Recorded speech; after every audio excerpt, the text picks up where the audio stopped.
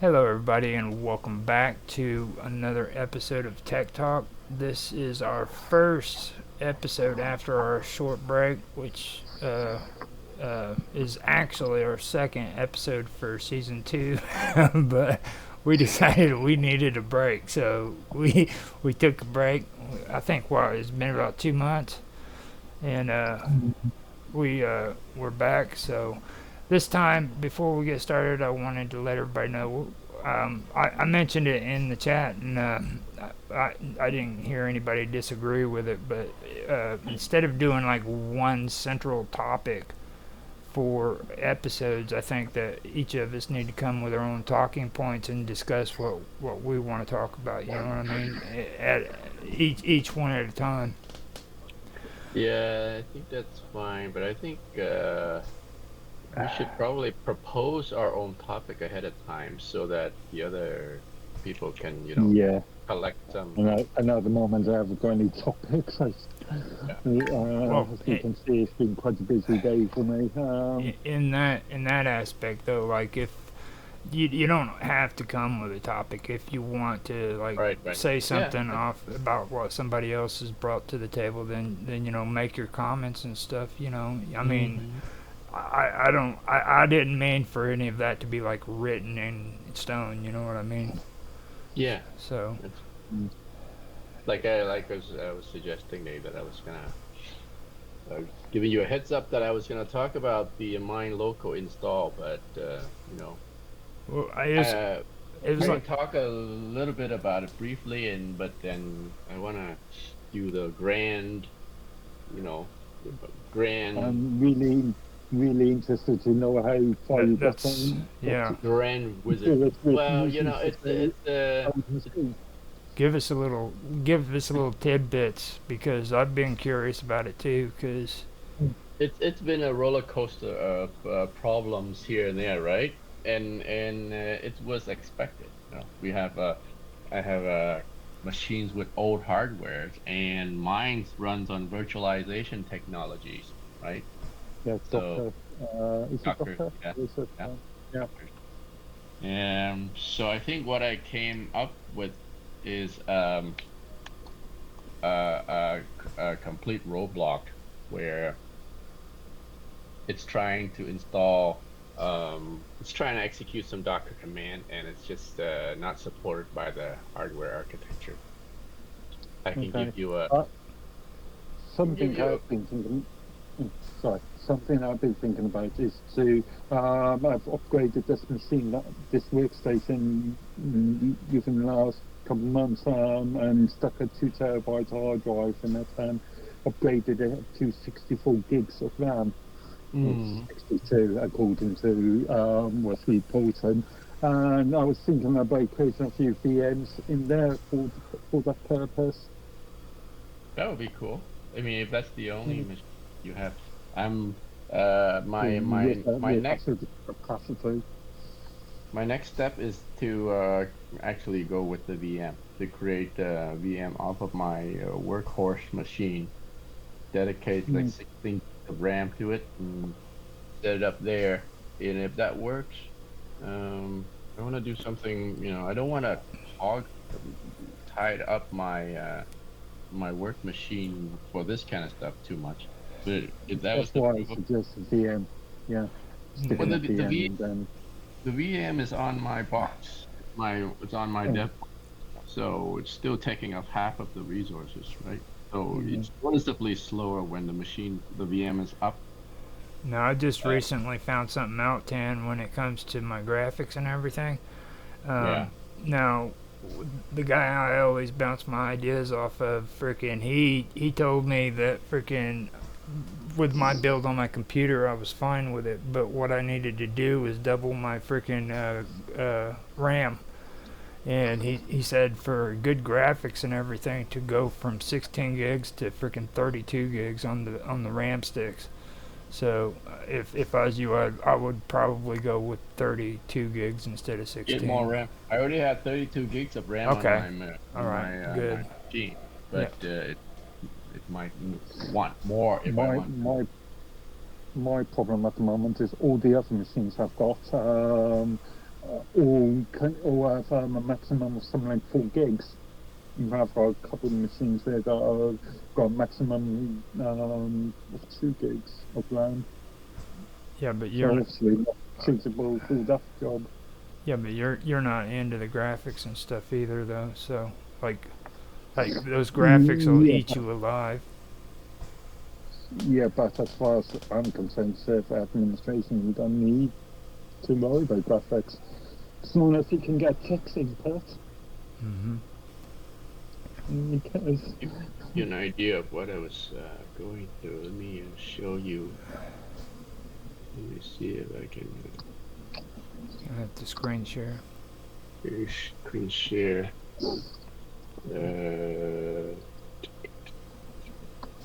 This one.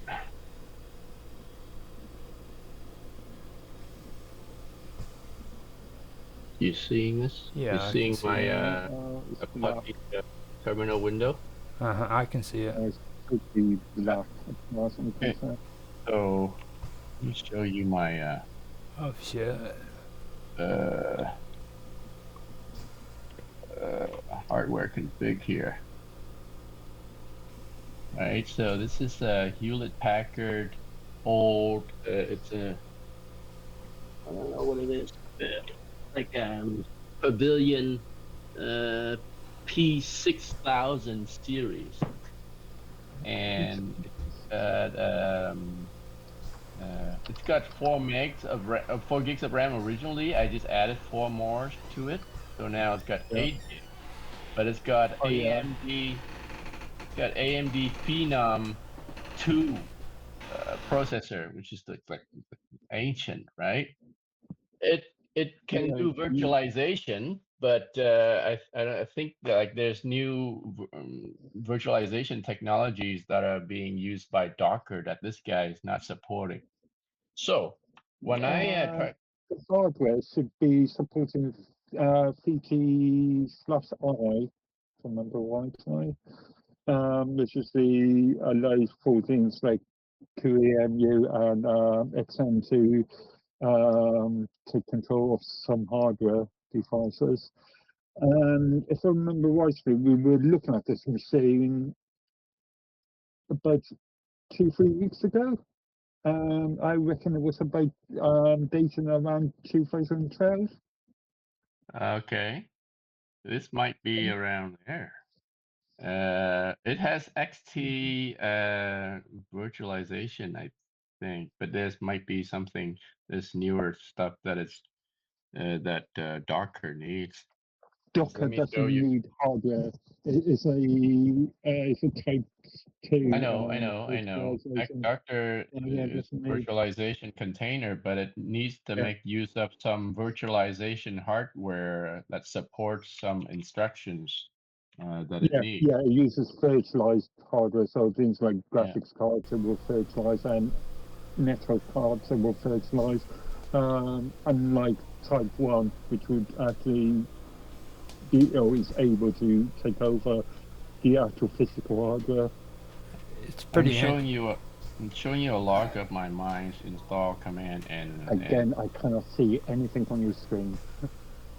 can you see? Yeah, I can see No, it. no, I can see it. I definitely Right can't. now, it's cleaning up. So now What it's is set. cleaning up? Now it's setting up. I think it could be my fault because I moved over from Xorg, There we X11 go. to Wayland See, just in last week, and it cleans up. yeah, I know there is issues with screen sharing and Wayland at the moment.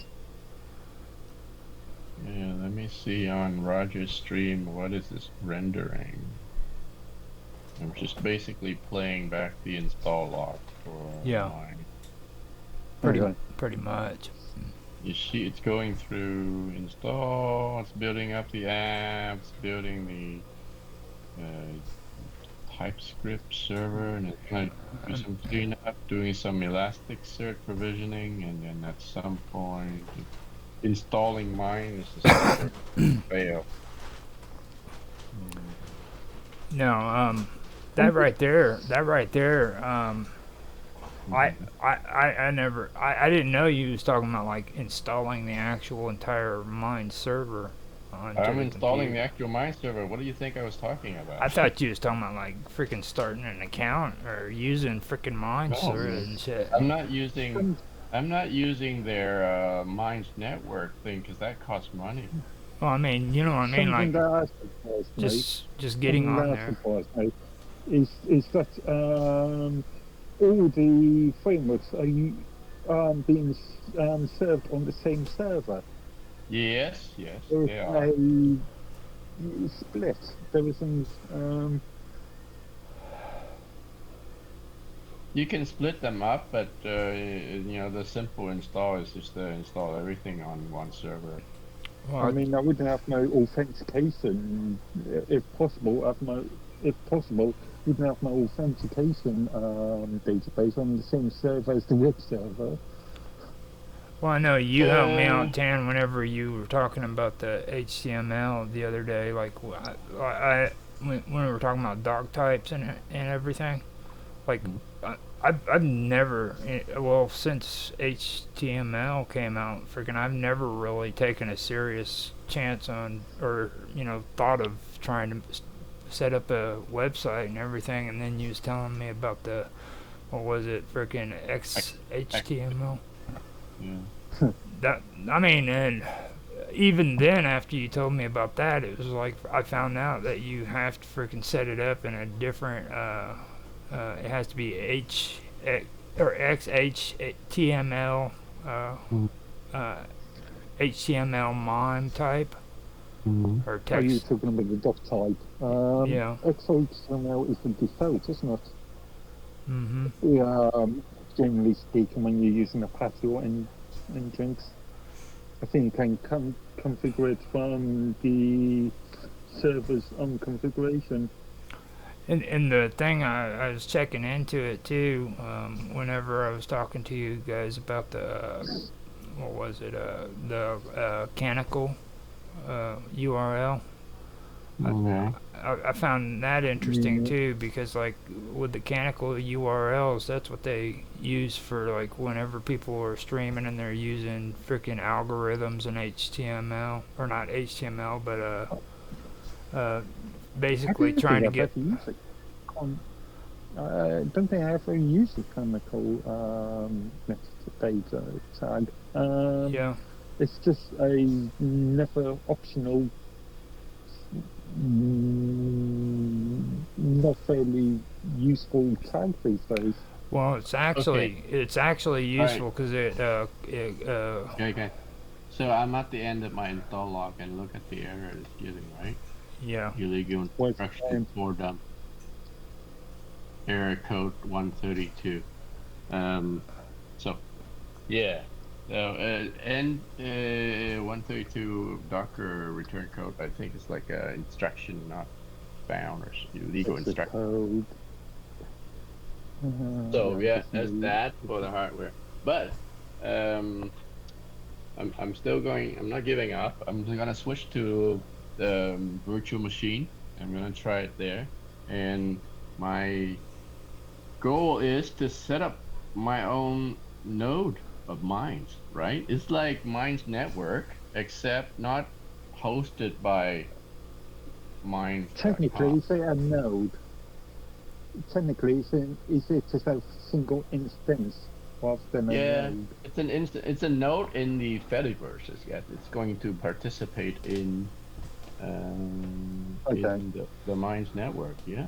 So I'm gonna have a user on my server will have its public address that is reachable from Minds.com, and just add a user in there as another user on the Fediverse, right? Uh-huh. Have you thought about firewall security?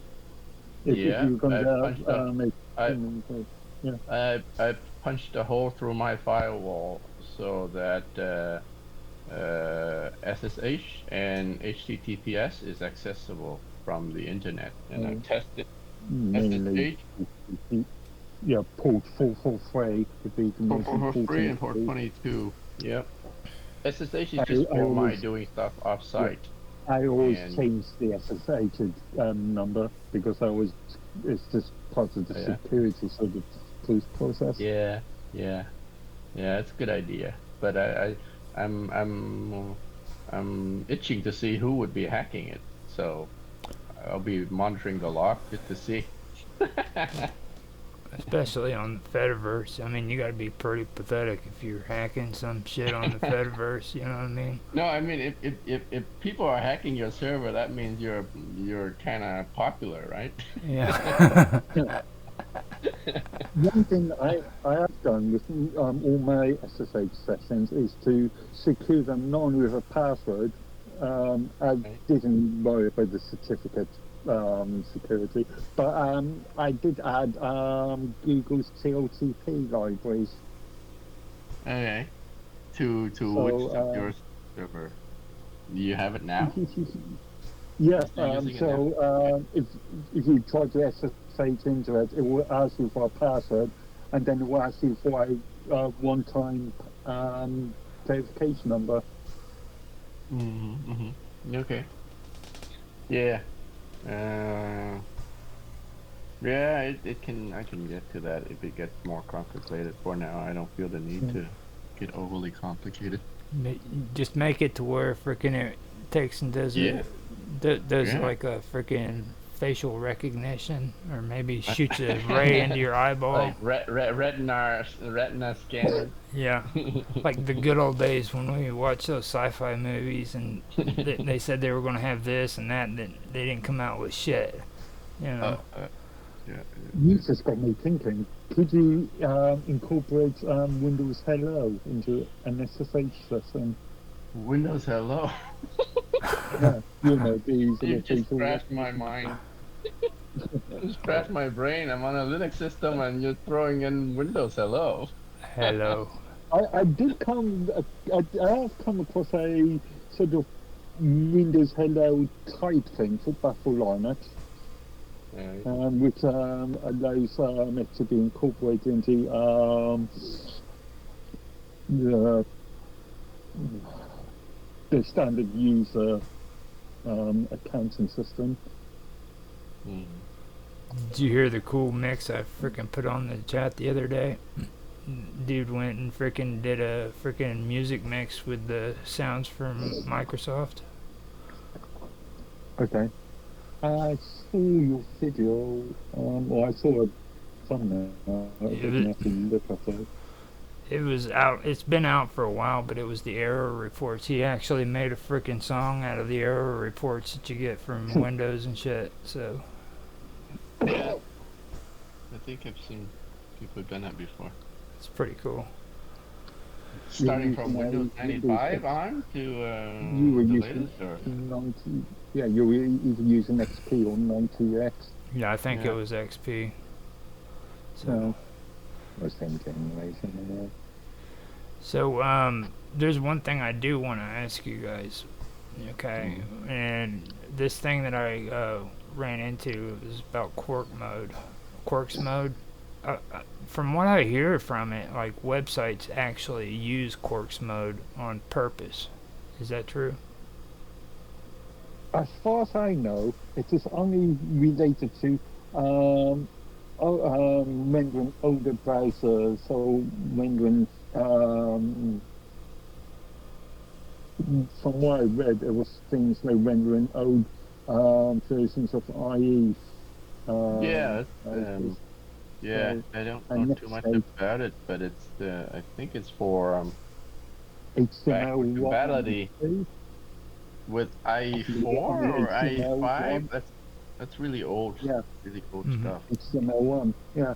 Yeah, I know they were talking about it being from the old days, back when computers before they started using HTML and stuff. So No, it was Yeah, HTML, I don't think you I have to think worry about that.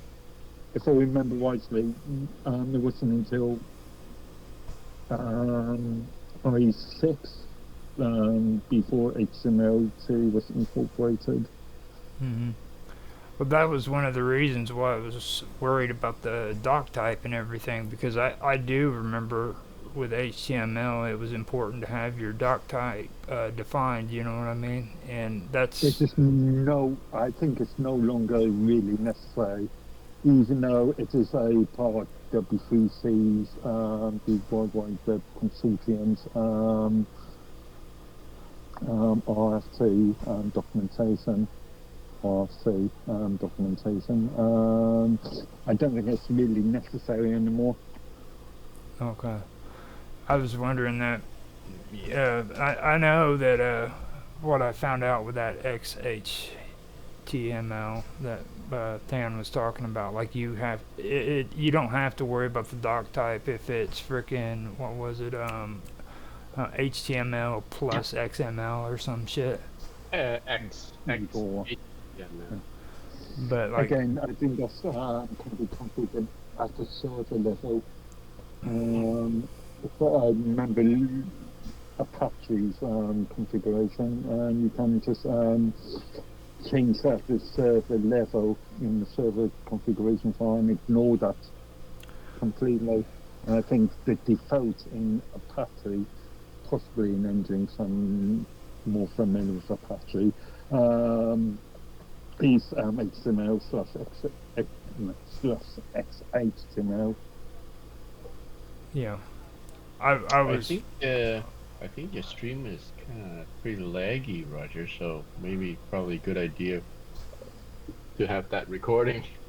yeah, I've got it recording. It's recording at the same time. Yeah. So Cool. I've got it recording to make sure.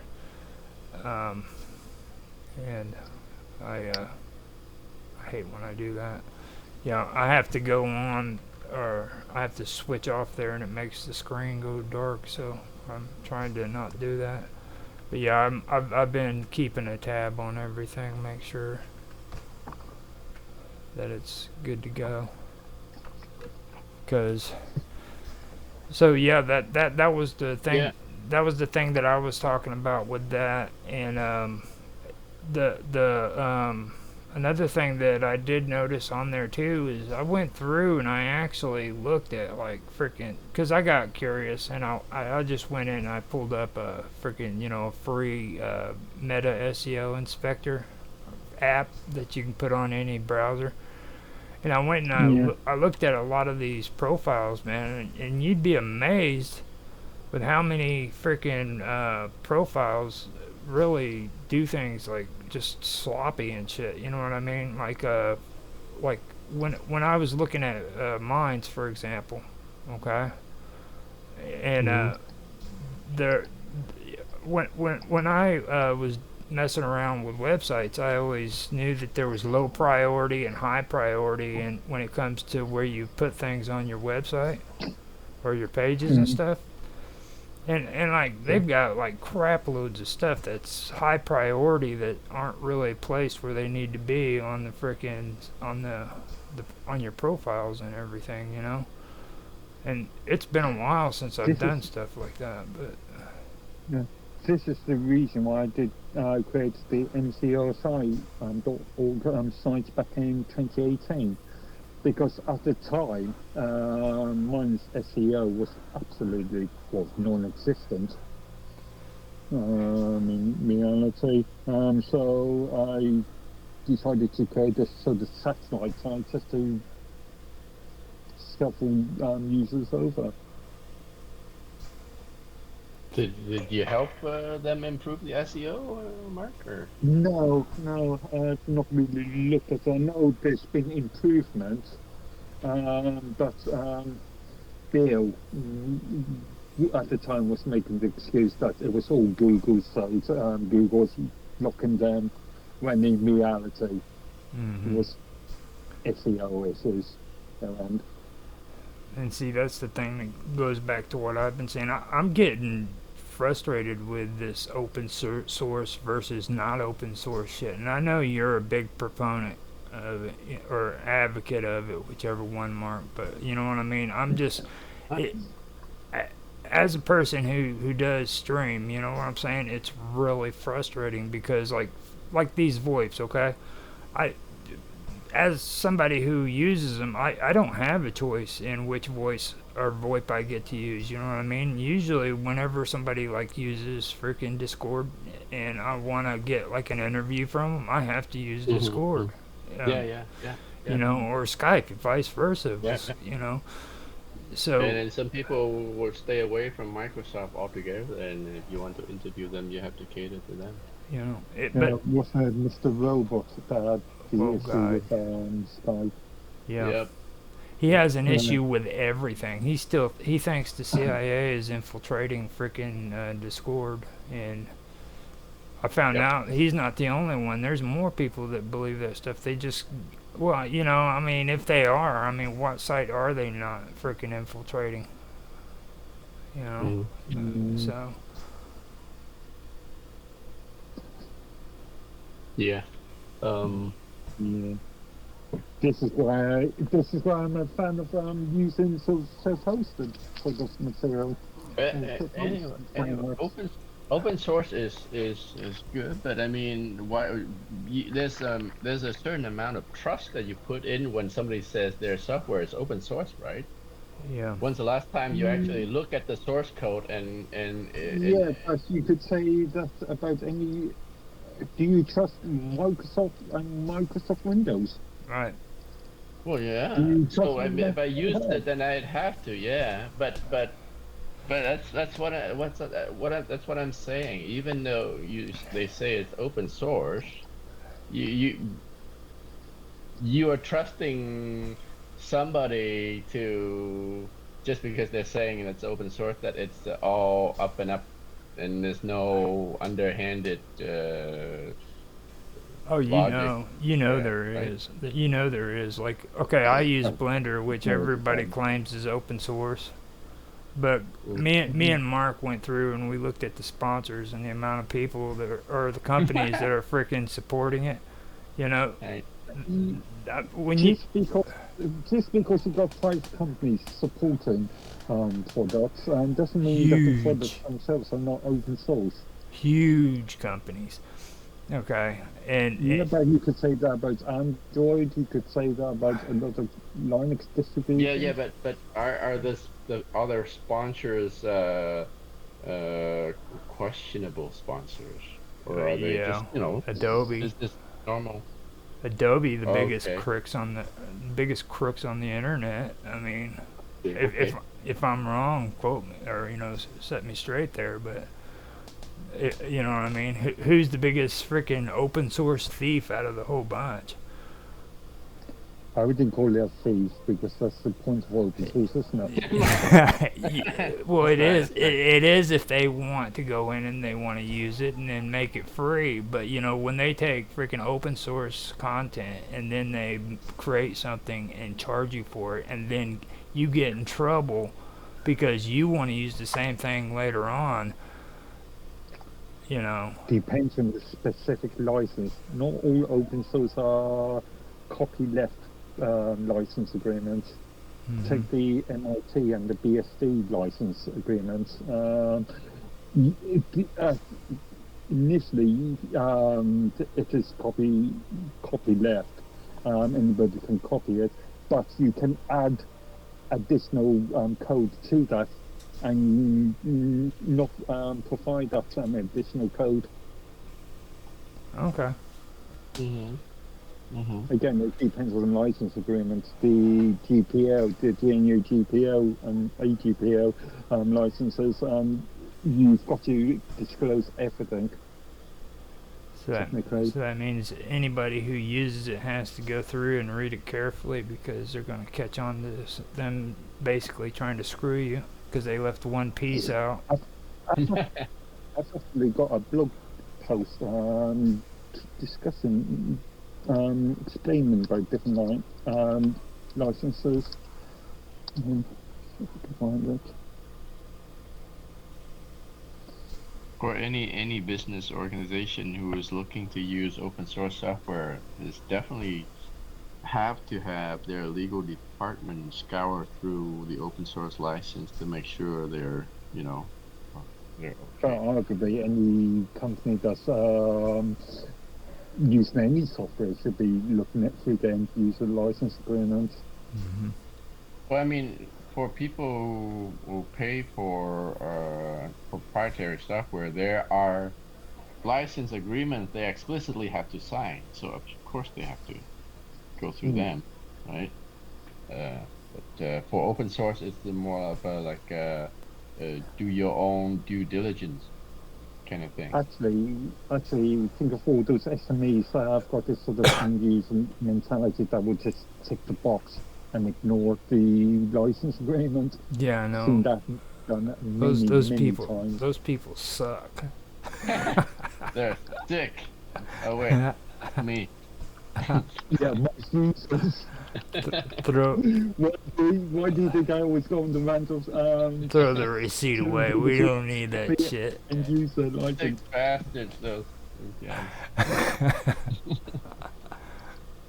Okay, so that was the thing about open source that really kind of burns my hide, you know, like just the fact that like I have to use any resource I can get, you know what I'm saying? Like it doesn't matter to me if it's open source or if it isn't open source. I mean, because it gets kind of frustrating when you always have to deal with that, especially with people who are freaking on mines. Mine's freaking members are nuts, man. Every single one of them are, you know. Yeah. I've seen a few of them. I just added a reference in the chapter referring to that open source Creative Commons and license agreements blog article that I wrote back in May 2018. I can pop that open real quick. Maybe get it on the stream. Pop that in the chat. Get it on the stream too. Get it on the stream, yeah. That way people can see it. I'll scroll down too a little bit. Show you. This open source versus proprietary discussion is a never-ending discussion. You never get to the end of it. Well, but generally, I think proprietary software, people are the vendors are more obligated to support what they sell. So the quality is usually a little better, with some exception. And again, with open source, generally the quality is worse, with some exception, right? Like Linux. Linux is very good quality, but a lot of other open source software, they're like. Remember, when you say Linux, you're only talking about the kernel. The operating system is not you're Linux. Right. You're right, and then the distributions itself, the vendors support them, and they make a business model out of it, and so, I was so happy the day I left Linux. I mean, it was like when I don't like Windows all that much, but like the moment I installed Windows back in, this like freaking huge weight of hell had just released. I could feel it just all that bottled up pain and suffering just vanished. What was the pain that you were encountering in Linux? Everything. Typing so much? Rigor mortis? Everything, man. My fingers were ready to fall off. You know, I mean, it was torture, you know. And I conned myself into believing that freaking it would be a different experience this time. This was like second or third time I've used Linux, and like I forgot both of the second and third time how horrible frickin' Linux was. You know what I mean? It's like the worst experience you could have for a computer. Now, if you want to play around, if you were a click and drag kind of a guy, then I mean, there's plenty of out-of-the-box distributions Linux Mint or Chronicles you've been to. Now, Mint is they're user-friendly out-of-the-box sort of distribution. Yeah, Red Hat is one of the first GUI vendors that have. Depends on which version of Red Hat, because remember they do sort of corporate enterprise. They have Red Hat Enterprise as well. Well, Mint does too, though. You gotta remember that. I mean, if you want to be fair, Mint Mint, does.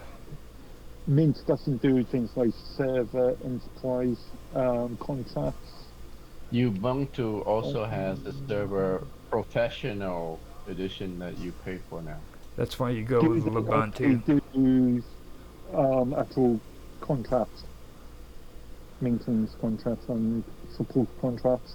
Yeah, yeah, Okay. and then you get on the like on demand update or something like that, or you So get it to always connect to used to their be pro server. SUSE and Red Hat being the Just the major Red Hat. players in this. Yep, yep. Um, hmm not even sure if SUSE still does it because they've been taken over half a dozen times since Novell departure.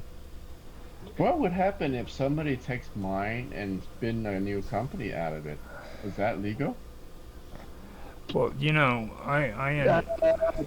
Technically, there is a paragraph in the terms of services saying that you will not replicate um, mines That's kind of an oxymoron. outside of me. the license agreement. Wait, show me the license agreement because I'm about to do just that, right? Well, I mean, they promoted I'm it. just going to look. Yeah, They promoted it like that's what yeah. you know what I mean. Put it Before, on a server and blah blah blah. So before I Uh, think they took it away now, but before they just say you can just if you deploy your own, then it's free, right? They Actually, never, they never yeah, stuff. this is a issue with the terms of service. 3.8 says you must not hold prohibited users. You shall not use or access any of these services to substantially replicate products or services offered by mines in an impersonating manner, including by republishing mines content or creating a separate publishing platform. change the name. Yeah, by creating a separate publishing platform. Terms of service, which paragraph? 3.8. 3.8. 3.8. Okay.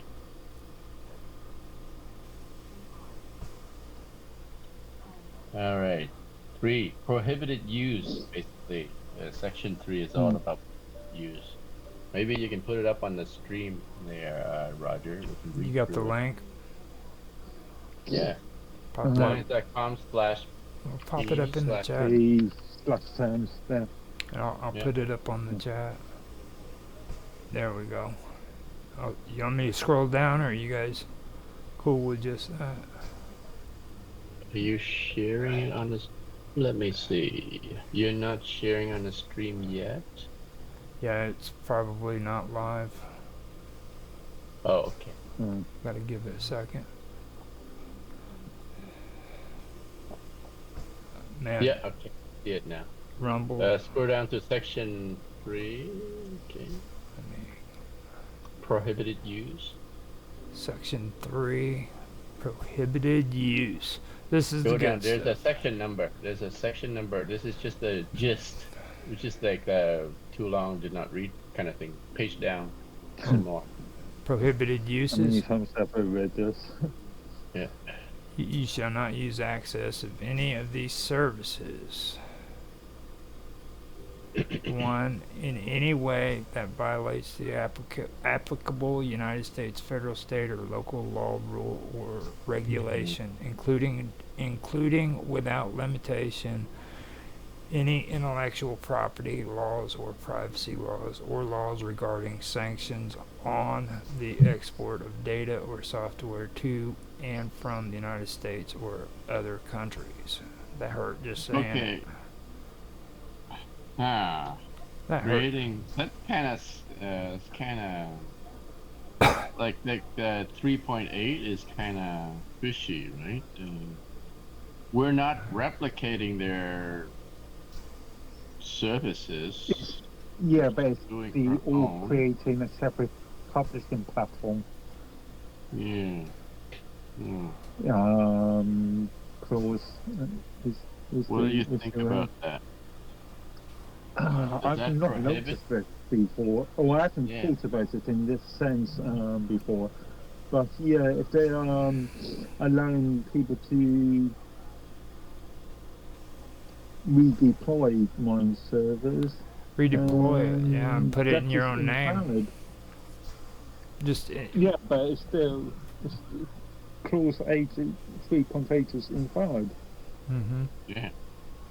or at least that second part is. Yeah. That kind of catch-all thing that just stops everybody from doing their stuff. Mind you, saying that how many times have how long have I been waiting for 7.5 to be resolved? The sort of tokens issue.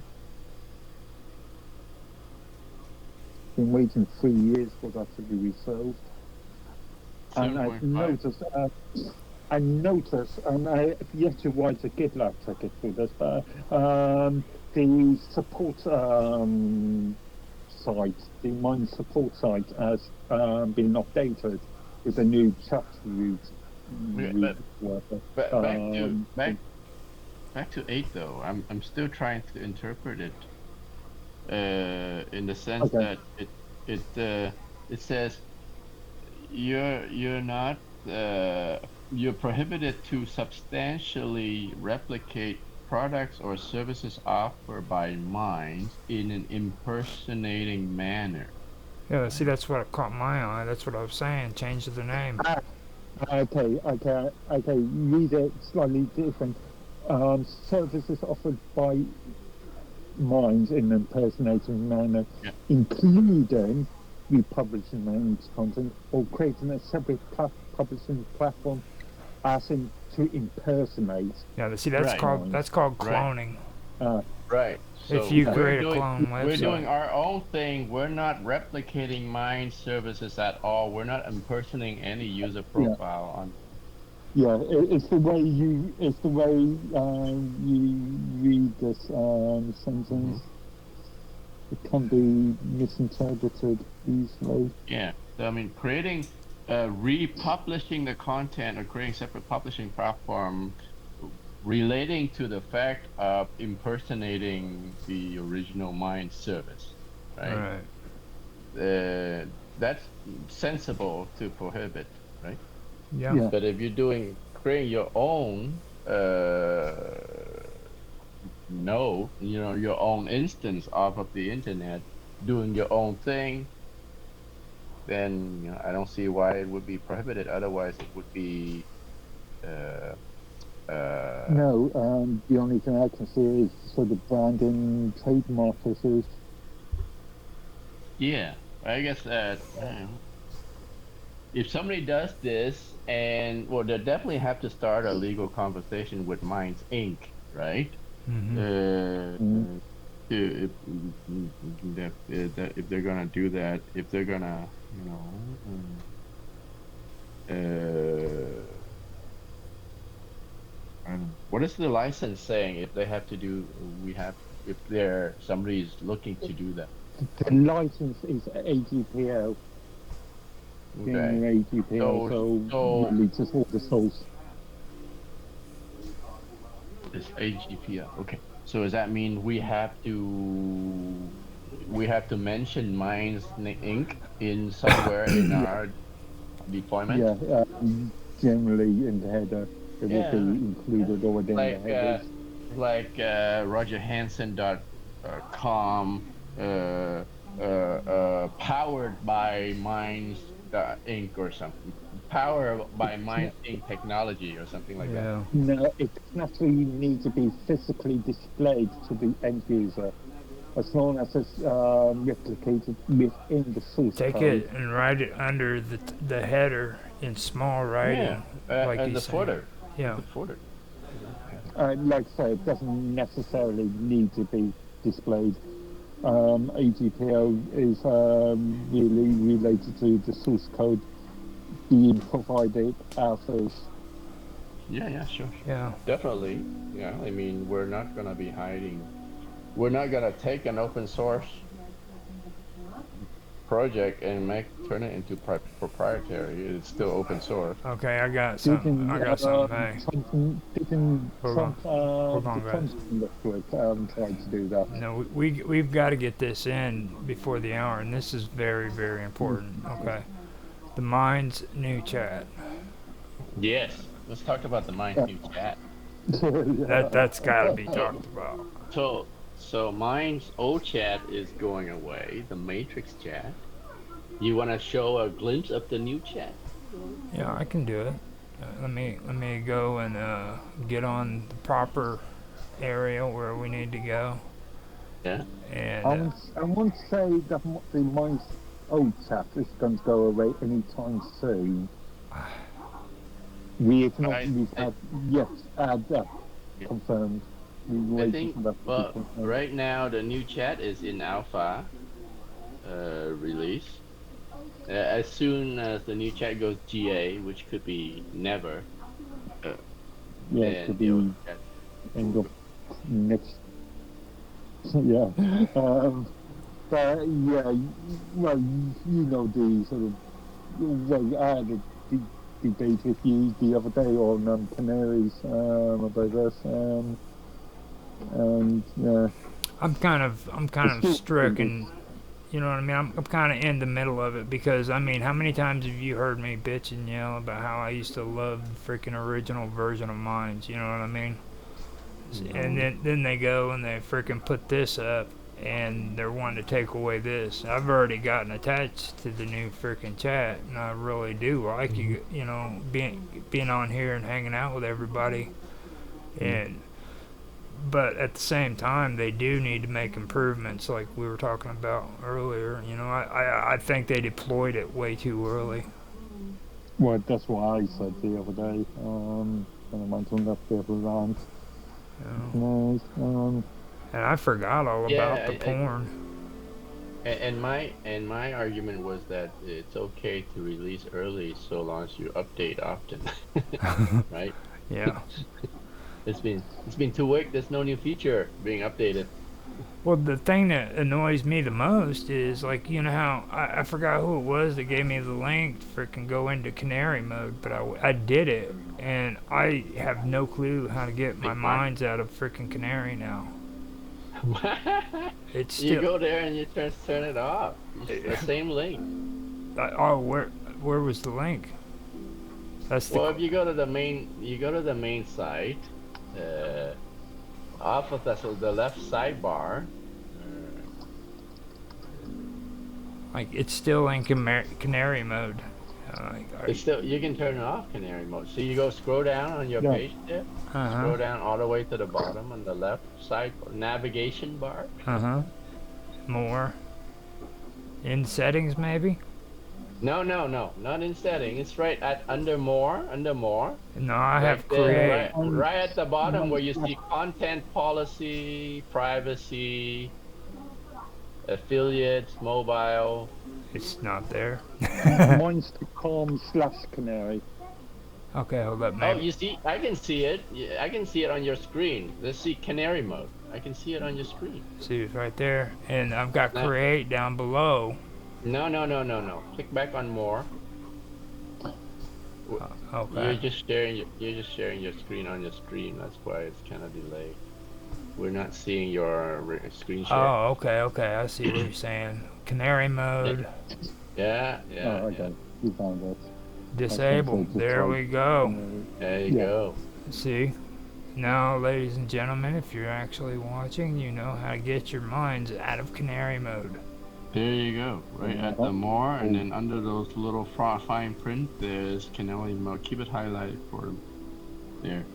Failing that, type in your address bar https www.minds.com/canary. There's the direct link. Minds.com/canary. You don't need HTTPS. Well, to give it a full address. Yeah. Full name. Oh, the wow. browser will auto-address you. I'll never use that again. That traumatized me because How come? What happened? I didn't know how to get out. You seeing extra porn? Or? No, I was talking about the chat when it comes to that. Remember when they Oh. put in that? We were talking about blame, that right? the other day. Whenever they put that chat in on mine's platform, and like, Okay, so click on that chat to show your viewers how the new chat looks. We intended to go there and we never did. so this is the chat area. It's in alpha now. No. Oh. On your stream is you're still in Canary. Yeah. Now I can screen share if you guys want to see it. You don't. No. We just need to Show be the. up to speed on where you are so we can talk to it. It's like a 15-second delay of looking at your stream and then Yeah. commenting and what you're doing. This one right here is the chat that I've set up for us. It's got Austin, you, Dan, and Mark on there with Mr. Robot. Now, the only downfall I see about all this stuff is, like, if I wanted to frickin' add new people, I would have to literally start another frickin' chat session. Yeah. Well, I hope we'll keep that chat there. Hopefully, they will add the ability to add new members to a current chat soon. Like, frickin', that is... I mean, I think it'll be okay, but I still don't like the idea that they're closing out the new chat, you know what I mean? Or this chat. Again, until we get confirmation of that, this one hold. Don't get me started. I've been holding out. I've been a good boy, man. I want to know about the conversation, and I'll say conversation, but that was pretty rowdy. Conversation. Yeah, it was like did you hear that stuff he said? You hear that stuff he said in frickin' chat? He's like, we were having. For you to call it a nerd fight is just a little bit too much. It was a conversation. And I was like, dude, for you to call it a conversation, it seemed a little bit. Yeah, okay. Show that chat. Show that chat snippet because we'll never be able to see the Matrix chat ever again. Yeah. Are you talking about the one I had with him today, or the? Yeah, today. Okay. Not well. Or if you want to show the cat fight, I chat, could. You can do that too. Yeah, we could do that between Tron and Billy the Kid. That's right. Glad you didn't see mine and Fran's private discussion in between that. Yeah. Oh, mine and yours were very civil, Mark. So. Yeah, indeed. But, Let's see if he went in. Most likely, Bill went in and deleted all of his shit. No, I don't think. I bet you. Oh, there he is. It'll take it.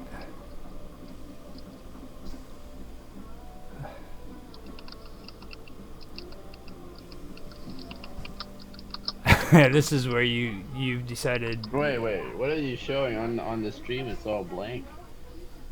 You're Are you sharing the window? It should be showing the. It's like Oh wait. window. Yeah, I'm showing the Jitsi window. The Jitsi window is overshadowing it. Let me. I could probably. That's why you need me here, Roger. Keep your stream in check. Now we got it. Yeah. Good call. Now we've got it. All right, here we go. The big fight. And see, I had a debate with freaking Robot over the term nerd and geek, okay? Because like he's from New Zealand and he doesn't understand the concept of freaking geeking out. Robert's from Australia. Or Australia, yeah. Yeah. And he doesn't understand the concept about geeking out. Like, and I had to actually talk to somebody who straightened me out on it too. Like, being a geek isn't just like comic books and stuff like that. Back in the day, it was geeking out on something, you know what I mean? Whereas nerd is specifically for computers. You know, like you can geek out on comic books. Like Stephen King geeked out on horror stories. Okay. You know, things like that. Okay. I was almost right about Right. it. Right. So robot knew the origin of the word nerd. No, he thought the geek meant freaking just computers. I'm like, no, dude, being a geek is completely separate than being a nerd. Like, freaking being in a nerd fight is like just a step up from a girl fight. You know what I mean? Like, Yeah. except there ain't no slapping and stuff. Encyclopedia of Britannica. Did you go there? The bizarre origins of the words nerd and Greek. They have an article. Yeah. You want to share? Yeah, share it. Share it. That would be cool. That would be cool. This one's for you, Mr. Robot. The nerd and geek have similar etymologies, with neither originality having much positive association, according to Benjamin Nugent, author of American Nerd: The Story of My People. Okay. That's awesome. Right. Keep going. And the word nerd first appeared in Dr. Seuss's book, If I There you go. Ran to the Zoo, in which one of the zoo creatures, an angry little old man, was called a nerd. Nugent, A zoo creature was an old man. an angry little old man was called a nerd. Okay. So Nugent also notes in 1951 Newsweek article using the word nerd to refer a drip or a square, which gets closer to modern stereotypes regarding nerds. Okay. He's a square. So geek was originally an early 20th century term for a carnival worker who was so unskilled that the only thing the worker could do at the carnival was entice an audience was to bite To bite off off the heads of live animals. There we go. Essentially, a geek was a socially undesirable person who lacked any skills or ability. There we go. Okay, so a geek is someone who lacks social skill. That's cool. That's cool. I mean, the IT professionals saying things like And then the nerd is what again?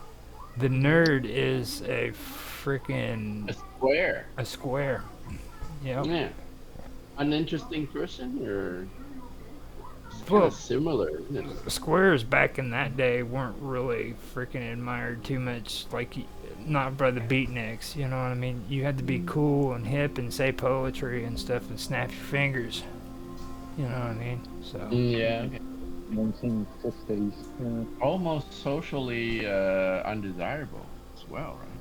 yeah, Kind of. Yeah. these days, man, freaking it's cool to be a nerd, you know what I mean? Back then, Yeah, that's right. That's right. back I then, thought that it's cool to be a geek too. well, geek is a completely different category though. Like that's what I was trying to say. Like, have you ever watched Men in Black with that one dude that had the comic book store, and him and his girlfriend were sitting upstairs, and freaking his mom was living downstairs and shit, and he owned the comic book store. And when they were done talking to him, they did that flash on him and told him to forget about it. And then Will Smith tells him, "You need to take your girlfriend to freaking like Cayman Islands and everything, and change your life, and move out of the house."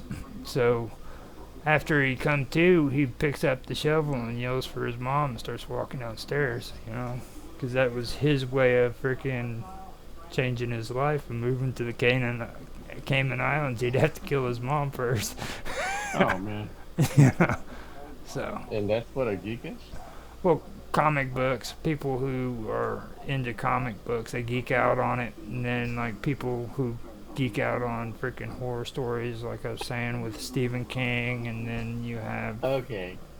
people who Actually, funny enough, I've got a friend who owns a comic book D&D. D&D's another store. one. I wouldn't actually call him a geek as well.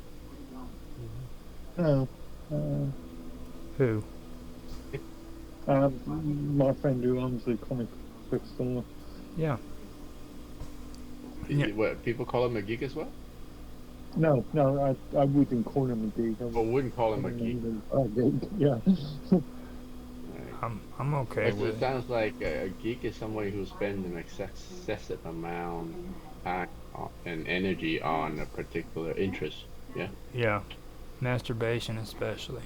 Are you picking it up? You're just bastardizing the term now, man. I'm sorry. It is a part of the process, though. See the pun? See the pun? It is a part of the process, though. Well, Okay. believe it or not, man, we actually made it to an hour.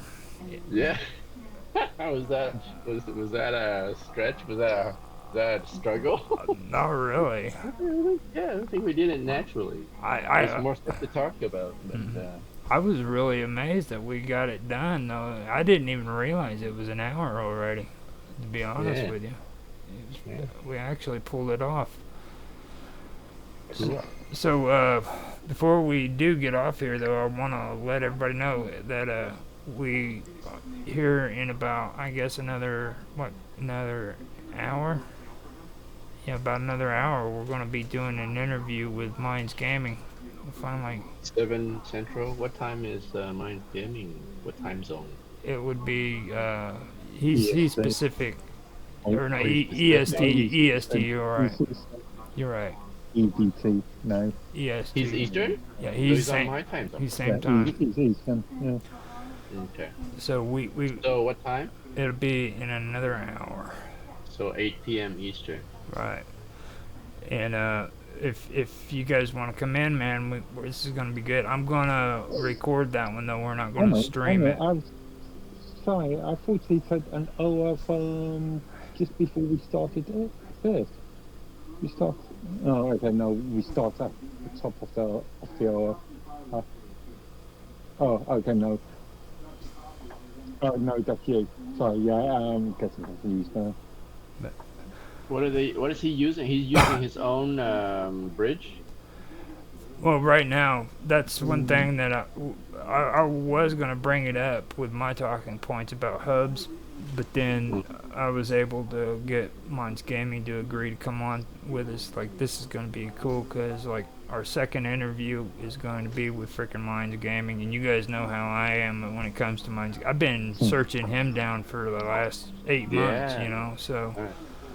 this is, and I was like, man, freaking. So, but where are we doing it on Jitsi or where? Yeah, we're gonna do it on Jitsi. He posted a link. Okay. He posted a link for Yeah. for Yeah. He Sounds like posted, he's he posted proposing. a link. for He posted our URL. He Glitch gave me. he gave the sort of platform's address, but it doesn't give a real session address syntax. and that one is Yeah. it's glitch Right. me. Mm. Yeah, that's just a main site address. He needs like a session link for us to join. Yeah. And after we get that done, I think we're gonna have a lot of good information on that. Kind of catch up and see what Minds has been doing. Him and Satori D have been working on some projects together.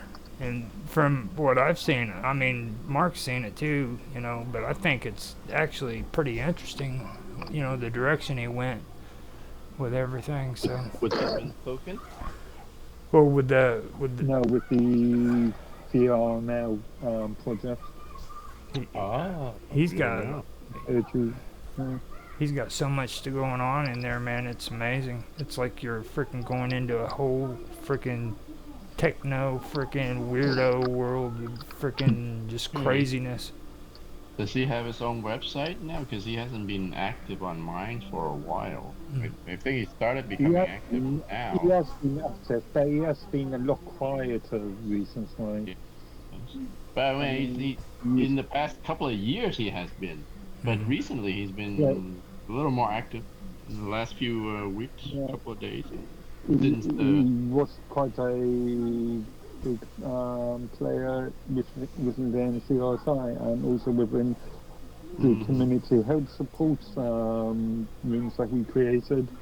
And it's important too to have Mark in here because what he's not telling you is him and frickin' Mines actually did a lot of stuff together concerning Mines back whenever they. Yeah, and you Yeah. definitely need to have him and Mark in here together because you used to think that they're the same person, right? Well, no, at one time, but I thought that Bill Altman was disguising himself as Bill Okay. as Mines. But now I believe that Bill Altman is a AI generated version of himself. He's Bill Altman died a long time ago, and his college buddies created a. These conspiracies sounds very familiar. I've Like watched they movies. they used to have a conspiracy that Ho Chi Minh died when he went to China, Mm-hmm. and they replaced them with a body double Uh-huh. and sent him back to Yeah, I Vietnam remember to also start the a communist. wasn't Elvis. it Saddam Hussein that was famous for Oh, that his too. mentality, yeah. Mm-hmm. Yeah. Yeah. And Man. also, there was rumors about Stalin having, or was it Stalin? Yeah, Stalin having a body double. Yeah, and then if you have Mr. Robot, he would say that they were all abducted by aliens and replaced with Well, that alien counterparts. I'm sure it wouldn't be that Yeah. clear cut and precise. You know, he would have some elaborate thing that got complicated real quick. Yeah. You know what I mean? Because Mr. Robot's a wild man. He has to plan his theories out in advance. Well, man. So- Yeah. Kind of miss him not being here. He should be in one of our tech talks. Yeah, I think he'll come back in sooner or later, but he just needs to behave and understand that he can't be saying certain words because You want to be buddy with Google?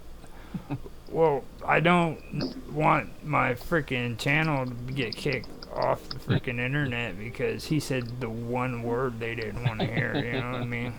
It was like Did you confirm that was the word that caused you to get? that was the last word that was said the moment the video cut off. Okay, it cut off right after he said the word. Very interesting. Yeah, I mean they wasted no time. He said the word and bam, it was gone. Literally, like after I went in to check, I had to they show you the video. Okay, Well, you got 10 viewers watching on your Rumble stream. cool. Cool. Cool. All right, time to get out. Yeah.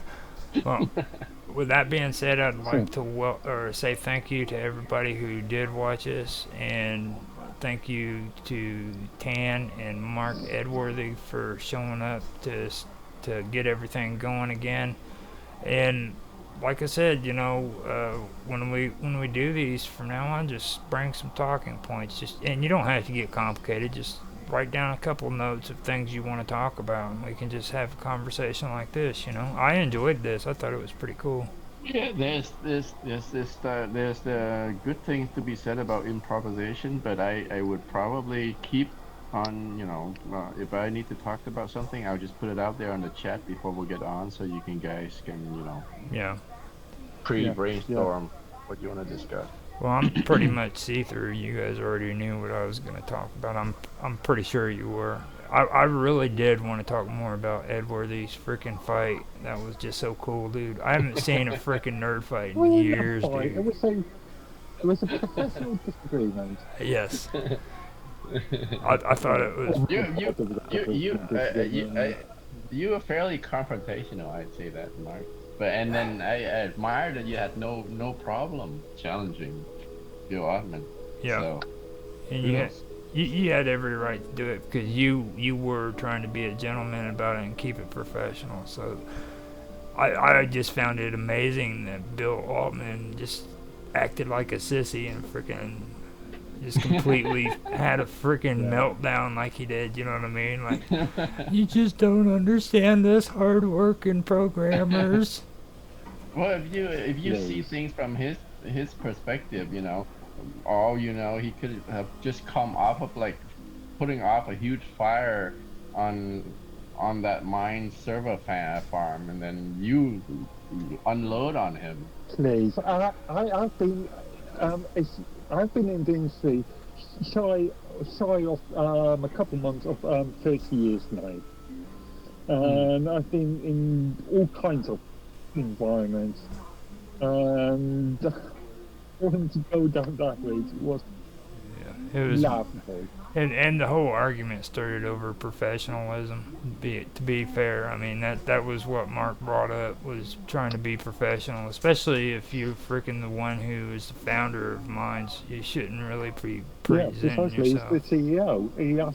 I, there's this weird thing going on, especially with American CEO, social media CEOs at the moment, where they seem to outsold us. Hmm. Take the Elon Musk. What was he? He was threatening to have a fight with Bill Gates or something a couple months No, ago. no, Mark Zuckerberg. Well, Oh, good. Mark Zuckerberg. Yeah, Somebody need to Yep. punch yeah. that These are sucker in the these mouth. are meant to be bloody professional CEOs. Somebody needs to punch Mike Zuckerberg right in the freaking mouth. Seriously. You sound like a liberal now. Mike You sound Zuckerberg. like Mike Zuckerberg isn't liberal though. You know what I'm saying? Well, no, he no. isn't You sound like a conservative. liberal. Like, who's that guy that wanted to punch Donald Trump in the face? Well, One of the actors.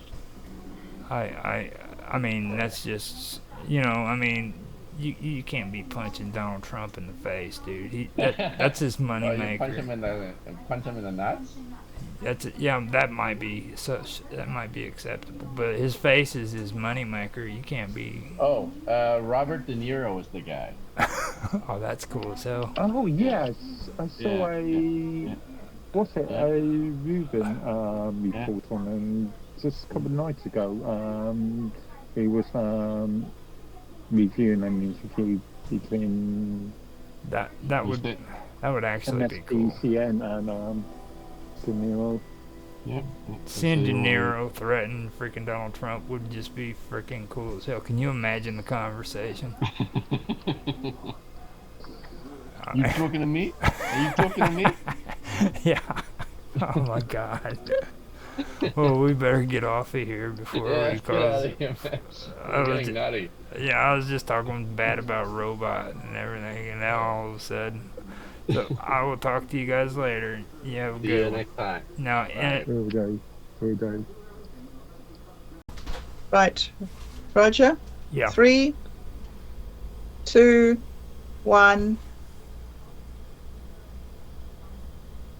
Well, hello again, everybody. Welcome back to Duality with Bob Dub. I am Bob Dub, of course, and it is fantastic to be back with you again. Thank you so much for joining us. It's so great. Those of you who are with us live is fantastic. And the rest of you who are joining us through the week, it is such an honor to have you with us. Thank you very, very much indeed for your support and your viewership, and also for your questions. It is really great that we are having people who are beginning to challenge us on the things that we say. It's one of the really fun things about having online conversations, is that, we can come here and we can have our thoughts. But when people come to us and challenge us and bring us other interesting things, that's when the whole thing really takes off. So I just wanted to just stop and thank you for your involvement and your commitment and everything. It is just great to have you with us. And with us again today is Roger, of course, from Roger Hanson Live. Hey, Roger, how are you doing? I'm doing okay. How are you? Yeah, I'm doing good. I'm doing good. Thank you. How are things going in the middle of America there? It's it's hectic. Everything's hectic. This That's all I can say. It's just hectic. Yep, seems like it. Seems like that's what life is about. And we have another special guest today. Last week we had Rush of Waves, and today we are very honored to have Chris Dogood from Minds.com back with us again. He will be joining us shortly, and we will introduce him in good time. So just until then, yeah, keep it in mind. It will be Chris Dogood. We call him Do Better. I'm sure you will recognize that reference. Okay, so today we are going to be talking about the duality of nature. If you do have any questions as we go along, do drop them in the comments and we will attempt to answer them as we go along. Otherwise, we will answer them next week.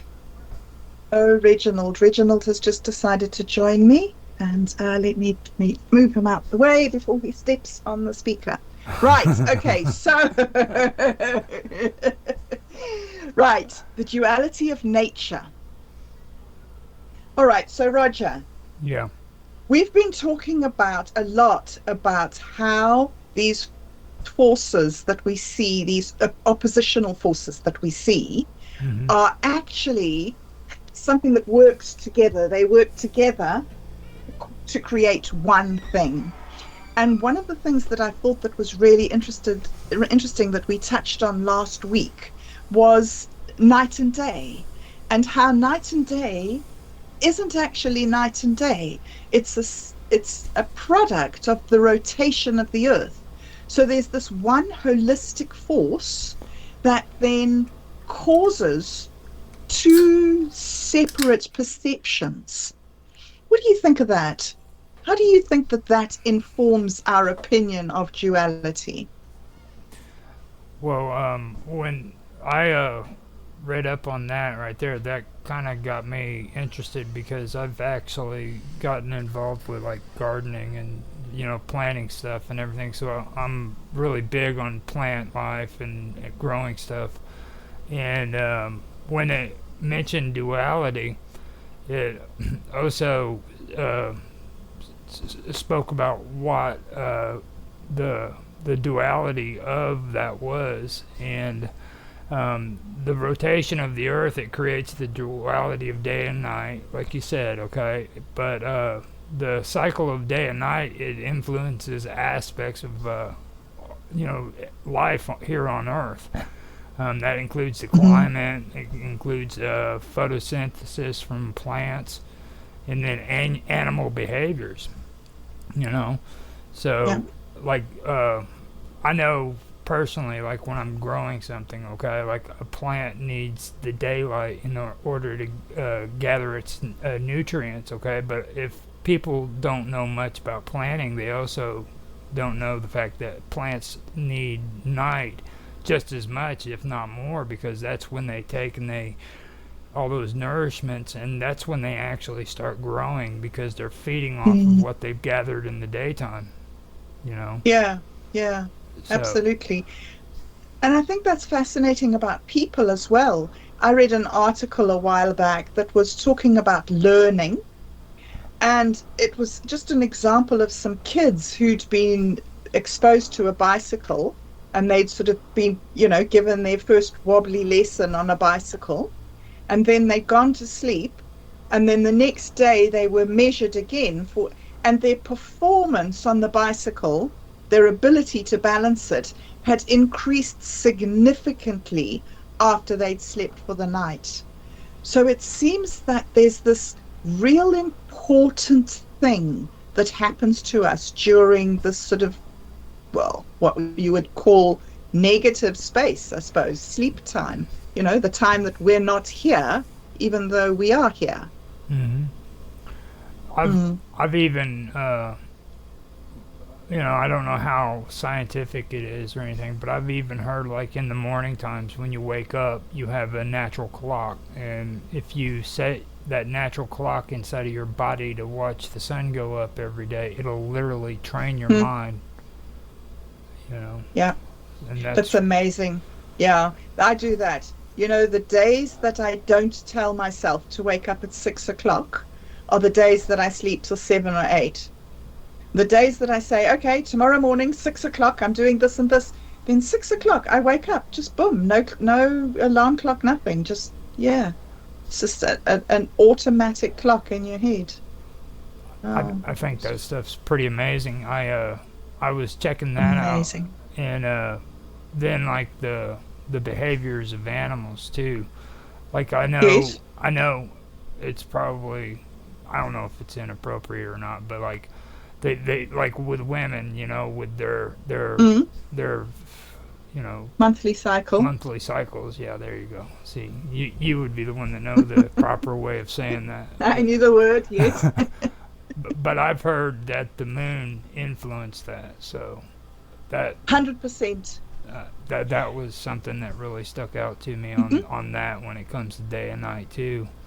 Absolutely. 28-day cycle. And you know, the other weird thing is that if you have a whole lot of women living together in the same, um, like a nunnery or some sort of commune, they all become in sync and their cycle all syncs up and they have it at the same time. Isn't it bizarre? Yeah, that is pretty bizarre. Yeah. So another thing that I think about with life and death, I mean, with night and day, is life and death. Hmm. You know, we have this idea that life is when we're present and death is when we're gone. But if there is a correlation between night and day, you know, which is the rotation of the earth, then it could be that there's some sort of correlation between life and death, and that we go into life and then into death and then into life and then into death. Hmm. Well, when you look at life and death, though, okay, like every living organism, everything on this planet, it's born, and then it lives, and then it dies. Okay, so Mm-hmm. these are inseparable. I mean, that's just basically the law. You know what I mean? That's the way it is. You're born, you live, you die. Mm-hmm. You know, there's no shortcuts. Uh, there's no freaking way of getting out of it. You know what I mean? That's what you do. Mm-hmm. So they're Mm-hmm. inseparable. And that's just the way it is with it. And when I seen that, now that really blew my mind when I thought about it, because like that, and there's no conflict there. You know what I mean? Like Mm-hmm. there's really Yes. there's no conflict whatsoever in that situation. That's like 100% duality. Yes. Yes. And yet it's so so much harder for me to know that in my heart than it is to know that in my mind. Right. 'Cause, you know, my mom for the last couple of days, she hasn't been well at all, and it's just, you know, she's 86, she's going to die. It's not like you can take her to the doctor and she's going to get better. And so there's this thing in me that says, no, it's completely wrong that she should be dying. And then there's this other thing in me that says, this is completely natural. This is how it works. So it's so odd to me that so many of these holistic things are things that we perceive as two things, Well, I think but that they're goes one. back to what we were talking about before with the duality and the dualism. You know what I mean? Because Mm-hmm. you've got that those two thoughts that are conflicting with one another. You know what I mean? That's like dualism right there. You know, like Yes. that would be like the whole mind over matter thing going Yeah. on inside of your Yeah. head. You know, like Yeah. for me, I know that the rational thought is, yeah, it's natural, it's balance and harmony and all that good stuff, you Mm-hmm. know. Yes. But Yes. in my heart, I don't want to see any of my parents die or anything like that. Yeah. I don't want that. Yeah. So you got that Yeah. conflict that's going on inside of your mind. Mm. That's the way Mm. I see it. I mean, Yeah. And I think that's really why we're doing this program and this show, is because those sort of things are very hard to deal with on your own. It's very difficult to have a mind that's divided against itself. And it does make you doubt yourself and be afraid, I suppose. Do you know, I heard this amazingly interesting thing the other day, and I have no idea how true it is, but just an amazing thing. The the the command that occurs most often in the Bible is do not be afraid.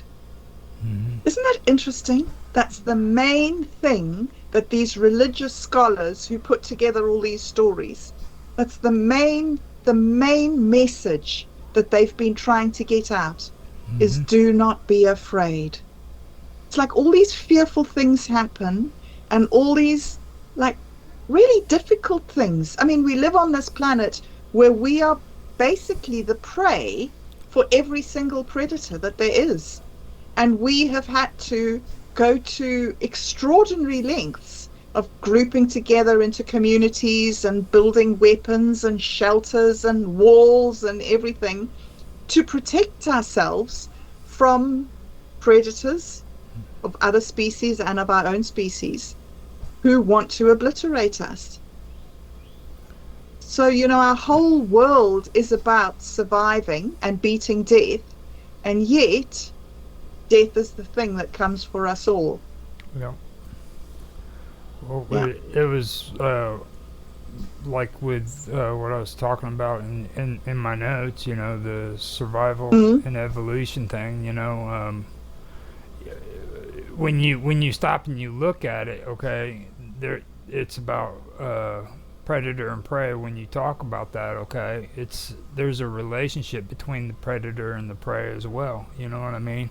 Mhm. And Right. that goes with everybody and everything. Like, yeah, we're at the top of the food chain, but Yes. at the same time, um, there there's a predator and then there's the prey. You know what I mean? So you are in constant fear, but at the same Mhm. time, you have to also remind yourself that these influence, you know, these are supposed to be good influences when it comes to survival and our evolution. You know what I mean? Because think about it: if there was Yes. no predator, then then Yes. things would become overpopulated, and we would have an overpopulation of things. So it's kind of Indeed. like it it helps balance out the environment that we're living in. You know what I mean? So.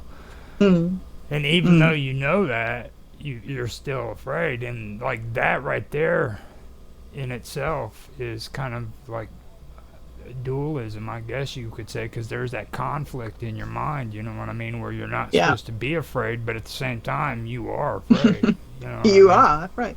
So Exactly. Exactly. Yes. when I was a lot of this stuff is starting to make more sense to me because it's making me remember things that I heard when I first sobered up, like face everything and recover, or fuck everything and run.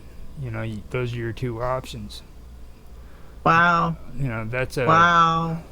that's a dualism or duality right there. You have one of two Yes. choices. You could face everything and recover, or you could fuck everything Mm. and run. That Um, is such good advice. Gosh, that's such good advice.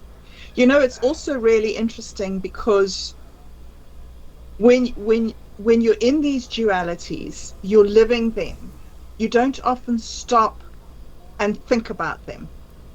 Like you're talking about this face and recover or fuck and run.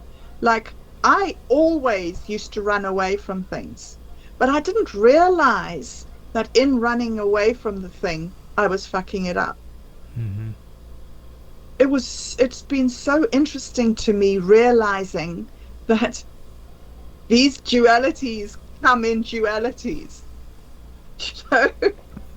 Well, You- I think it's the dualism is what that really is, though, because like you've got that fear and then that Mm. faith going on. You have to have faith or you have to have fear. It's one or the other. Yes. You know what I mean? Yes.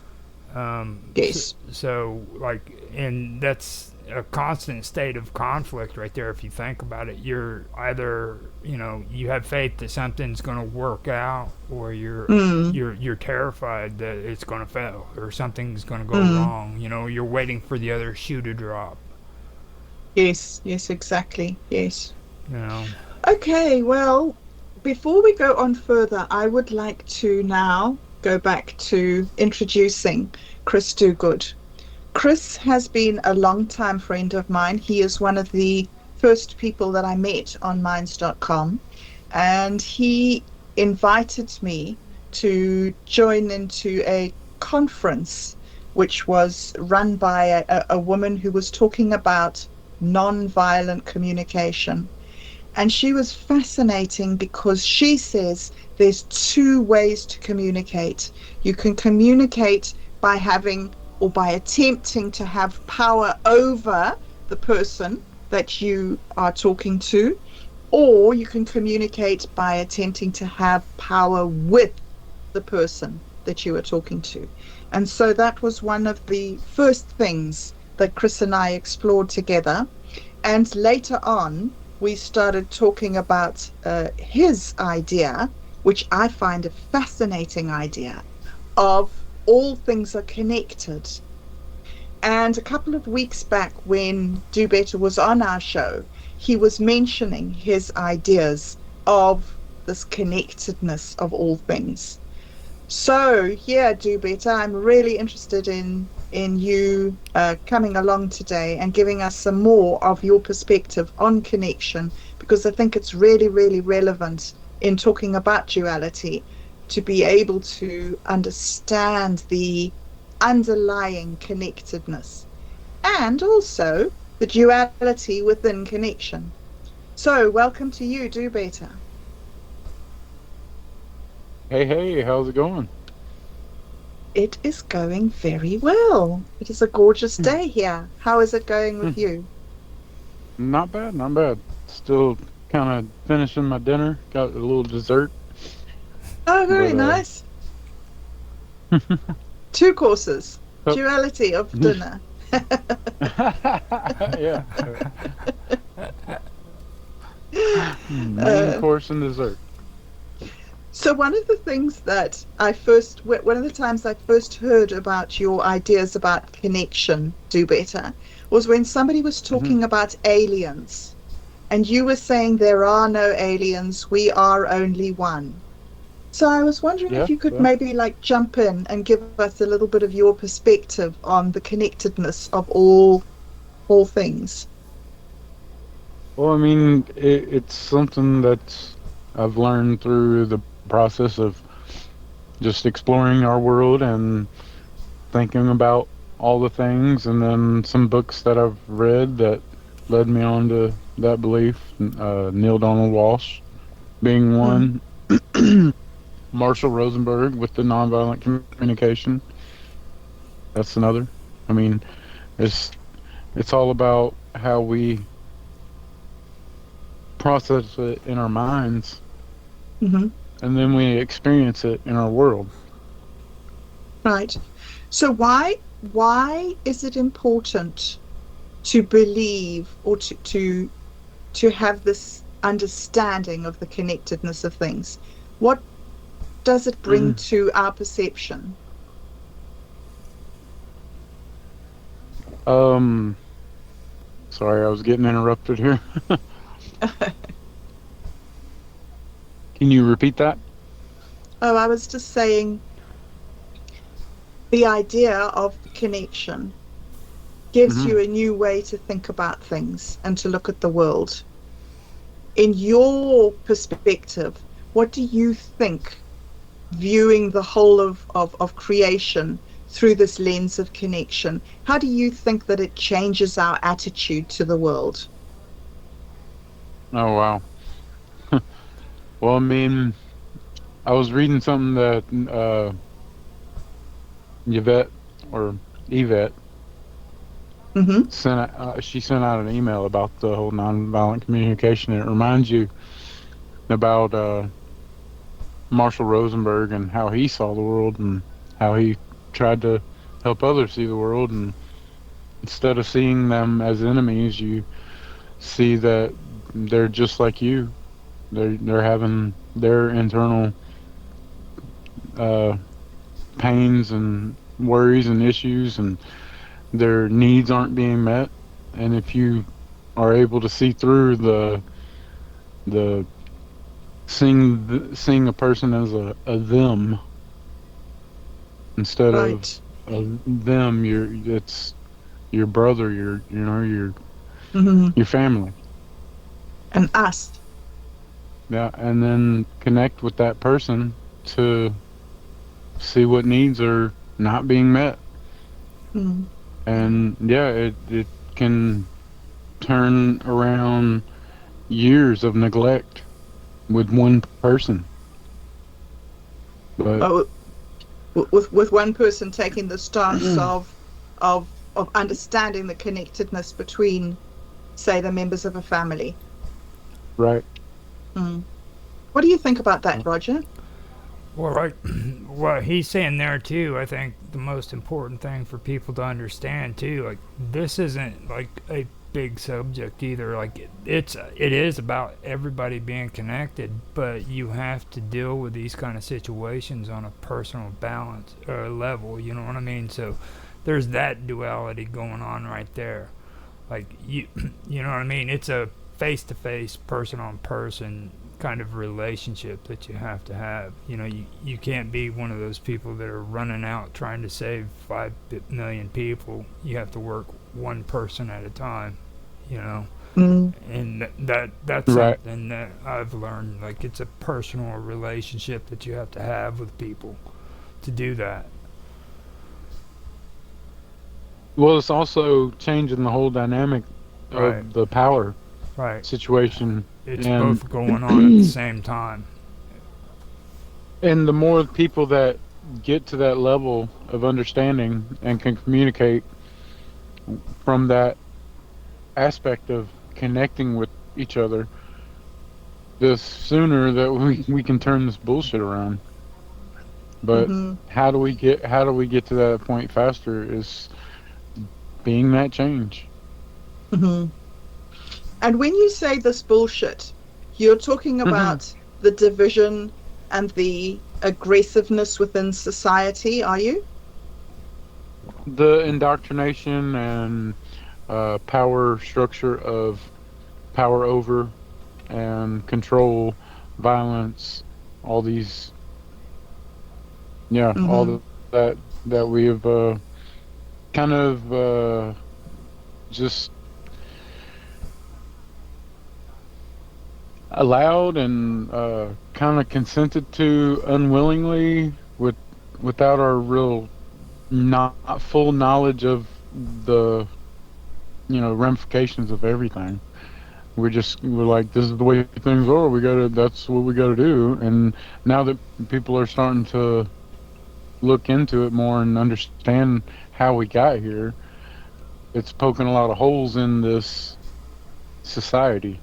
Mm-hmm. And it's time to kind of reassess where we want the direction of this whole thing to go.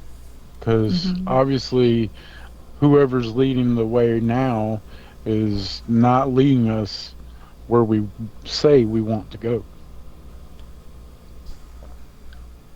It's very interesting to me how we are changing over from a mindset where we allow a certain group of people to dominate and control us to a mindset where we want all people to join together into vast networks to be able to contribute and regulate the society. I think that we're in an amazing melting pot in the time of history. How do you see it, Roger? I know that you're quite a buff on history and being able to see the big picture. Do you see us being at a sort of a turning point in history?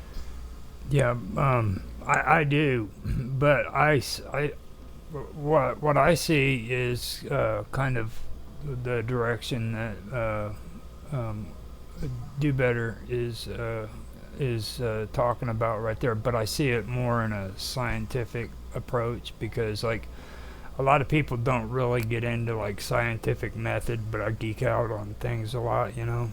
And there's one Hmm. part about science that I really love, and what it says is, it's I'm not like quoting it verbatim, okay? I'm just kind of giving you Yeah. a sense of what it's saying, but instead of trying to force an idea on people and their beliefs, what you do is you present them with the idea, okay? And when you present them with the idea, they're going to fight against it if it goes against their beliefs. But if that information that you provide to them is solid and they honestly freaking listen to you, then they're going to see how ridiculous their ideas are. And eventually they will come around on their own time, at their own time, on their own time limit. You know what I mean? It's not going to be forced upon them. And Hmm. that's what I see happening here because you've got these forces who have these principles that are in conflict. They're fighting against one another, and neither side wants to give. You know what I'm saying? And it's constant conflict, and that's what's going on there.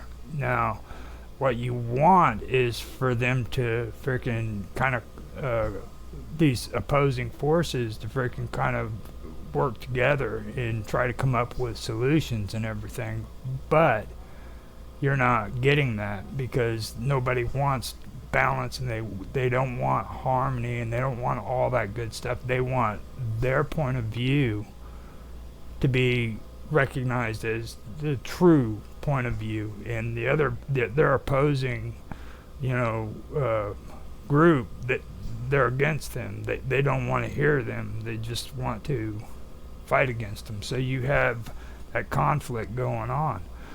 And there needs to be somebody that's there who's able to speak to them and say, look, this is the way things need to be, you know what I mean? And then when they start seeing that and they start freaking looking at their own uh, principles and their own way of thinking, then as time goes by, they'll say, hey, hold up, something's not right here, you know what I mean? But they have to do it on their own time. Hmm.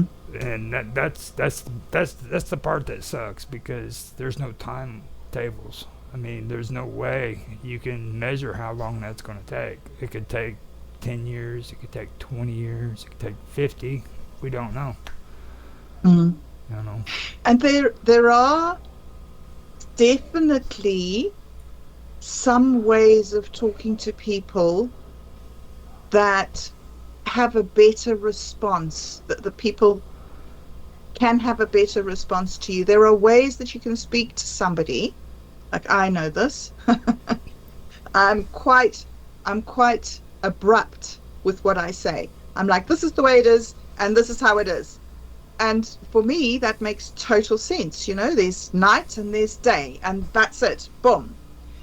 But there's twilight as well, you know, within the night and day. And that's something that I really overlook a lot of the time. And I think, Chris, with when you introduced me to Yvette, that was the time that I realized that if you want to get your point of view across, you have to consider how you're saying it. That some things are easier for people to respond to. I think you fell Yeah, asleep. definitely. It the uh the way you deliver your message is key to how it is received. So that's why I'm not as out and open with these type of conversations. I like doing it myself, having my own channel and everything as far as the video content. But because I want to become more polished with my communication so that I am not leaving anything up for interpretation.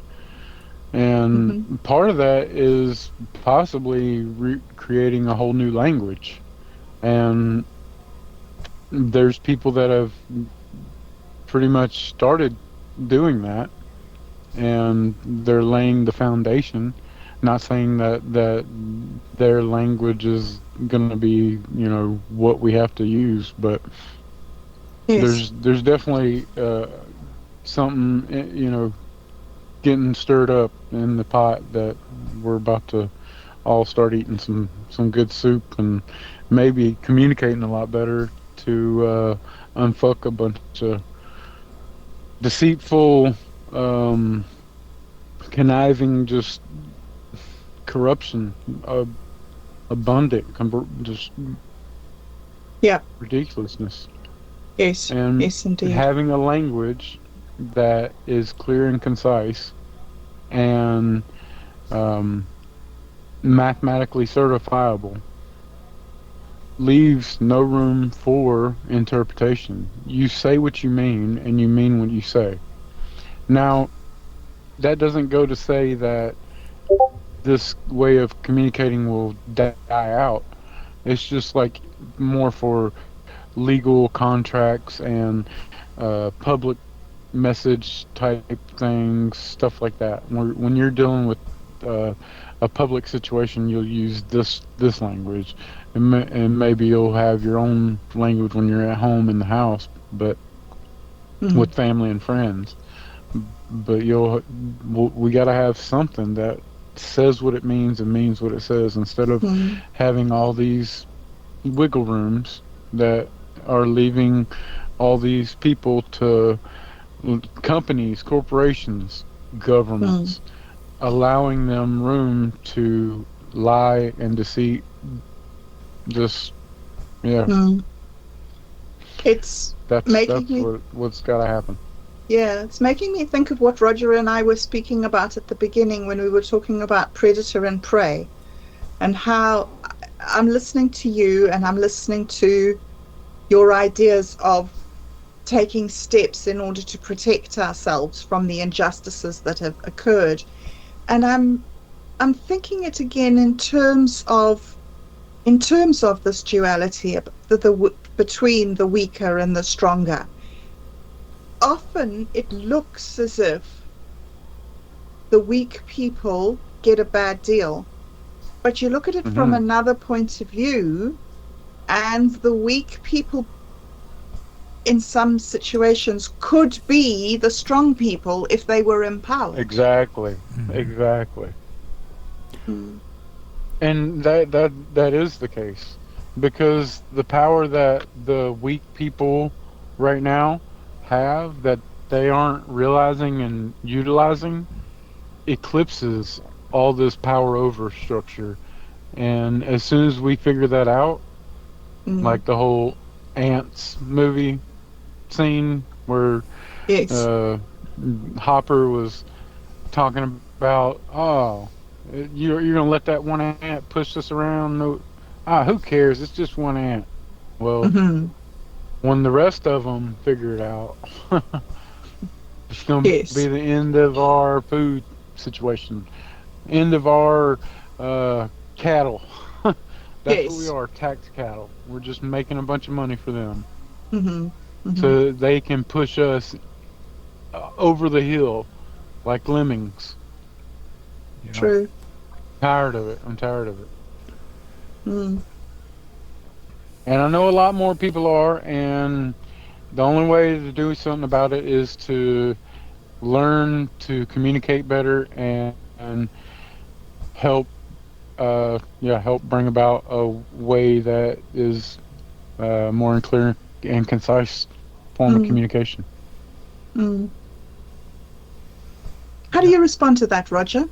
Do I you see a possibility of that happening?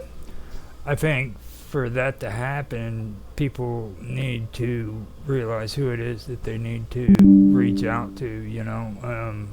Now you can do the dualism route, or you could do the duality route. Like for me, when I look at it like this, like, don't go to the conflict, okay? You need to look at the people who need to be talked to. You need to talk to the people who are the poor and the weak. You know, those are the ones who need to hear the message, because these people are sucked into this lifestyle, and they're not even aware Yeah, of for what's sure. going on. You know what I mean? It's like, talk to them Yep. and let them understand that, hey, look, this is what's going on in your life. This is why you're having such a hard time, and this is, because you have these predators that are out there that are preying on you.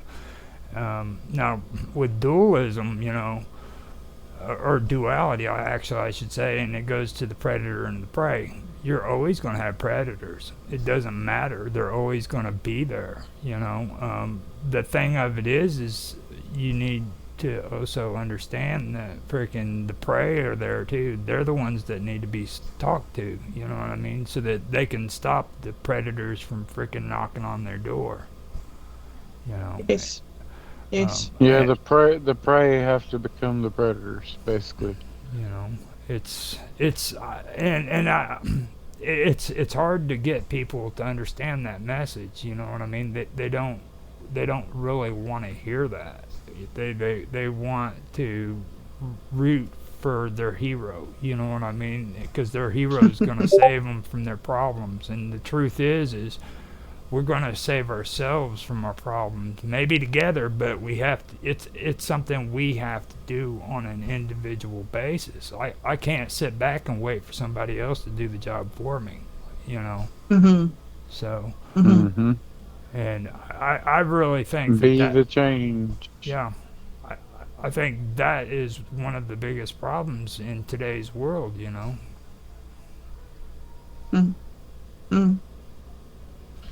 So, do better. How do you think we change? How do you think we come together? I mean, you talk about we're all joined, but in terms of what we're talking about now, we're not yet all joined. We have the potential to be all joined. We all connected, maybe is a better word, but we're not yet.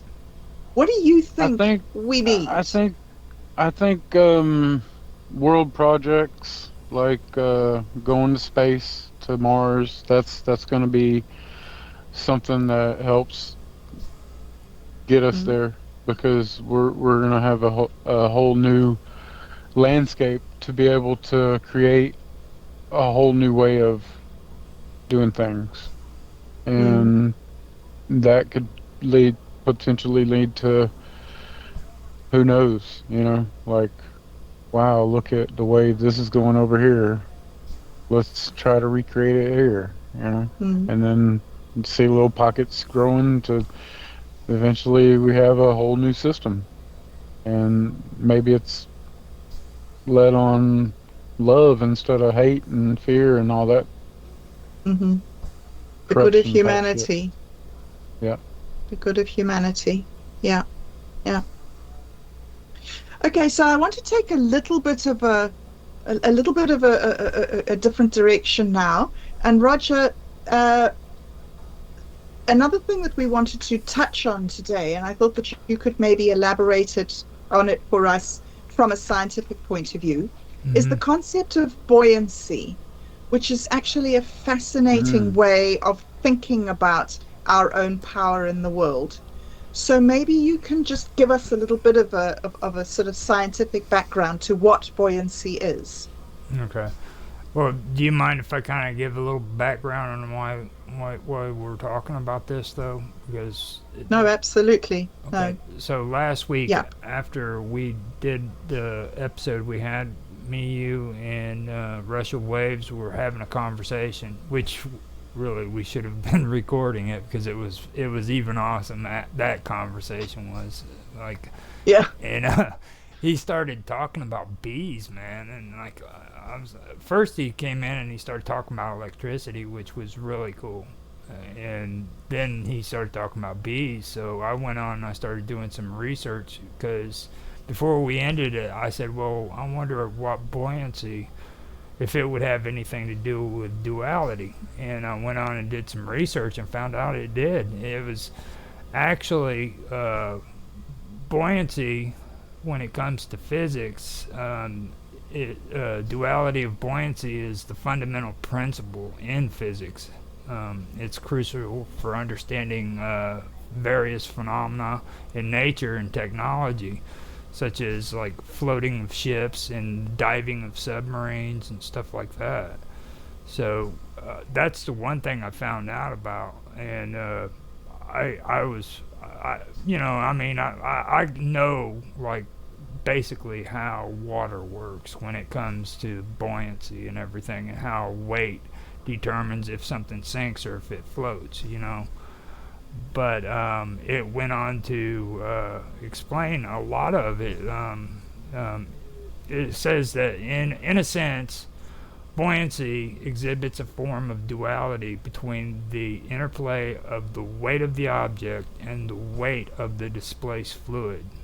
So the weight of the object that you put in the water, if that weight is lighter, then the water will surround the rock, and it will it'll displace, or it'll add weight to the water, which will make it float. Okay, now Mm-hmm. that is considered upward force, and it exerts in the fluid, and it creates greater weight than what the object is. Now the opposite is negative buoyancy, and that's sinking. Okay, and that's the opposite of it. So if the object is heavier, it'll sink.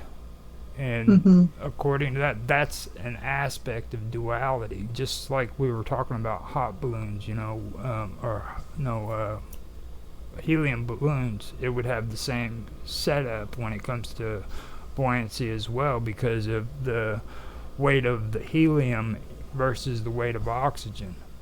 And there's a duality there. Right. Mm-hmm. So, And I think that's a really fascinating example, because we need both things, like you were saying about night and day. We need both the ability to float and the ability to sink for different tasks. It's not like one thing is better than another, or one way is good and the other way is bad. They just are. These, you can either go up or you can go down. Doesn't mean that it's right to go up or it's wrong to go down. It just is that you can go up or down. And I think that's the same thing with communication. Do better. What you're saying is there are two different ways that you can communicate. One where you can put people off or put them in their place or have authority over them, and one where you can include them and bring them in. It's almost as if the sinking and floating thing is a part of our interaction with other people, don't you think? Yeah, for sure. crazy cat. Definitely different buoyancies on the Let me go. On the you cat know, now. the way a conversation goes. Yeah, yeah. And Some people abilities. some people the conversation just sinks, and some people it goes up. Goes up, yeah, Just, yeah. yeah. And sometimes you want the conversation to sink. You want to use techniques that make a conversation go away. Right. So I think that one of the things for me with this investigation into duality is learning our power in being able to manipulate these, what we're calling forces. Do you agree Yeah. with that, Roger? Do you think that it's about personal empowerment? When I was reading about buoyancy and everything, the one thing that really stuck out to me, I don't know if you guys know how to say this saying best, but it's the one where it was talking about being a reed in the wind. Do you Oh, yes. You remember that? Have you ever heard that? Yes. Okay. Yes. No. I don't recall the saying, but I've heard it somewhere. would you like to say it? Because I probably mess it up, Bob Dub. You say it, Roger, You want me to say it? because I do want you to say it. Okay. Yes. Now you can be one of two things. You can be like a tree which is stiff and it stays in place. Okay, but when the wind Yes. gets strong enough and time goes by, that wind will eventually knock that tree down, make it fall. Yes. Now you can either be a tree that's standing strong in the wind and eventually fall, or you can be like a reed where when the wind hits it, it bends. It bends. Yes. You know, so I kind of think about it like that. I think that you need to learn how to freaking bend, you know, and be able to freaking change according to the situation that's happening, you know, because everything changes. There's always change. And I think what it really is we get so caught up in our way of thinking that we forget that there's other people. You know what I mean? Like when it we were talking about this before too, like about having free will. You know what I mean? Everybody thinks that they can have free will, but in reality, there isn't. When it comes to being around other people, you can't truly have free will, because if you are around other people, you have to be able to freaking communicate with them, and you have to Yes. be able to, you know, not do and say everything that you want to do, because those other people are going to want to do what they want to do, and they have to, that, you know, and what they say, you know, so you're going to have to compromise, basically, and that's not free will. Compromise is not free will. Mm-hmm. You know what I mean? Oh, really? No, it's How do you interpret free will? I thought free will meant the freedom to make your own decision. well, okay, you go ahead and make a decision with somebody that you're in love with, and they don't agree with your decision. But that's what free will is, isn't it? Free will is when you think that through and you realize that that person's not going to agree with you, so you decide to do something. No, that's a compromise. Yes, that's your free will.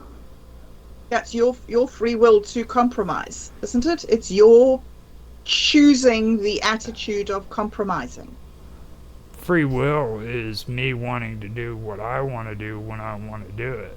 You see what I mean? Really? I want to go down and I want to get a cheeseburger. I don't care who friggin' has a problem with it. That's that's what I'm gonna do. You know what I mean? Mm-hmm. Even though I got freaking high blood pressure, my doctor is telling me I shouldn't freaking eat cheeseburgers, and I got a wife that's freaking upset with me because I keep eating junk food that I shouldn't be eating. It's not Yes. me. I'm just using it as an example. You know what I mean? Yes, sure. But Yes, sure. that's free will. You see, Mhm. I'm exerting my will to do whatever I want to do. But you could exert your will to do what the other person wants to do. Right. You could freely do that. You could just choose to not put yourself first. Because you're taking the consideration of another person into Yes. you know what I'm saying? You're stepping out of yourself and you're allowing somebody else's feelings to freaking be more important than your own. Because what it comes down to is selfishness and selflessness. Those are two things that oppose one another. You see what I mean? You can either do one or the other. You can't do both. You can't be selfish and selfless. Mm. So you have to make the choice. That's so interesting. I'm going to disagree with you. I think that you can selfishly decide to do things for the other person. Let me explain what I mean. If I'm in a relationship and I know that my husband doesn't want me to leave my dirty underwear on the bed, for instance. I don't know where that came from, but there we go. Um, Okay. That's horrible. You just said okay, that out loud on live I, stream. I I just think said I that think out loud. I think I think all this goes back to the indoctrination and the way that we communicate as far as our desires. So we've been indoctrinated to desire that big cheeseburger with the heart attack waiting to happen, Right. and it's just because that mentality keeps us at a low level of vibration and all the things, whatever. But once we seek that higher level of being, we won't desire that heart Mhm. attack cheeseburger. Yeah. Yes, you So see, yeah. that's it. And the same thing, like if I want my husband to be happy with me, but I know that he's going to be unhappy with me if I put smelly socks on the bed, then if I choose to put smelly socks on the bed, then the consequence that I get will be my husband will be unhappy. So I could choose to do a different thing. Although I've so Exactly. blown this whole example by choosing something dumb. Cheeseburger would have been much better if I just stuck with cheeseburger. Off in the reeds with Bob Dub. Yeah. But really, it's mainly about the indoctrination and desire that keep us from a lot of Mm, harmonious and you know just better way of life. mm.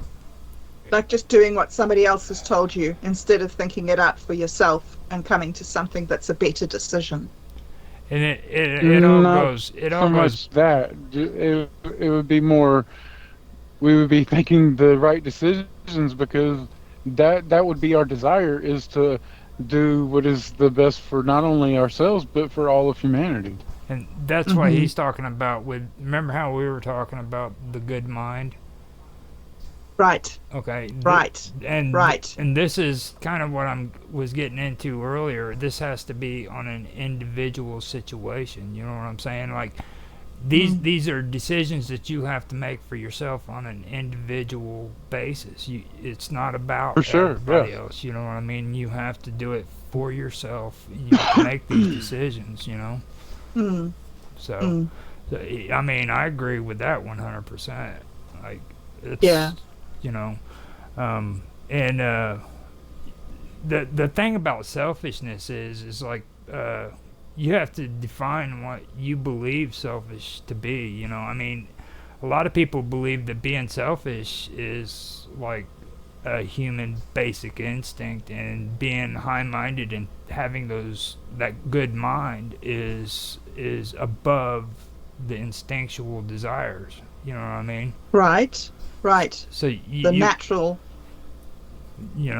you've got to kind of figure all that out in your head and come up with an understanding for yourself. What do you think Hmm. is basic instinctual desires, and what's higher thinking, Mm, what's higher emotions, what's higher, you know, what's the good mind?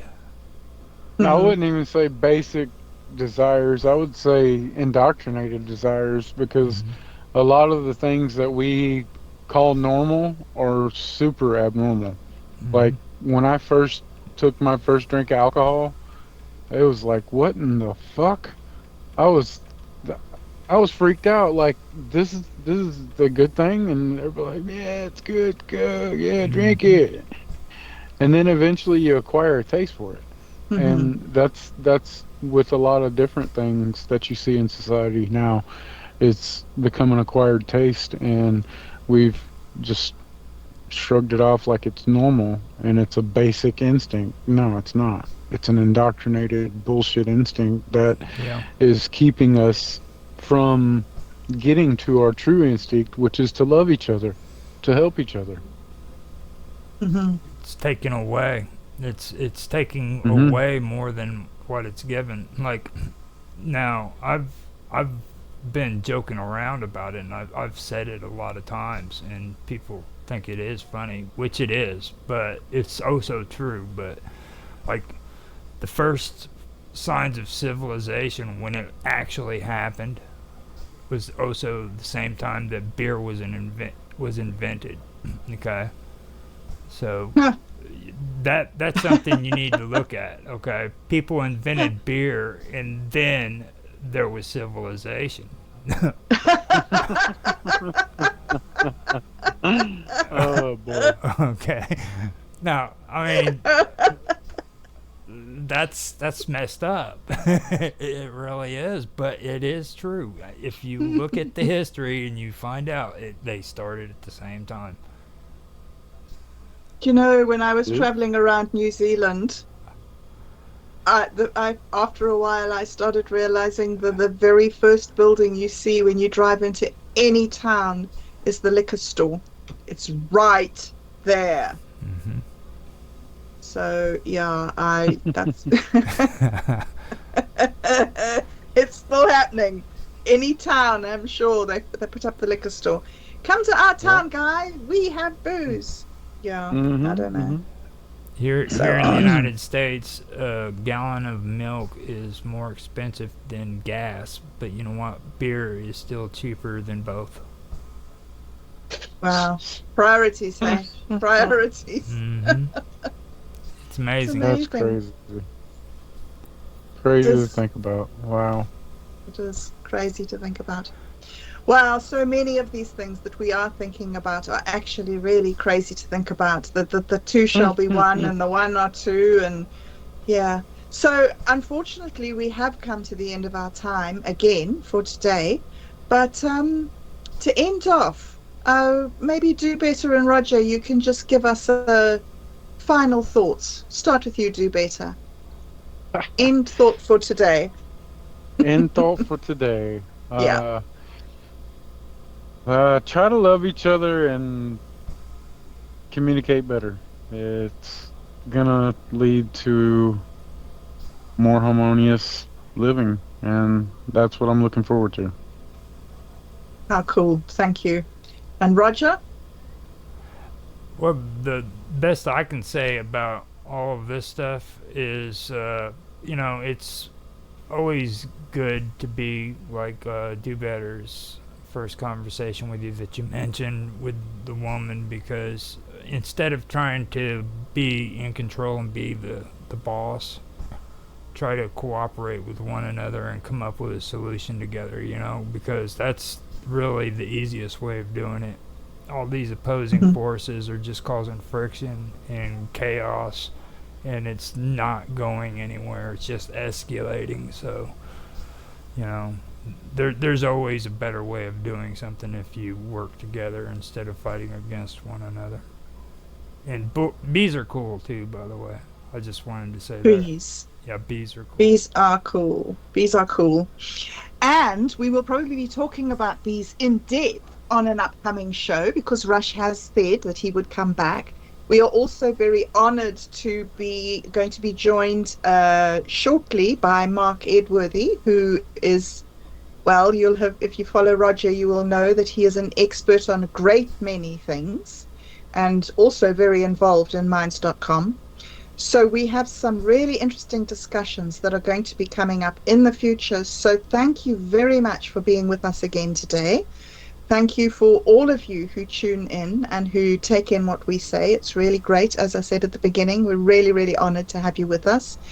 And final message for today is love each other. Until next week.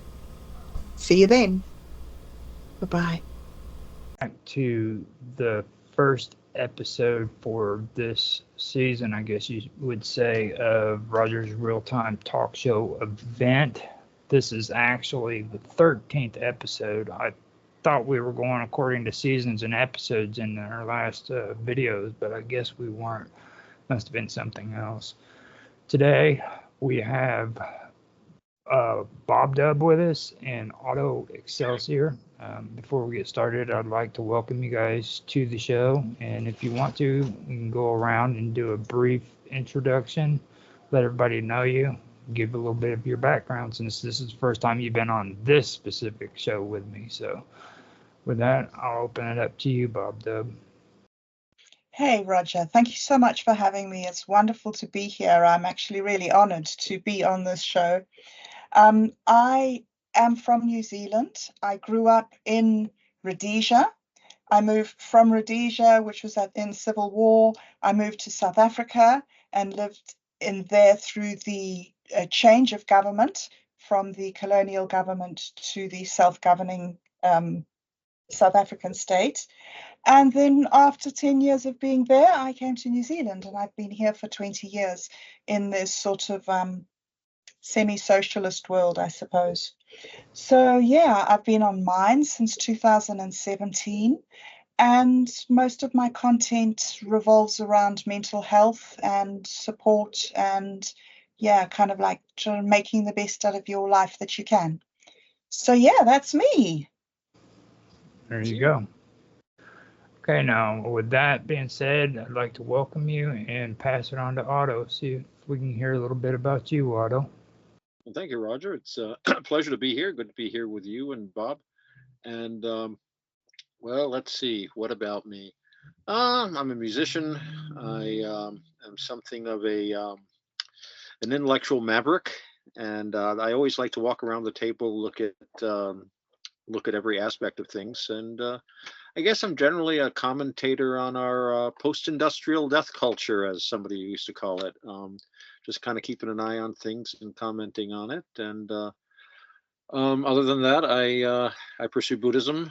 It's probably a very important part of my life right now, and I'm just muddling through samsara, this life, and seeing what's going on. And I think that the whole communist socialist movement, of which the Second International is an important part, is one of the things that I'm prepared to comment upon. So that's hopefully what we'll be doing today. Okay, great. Thanks for that, Otto. Now, today I'm going to do something that I mentioned in the comments earlier. Me and Bob Dub had a discussion concerning roundtables and allowing everybody to have a certain amount of time to speak on their own without being interrupted and stuff. And I told her, that technically, as a chairperson, I do know how to properly run a roundtable, and I just haven't been doing it. And that led on to the conversation. Well, maybe someday we should, do it to see how well it works out. So I figured today would be a good day to do it. So what I'm going to do is I'm going to open up the topic or talking points. I'll have 2 minutes to talk, and after I'm done with it, that 2 minutes, I'll pass it on to Bob Dub and let her make a comment back to the topic or the talking point that I bring up. And if she is done after that, then Otto can give his feedback on the talking point that I mentioned.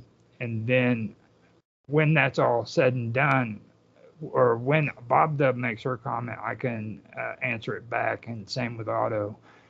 And when that's done, then we can move on to Bob Dub, where she can bring up a talking point, and we'll do the same with her that we did with me, and vice versa, go around to Otto and so forth. Like I said, it's just something that I think we should give a try and see how it works, because I'm not used to doing that on my live stream, so I figured I would give it a shot. So today our topic is the Second International, like what Otto had mentioned, and I will open it up with the first talking point, which is the Second International. Now, it was formed on July the 14th, 1889, and it lasted from 1889 to 1960. This consisted of two simultaneous Paris meetings, which formed the Second International, in which delegates from 20 countries participated. Now, with that, I also want to bring up the First International as well, which there had seemed to be a split between the anarcho syndicalist, or however they pronounce it. I know Otto can say it. Syndicalist. Yeah, syndicalist. Close enough. They were a part of the First International, but at some point, the movement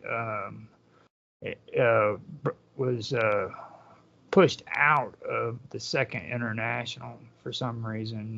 They lost ties with that, and that was something that seemed to be interesting to me, because I know that from what I've read about them, that kind of goes over into what Bob Dubs mentioned about when it comes to anarchy. So with that, I want to open it up. I believe it's 2 minutes, and I will pass it or ask Bob Dub if she has anything that she wants to comment on about what I just said. Roger, I think that it's very interesting you mentioned that there were 20 countries. I think that's something that I was really interested in finding out more about, like who were the countries and where did this movement of socialism come from originally, because it didn't just spring out of nowhere.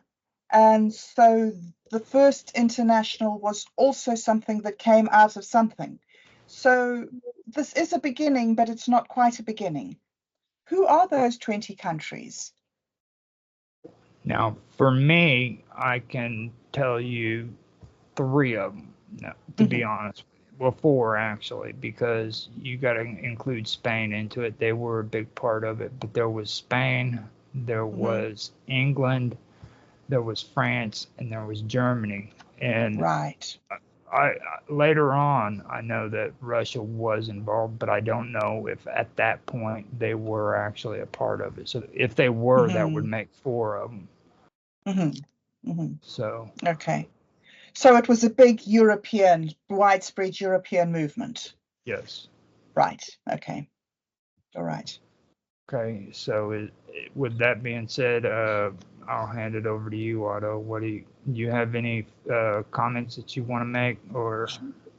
I'd point out to Bob that a lot of this was, I think, and even the foundation of the First International, a lot of this came out of the revolutions of 1848. 1848 was a watershed year in Europe for these movements.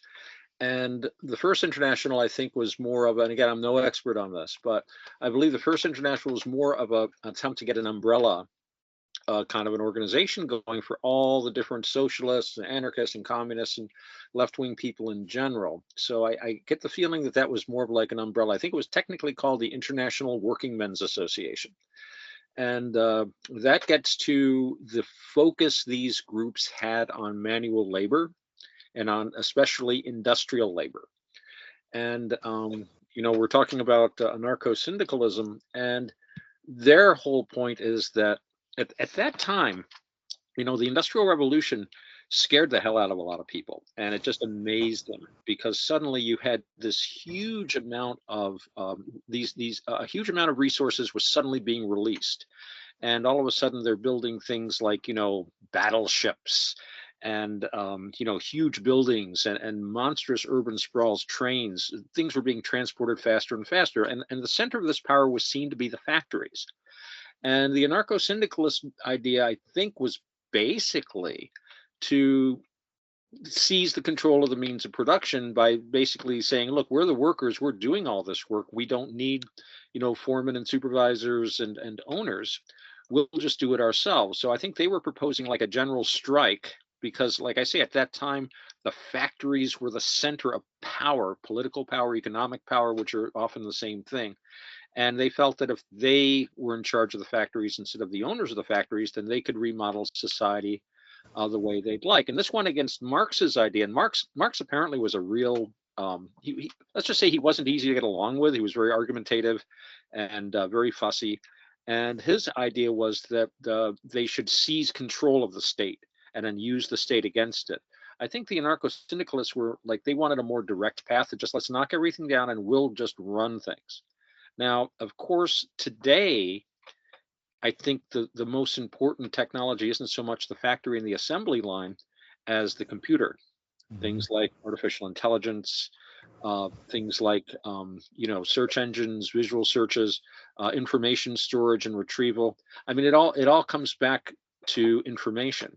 So I think if you were, right now, if all of the workers of the world went on strike, well, that would be an issue. But I think if all of the computer workers on the world went on strike, then they really could dictate things. But I think the idea that the anarcho-syndicalists had was that if since they controlled what was at that time the center of all social, economic and political power, then they would hold that power in their hands, because they saw that as the way the bourgeoisie, and we're talking bourgeoisie as a technical term. It just doesn't mean people in the middle income. The bourgeoisie are the people who control the means of production and distribution, owners of factories, owners of property, people that make things, people that create things. And so this I think was basically, they basically wanted to remove that property from them and control it themselves. So now Mark has come into the room. We Hi. finally got him in here. So Hello. Mark, you want to say a hello to everybody and kind of give a little background for yourself, since this is technically the second season, and we both have good mics. Sure. I'm a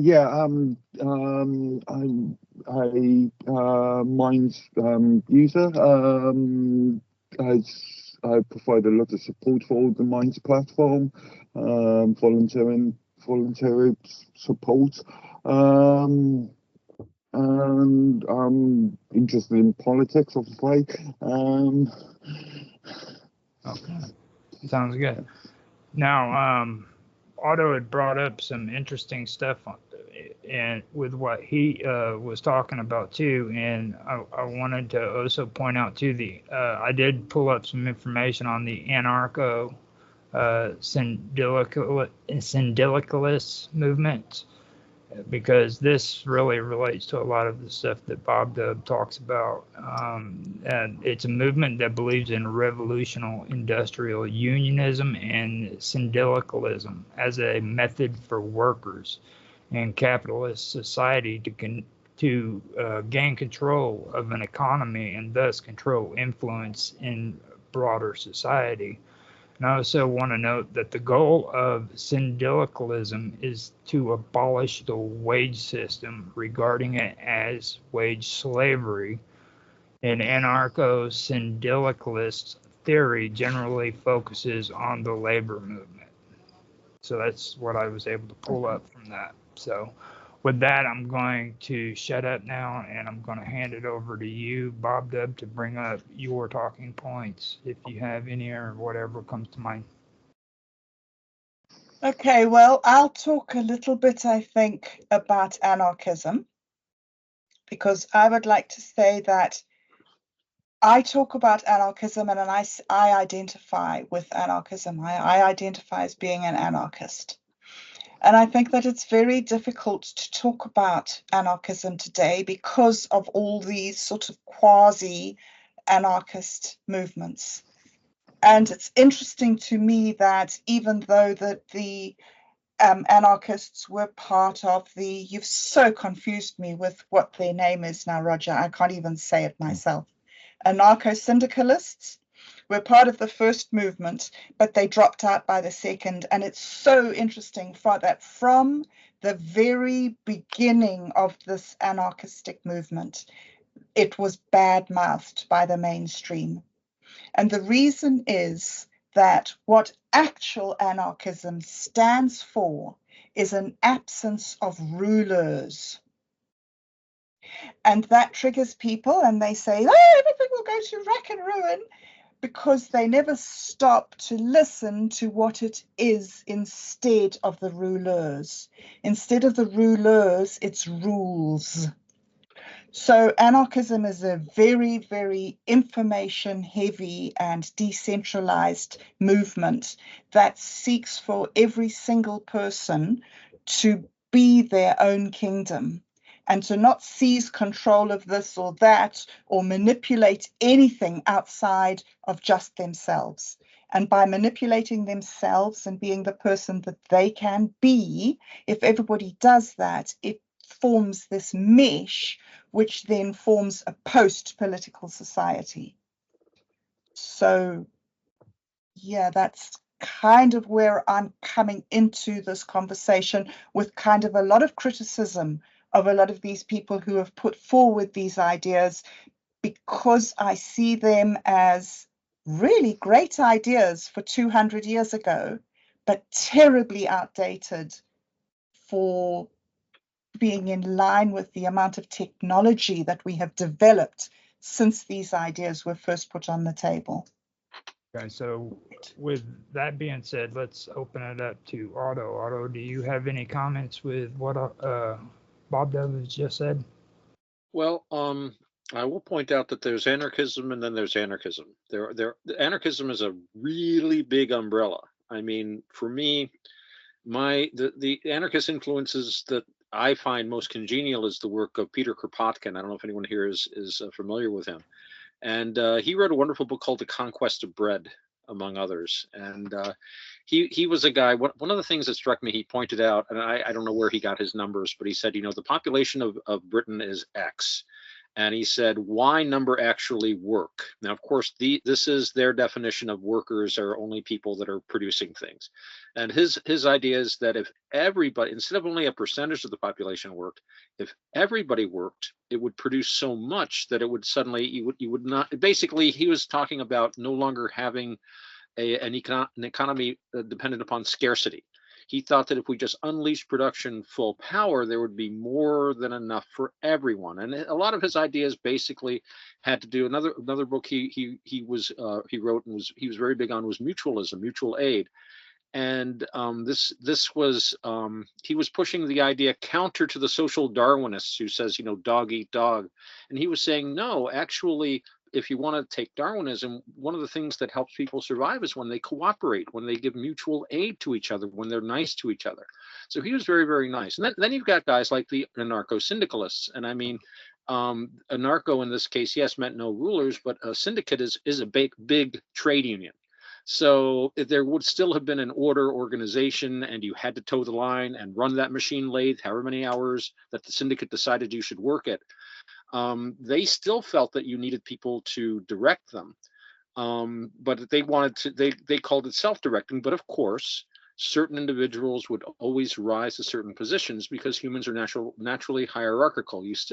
There will still be some kind of a hierarchy, and to claim that there isn't one when there is one can lead to a lot of mental confusion. I mean, I think what Bob's talking about for anarchism has to do with a self-directed individual who has no need of rulers. My own political philosophy, which changes from moment to moment, I've often called anarcho-monarchism. Which is about the closest you can come. I remember once I was at a party and this guy was trying to say, well, so what's your political beliefs? So I'm like, okay. And then I talked for about a half hour, 45 minutes. And the other one says, so you're basically a moderate. And I'm like, no, it's more complicated. That's how it might work out practically in practical day-to-day application. But no, I do a lot of mental gymnastics before I get to that. But so anarchism is a big word. And there's a lot of things called anarchism that I mean, these guys that are running around calling themselves anarchists. I mean, again, my anarchism goes back to Kropotkin, to the old days, and to the idea of the self-directed individual, more of a social thing. And these kids running around today calling themselves anarchists, they're fighting for big corporations. They're taking orders. They're all regimented. And I'm like, that's a weird ass kind of anarchism, man. That's not the kind that I think of, or Bob for that matter. So yeah, I would just say that anarchism is a big word. There's a lot. What did you take from it? Like, what are you taking from what Otto has just stated with your beliefs? What do you believe. Or go ahead. I completely agree with you, Otto, that different people achieve different levels. I don't think that necessarily makes a hierarchy. I think that you can have a network with some nodes that are bigger than other nodes and some nodes that interact more with other nodes. I don't know that it needs to be hierarchical in all situations. I believe that you can have networks of hierarchies. So I think that I go back to my original point is that we have such complex concepts now to manipulate that these very basic uh, definitions of the political systems are terribly outdated. That's what I have to say back to you, Otto. Well, No. I see where you're coming from there, and when I say hierarchy, again, I don't necessarily mean somebody with four stripes on their arm and all this sort of thing. But I think in any small group, like I'm in a, it's become a band now. It started off with three guys getting together to play, and now we've got like five people playing, including a drummer. We were looking for a drummer so long. And the thing is, there's no bosses or rulers, but the fact is that one member of the band, Thorkel, he's basically the Kapellmeister. Or as he used to call it, the stage police. He didn't know the term Kapellmeister. You're the Kapellmeister. He starts everything, and like how a first violinist would use his bow, he uses the end of his guitar to like direct people, start songs, end songs, make sure and everybody just naturally turns to him and follows what he does. We didn't elect him. It's just that he kind of fell into that role. So I would say that that's part of the band hierarchy. It's not really a hierarchy in as much as, people, he's not like ordering people around, but we all want to do well. So we tend to turn to the person who knows what they're doing. And, that gets me into the idea. I'm just suddenly thinking, in a traditional society, that person would often be an older person too. And that's why through history, we've turned to older people. This is a little off thing, but I talked about how back in like the 18th century, when people wore peruke wigs, people wore white powdered wigs. That was one of the things about the French Revolution. They were using flour to powder their wigs because people wanted to look older. Clothing was cut to make you look older because older people, gray-haired people, were who you turned to. You gave them respect and you wanted their wisdom because they knew what they were doing. And again, in older societies at a time when life expectancy might be 40 years old, somebody who'd made it to like 60 or 70 was somebody that was going to know a lot of stuff that no one else knew about. So there's that factor too. But yeah, I think when I say hierarchy, I don't mean necessarily, and what you're saying about networks and nodes, that is a kind of hierarchy, at least the way I'm using the word. It doesn't have to be an oppressive hierarchy. It's like we were talking about the Celtic. Jean Markel wrote some wonderful books on the Celts. I'm trying to clearly state all my references here for this talk because we're not just chatting. And Markel talked about the different paradigms that the Celtic peoples and the Latin peoples had when it came to like hierarchies and order and stuff like that. So yeah, I think that you can be hierarchical without being oppressive if it grows up naturally in an organic way. And Markel compared the Celtic idea of kingship with the Roman idea of the res publica, the state. And as we talked about, I did a thing about the Celts. In the Celtic system, at least as described by Markel, you'd have like the village and you had a king, and the king's power was as far as the king's eye could see, and that was it. And they would work their farm as a not really collective, but they would help each other out. They would cooperate. They were cooperative when it came to raising their cattle, and the king, quote unquote, owned everything. Not really, but it was like if you were hungry, you just went to the king's house, said, "King, I'm hungry." "Well, sit down, eat."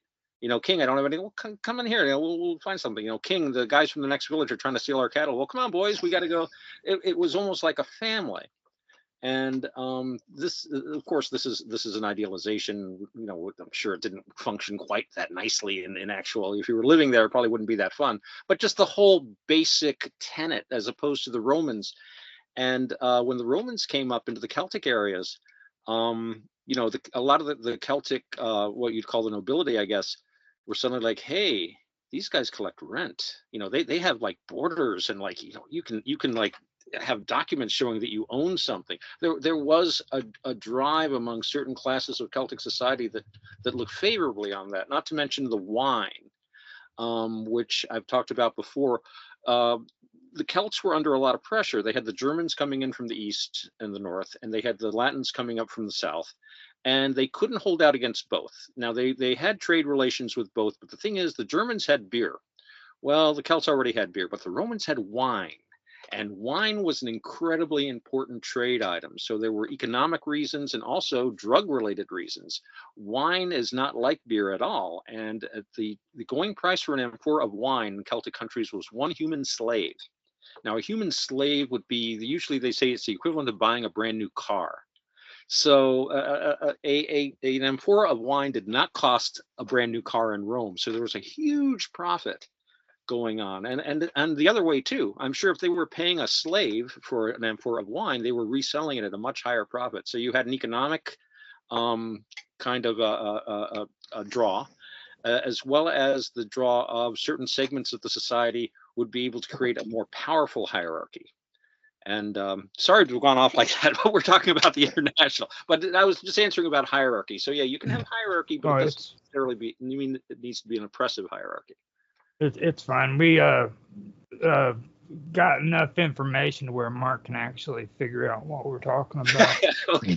Yes, I'm Mark to talk. I want to hear it. He kind of came in at the back end of it, so he got the educational introduction to what we're discussing. So with that, let me first point out to you what we're going to try today, Mark, is try to actually do a round table the way a chairperson is supposed to do it. So what happens is I did my talking point and these guys discussed it. Now Bob Dub opened up hers. Otto did his talking point, as you just heard. And now I turn it over to you. I'll give you about 2 minutes to say what you think about it and everything and what she was discussing. And then she will have 2 minutes to respond to what you said and vice versa. So with that, I'm going to open it up with you and let you say your piece. Okay. Quite a bit there to think about.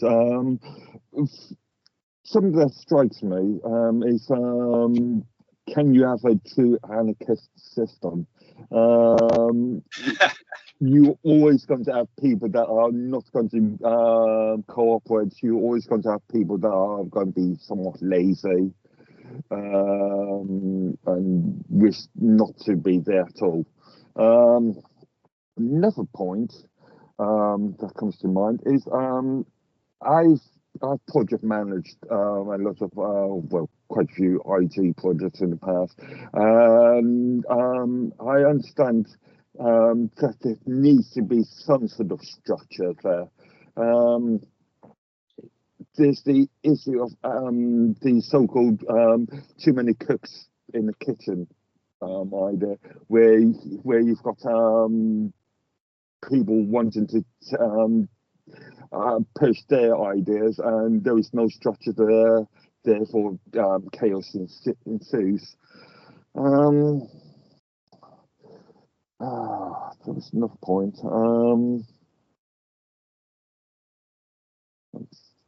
It's just totally disappeared from me. So if you want to, we can come back to you later and give you some information, more information. So with that, it goes back to Bob Dub. So do you have anything that you want to respond to what Sure. said? I would. That is really interesting what you say, Mark, and I've thought about it a lot. And I think that entering a post-political society is not something that we're going to do in 20 or 50 years. It'll probably take us 300 to 500 years to advance as a species. And so we're not ready for it. But if we don't start, those of us who understand the mechanics of it, if we don't start, then nobody will have anything to follow and to copy. So yeah, it's kind of like we've got to practice it. before we really know what we're doing. That 10 to 20% who don't participate in our system at the moment, we don't know if that's because of our current system. It may be that if we change the system to a different way, there will be ways for that 10 to 20% to begin to participate in limited ways in their communities. You talk about structure and about too many cooks, and that is so important. And that's another thing that we're only going to be able to see as we work through things. We don't know how it's going to work. We've had thousands of years of these top-heavy systems which have told the people how to behave. But one really interesting thing that's happened as a result of our sport is that we've developed a Mexican wave where people can coordinate themselves to rise up and sit down again in a perfectly coordinated thing where information flows from person to person around the stadium in an extremely complicated communication system.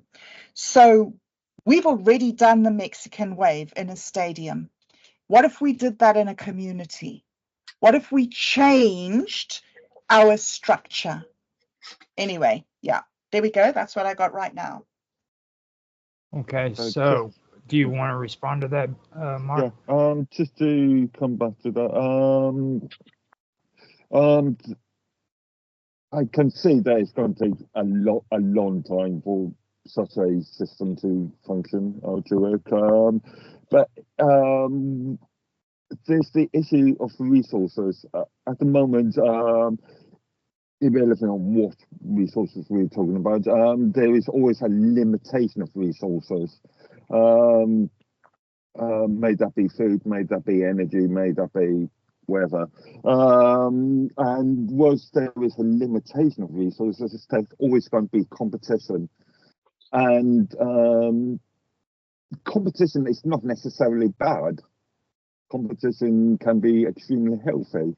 Innovation, new products being come to market, new concepts being driven. So yeah, competition is healthy in most of the time.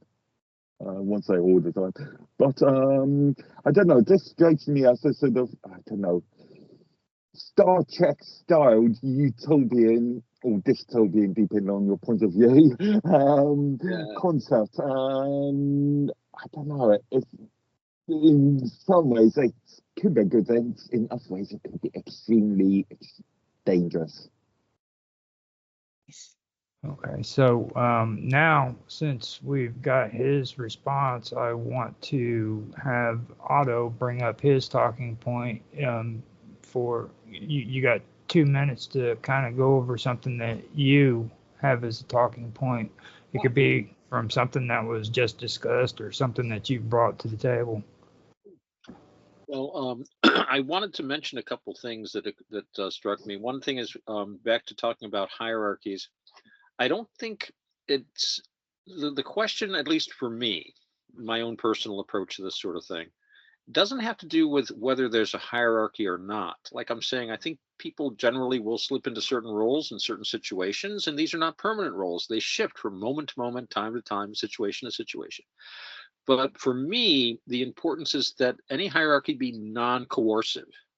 To me, it's all about coerciveness, and that was one of the things that I found very interesting about anarchism is that at least some forms of anarchism have this basic non-coercive. I mean, again, non-coercive element to them. I mean, whether you're talking about the intellectual anarchism of the self-directed individual, no gods, no kings kind of thing, or anything else. So it's one of those things where we want to keep that in mind. And Bob, you were talking about changing the structure of the society in order to cause the society to change. Maybe I'm mistaken in that. And yet I tend to view it as the structure changes as society itself changes. And this is done through changing situations. Like Mark was talking about, we have the issue of a limitation of resources. That means there's going to be competition. And there's no reason why an anarchistic society wouldn't compete. That's the anarcho-capitalist. Again, there's a lot of anarchism out there. So-called right anarchist thinks people would choose to compete more often than to cooperate. Left anarchist, you could say, that people would choose to cooperate more often rather than compete. It should be in your own hands. Nobody should be coercing you to cooperate. Get on that machine lathe right now, or whatever. And it's like I said before, we talk about capitalism as if that in and of itself was the totality of a way to organize a society, or communism. But as I've said, in natural life, we find elements of all these things. If I go and I sell my labor, which I do, and in return I'm given a wage, then I'm engaging in capitalism, as a proletarian. But when I come home, I hand my money to my wife, and the two of us use the money to buy food together. She has, it's my old joke, I don't know how much money I have until I put my pants on in the morning and see what's left in my pocket. And I have gotten to the store and reached in and gone, oh, well, my wife got in my pants this morning, and not the fun way like you'd like, but instead, like, my money's all gone. So, and that's communism. That's complete sharing. So we all have, like we share with our friends. I have friends. Sometimes when I'm going to band practice, I'll call and say, hey, anyone want anything to eat? I'll stop and I'll buy hamburgers for everybody. And sometimes another member of the band does that, and that's the sharing part. And yet, everybody in the band we all engage in the capitalist system in as much as we work for wages. And so it's not so clear cut. You can't. I mean, if you tried to live just as a capitalist, and I guess there are people that do this, I'd be coming home and giving my wife this account, and we'd be keeping, well, you spent that much, and this is my money, and this is your, I don't live like that. I don't know people, I don't know anyone that does. If they did, I don't think they'd be very happy at home. But so yeah, I think that there's a lot of nuance here, and people are going to be engaging in a lot of different behaviors. And again, for me, the central thing is that no one is coercing anyone. I think people will naturally be either helping or competing as the situation calls for. And again, getting back to what Mark was saying about scarcity, about a lack of resources, this is a central element of all of these discussions.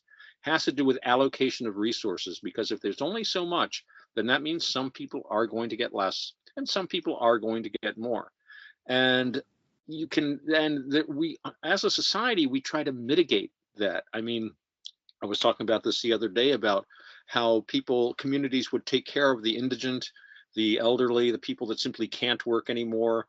And this was all done through, at one time, the parish. The parish did all that stuff. This is when being a member of the church was integral to being a part of the community. As Professor Dutton points out, at one point in Britain, 98% of people attended church. And whatever you want to think about religion, this was also, remember, religio means a binding together. This was a social thing. Everything was all part and parcel. And although you can talk about how oppressive it was, the fact is that since it was part of the culture, the people involved in it did not feel oppressed. And that really, if you think about it, is the only way you can determine what coercion is. It's a completely subjective thing. And as we all know, if a close friend of mine says, get your ass going, that's just fine. But if a stranger says, or a drill instructor or something, if you're in the military, get your ass going, that's a different kind of coercion. So it varies. So yeah, I think what I'm saying is that it is a nuanced question, but I do think that the scarcity is a big part of how these systems are derived. Okay, so with all of that said, Mark, I'm going to hand it over to you to see if you wanted to comment back to anything that Otto had just brought up.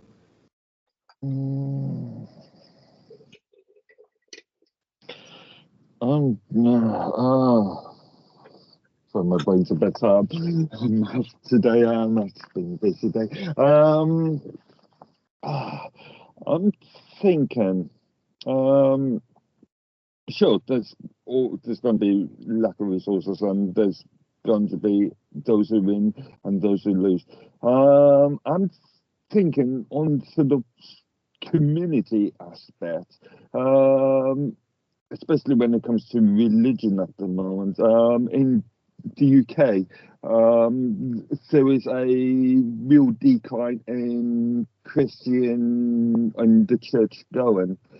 even though arguably there's a increase in other faiths, Islam being the major concept. More and more people are working as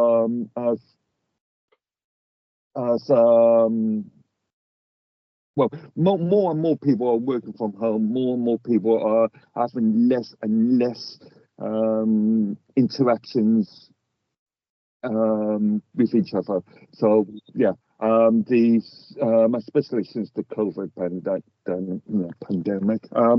there's been a lack of, I don't know, things like office.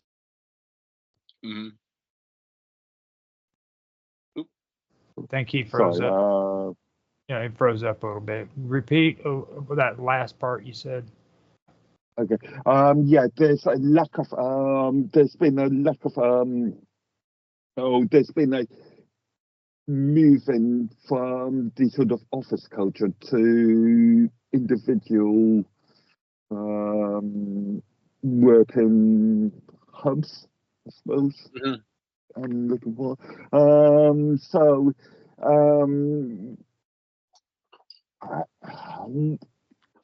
it's becoming much more harder. Of course, we've got new technologies such as these voice over IP things, but that's is removing an element of it's still removing an element of interaction.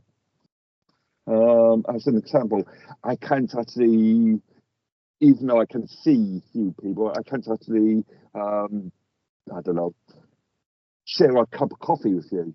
Right. I can't make you a coffee and share with you. As an example. So yeah, there is. I don't know. There's. I'd say there's good ideas and bad ideas with these sort of with this concept, but I don't know. I'm quite skeptical. So, with all that, is there anything you would like to say back to him, Otto? Oh, well, I think it's you bring up a good point about the increased isolation of people with the new work from home. And of course, when they did the lockdowns and stuff, that kind of accelerated that. Although even before then, that has been an increasing factor. I knew a couple of people who even before the lockdowns had begun working from home. And after the lockdowns, a lot of people did through the lockdowns did so, and then they suddenly realized, why should I go back to work?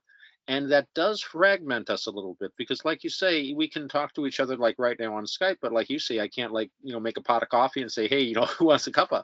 It is a great way to exchange information and ideas. And I've actually, and Bob knows this, I've talked before about comparing people's texting and messages back and forth to the great correspondences that people used to have back in the 20th and 19th century, where you would have Voltaire, whatever else you think about him, he was a hell of a letter writer. We have thousands of letters. He was in touch with all these other philosophers and stuff. This was a way people stayed in touch, and now we're doing the same thing, except we're doing it in real time. And we can chat back and forth. And yes, I know there is a certain amount of where are you, oh, blah, blah, but there's also a great deal of intellectual interchange this way happening at a much greater pace. So a lot of it, I think, is not trying to make the technology do more than it can do. It can augment our world a great deal, but it can't replace it. And I think people are realizing that more and more. I think people are learning. I mean, this whole internet thing, it's all pretty new, and it hasn't really been here very long. When you look at the thousands of years of human history, we're still getting our feet under us with all this stuff. So I think people are learning more and more to let the internet and all of the things that it's unleashing on us, and the new technologies like AI and all this stuff. I think people are learning how to use this properly, to use it skillfully, as we'd say in Buddhism, to use it to augment our lives rather than try to replace them. Because that road leads to it's a cliche, but it's also true. I know people like this. The guy who's in his 30s or 40s living in his parents' basement, who spends 10 hours a day on the internet. And yeah, that's a meme, but it also is that's what happens when you try to live entirely online. So yeah, that isolation is going to be one of the things that is changing our society in some ways, but I think we're also overcoming it in a lot of ways too. We're finding new ways to be human, no matter what our circumstances. Now, the one thing that I have been noticing too is this, like, well, since Mark finished up on his and it came back to you, I'm gonna do mine. I guess we'll go around, and Bob Dub will be next. You haven't talked enough. But the thing that I've noticed about when it comes, well, actually, what really got me curious about what Bob Dud had said was when she said that anarchists have rules, and I was like, that just floored me, because the first few times that I've actually done research into socialism, I never even really took a closer look at the anarchists, and sure enough, this time I looked at it, and they do have rules, and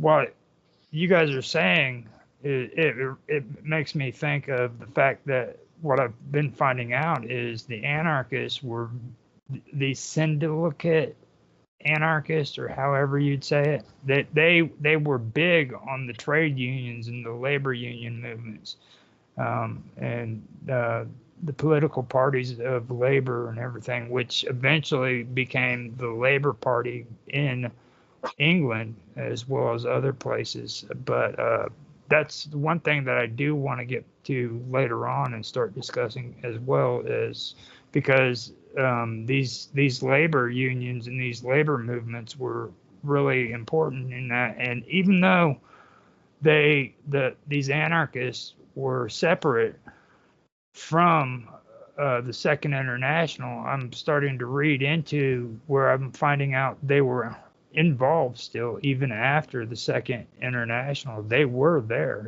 so that's something that stuck out to me as well. So, with that being said, I don't know if you would have a comment to say back to that or not, but it's up to you, Otto.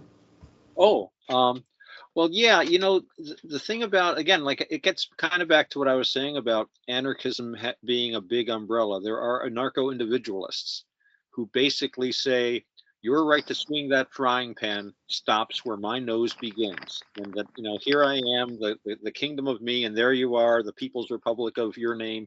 And we're just completely autonomous individuals with no one having even the slightest bit of control everywhere else, all the way through the anarcho-syndicalists that you're talking about. And of course, the word syndicate means, it's from the French, meaning a labor union. And their idea was one big union. And again, like I was saying before, that would give them control over what was the powerhouse of society at the time, industrial production, and thus they could dictate society's form. So, but that would require rules. To run a factory, you've got to have very strict rules. You need shop foremen. You need, you're running machine lathes, especially, you think of a factory in the 19th, early 20th century, that has very dangerous places, and they're not all that safe today. And then you get anarchists that have other ideas about this. So, yeah, some of them have rules. Some of them have very strict rules. There are anarcho-communists. There's the anarcho-primitivists. They're kind of very interesting. So yeah, there's, and that also kind of points to that people do sort of need rules, and rules can either be imposed from above, or they can grow up organically as a way people find is best to work together. And maybe, I think part of it is we don't always use the word rules for that. It's like I was saying about playing in the band. We fell into, and in every band I've been in, you fall into certain roles.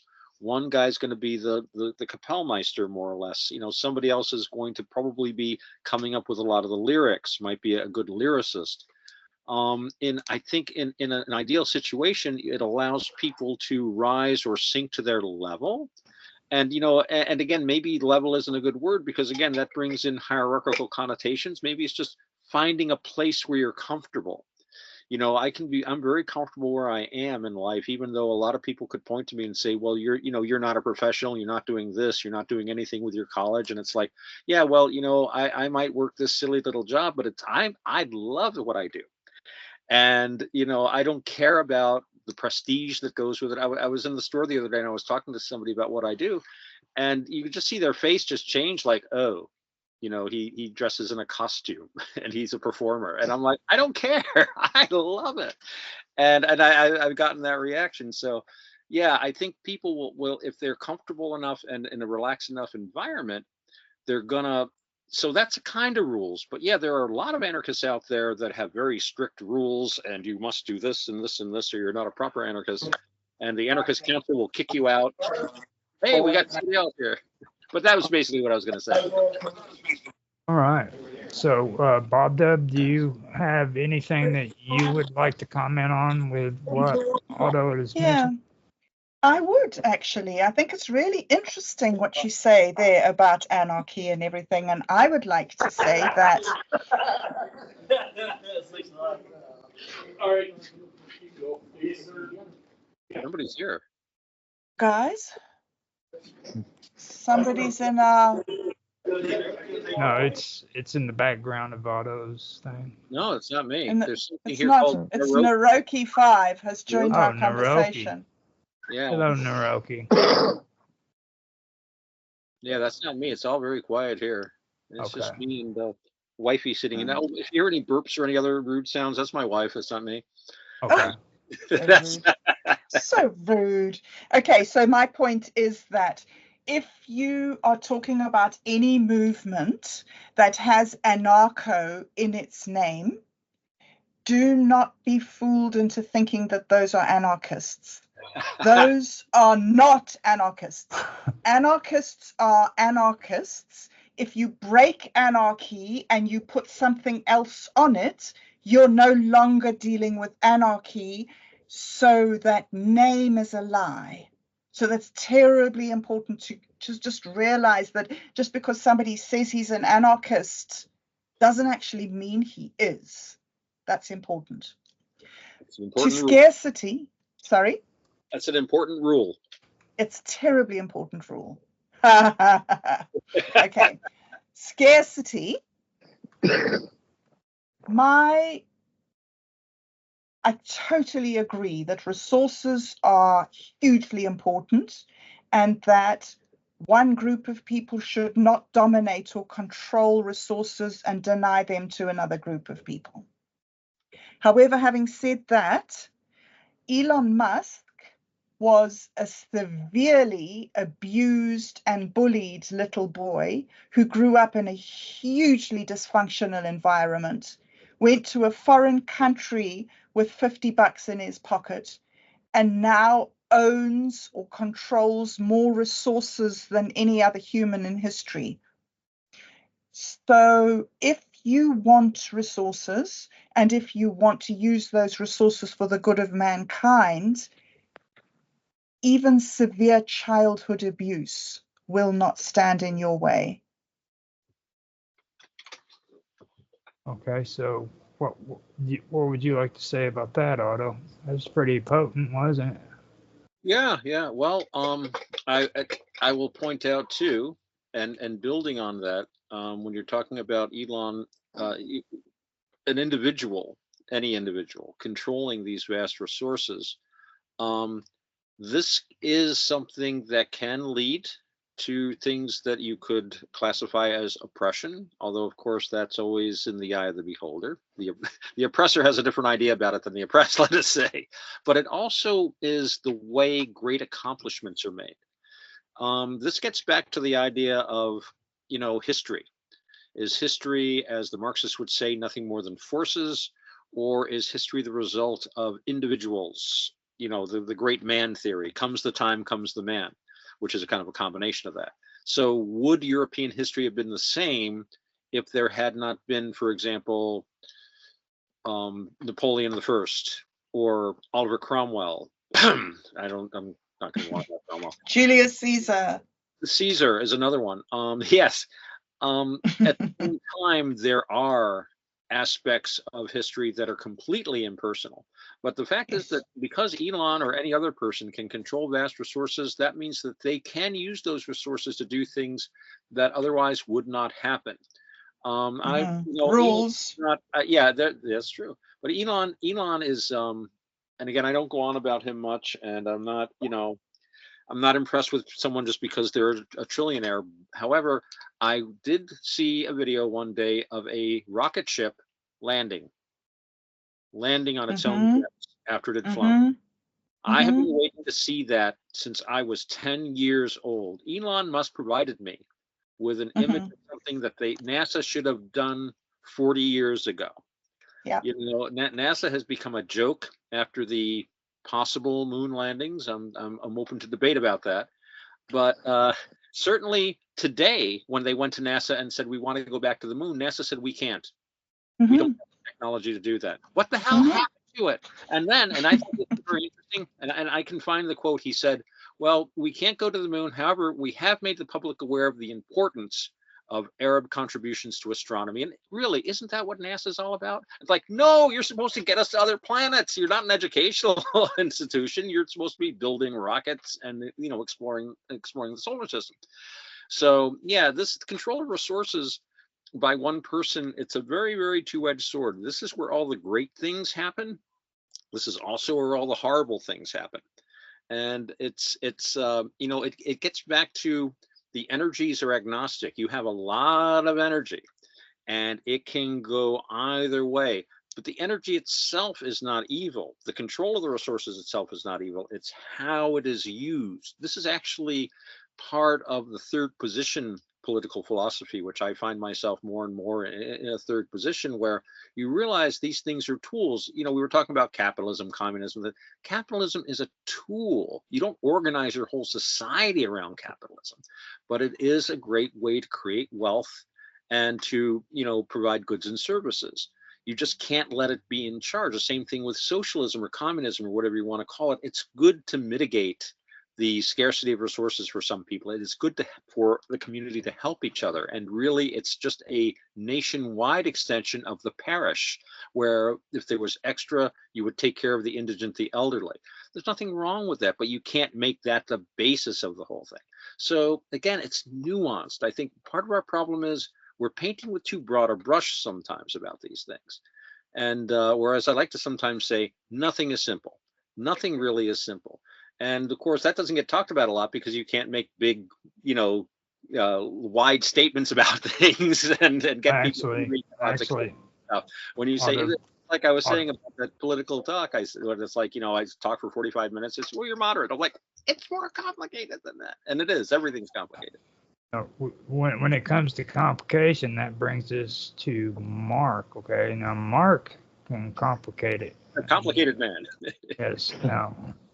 Now, Mark, it's your turn to talk. Bring in some talking points that you have. If it's something you brought into the meeting or just something you got from the meeting, go for it.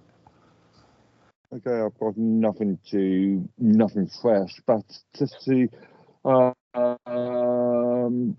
didn't want to pick on Elon Musk, so to speak, but I've got mixed feelings about him. Sure, he's aided in the creation of various technologies, but a lot of the money has come from the state, may that be the UK, EU, US states. As an example, the electronic vehicle concepts, this gets a lot of subsidies from the states.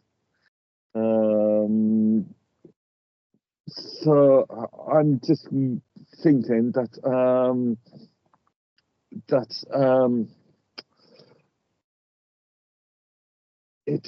he's not pushing the idea of true capitalism. He's not basing his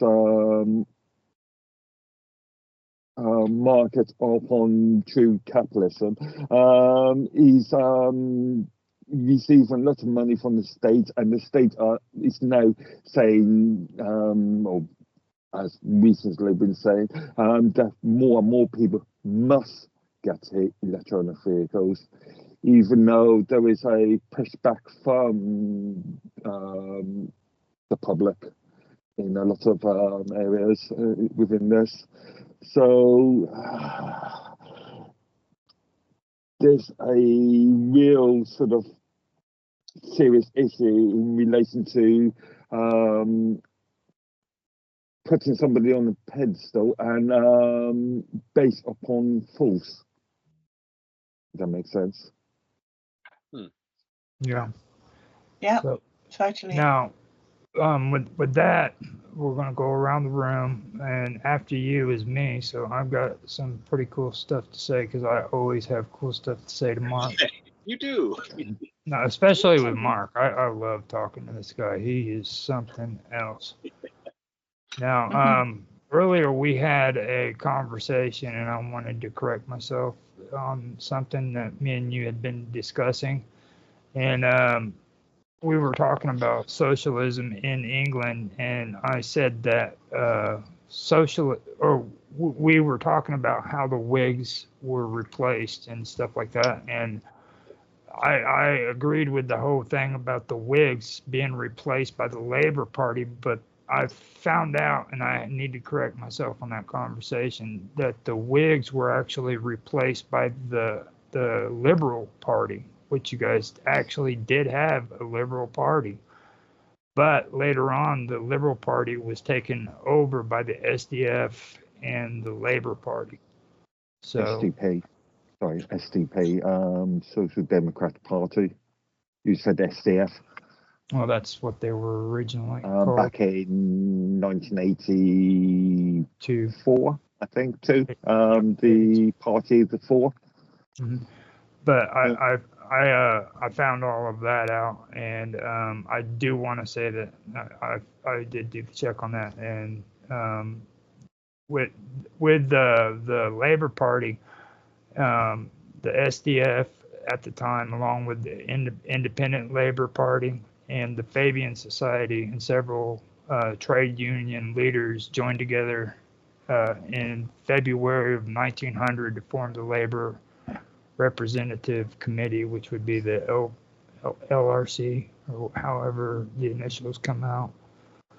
But that's what I found out about it. Now with Elon Musk, I don't personally have any say for or against the guy. The one thing that I can say is he's a mover. When he says he's going to do something, he does it, and that's something that I can't deny. So I had no idea on his history either. I thought he came from the family that made the perfume. You know what I mean? Roger, you're funny. And I never had any respect for any of the Musk perfumes and stuff because that stuff's horrible. That's the cheap stuff you get at the dollar store. So with that, I am going to hand it back to you and see if you have anything to say, and if you don't have anything to say about what I just said, then we'll let Bob Dub talk on what you discussed. Nothing comes to mind at the moment. Actually, one thing. You say Elon Musk is a mover and shaker. He comes up with a lot of ideas, but when it comes to market, he has failed a lot within the sort of implementation of the infrastructure. We've seen this with the Starlink project. We've seen this with Tesla, where there's a big waiting queues. People are waiting months, if not years, for products that they've already ordered. So yeah, he may be an ideas person, but when it comes to the practicalities, that's another story altogether. Sounds good. So what do you have to say, Bob Dub? Get him. Get him good. Okay, let's do Elon. Right. So Elon is working a system. He's not implementing a new system. He has learned how to tap the existing system. Why I brought him up was as an example of somebody who has used resources, collected resources. These projects that he's involved in, he tried to be the guy that joined in with the other guys, and he did that whole thing with the PayPal system, and they just cut him out. And he went away and sat in his bedroom for 6 months and decided what he should do with his life when they stabbed their knives in him. And he went back to his friend after 6 months and he said, stuff them all, I'm going to go to Mars. And that's what he's doing. So he's a man living a life that's been full of abuse and betrayal. He's not perfect. He's a really flawed man, like many people on the stage today. But as an example of somebody who knows how to manipulate resources, there he's a good example. And I think we need rules because I think he's one of a kind. And I think that after he leaves, the next person who comes along will possibly not have his attitude. And I want to speak a little bit about attitude. Otto, earlier you said that you thought that I thought that we could change society by changing the structure of society, but I don't think that at all. I think that if we change our attitude towards society, we will want to change the structure of society. So I think that it comes all back to personal responsibility and attitude. And Mark, you said we're sitting here and we're interacting, but we can't make each other a cup of coffee. And it made me think about Jesus and how on the night before Jesus was going to be killed, what he did with his friends was eat a meal and ask his friends to remember him by eating together. So I think that what you're bringing up here about as we enter this age where we are changing and we are physically isolating and mentally connecting, we could remember that Jesus had anticipated some of these ideas of loneliness and misery that we would face. So I think that some of these things are eternal questions, and we're just people, and we're kicking the can down the road. The thing that I'd like to bring up quickly is another thing you sort of had planned for tonight, Roger, which was class structure.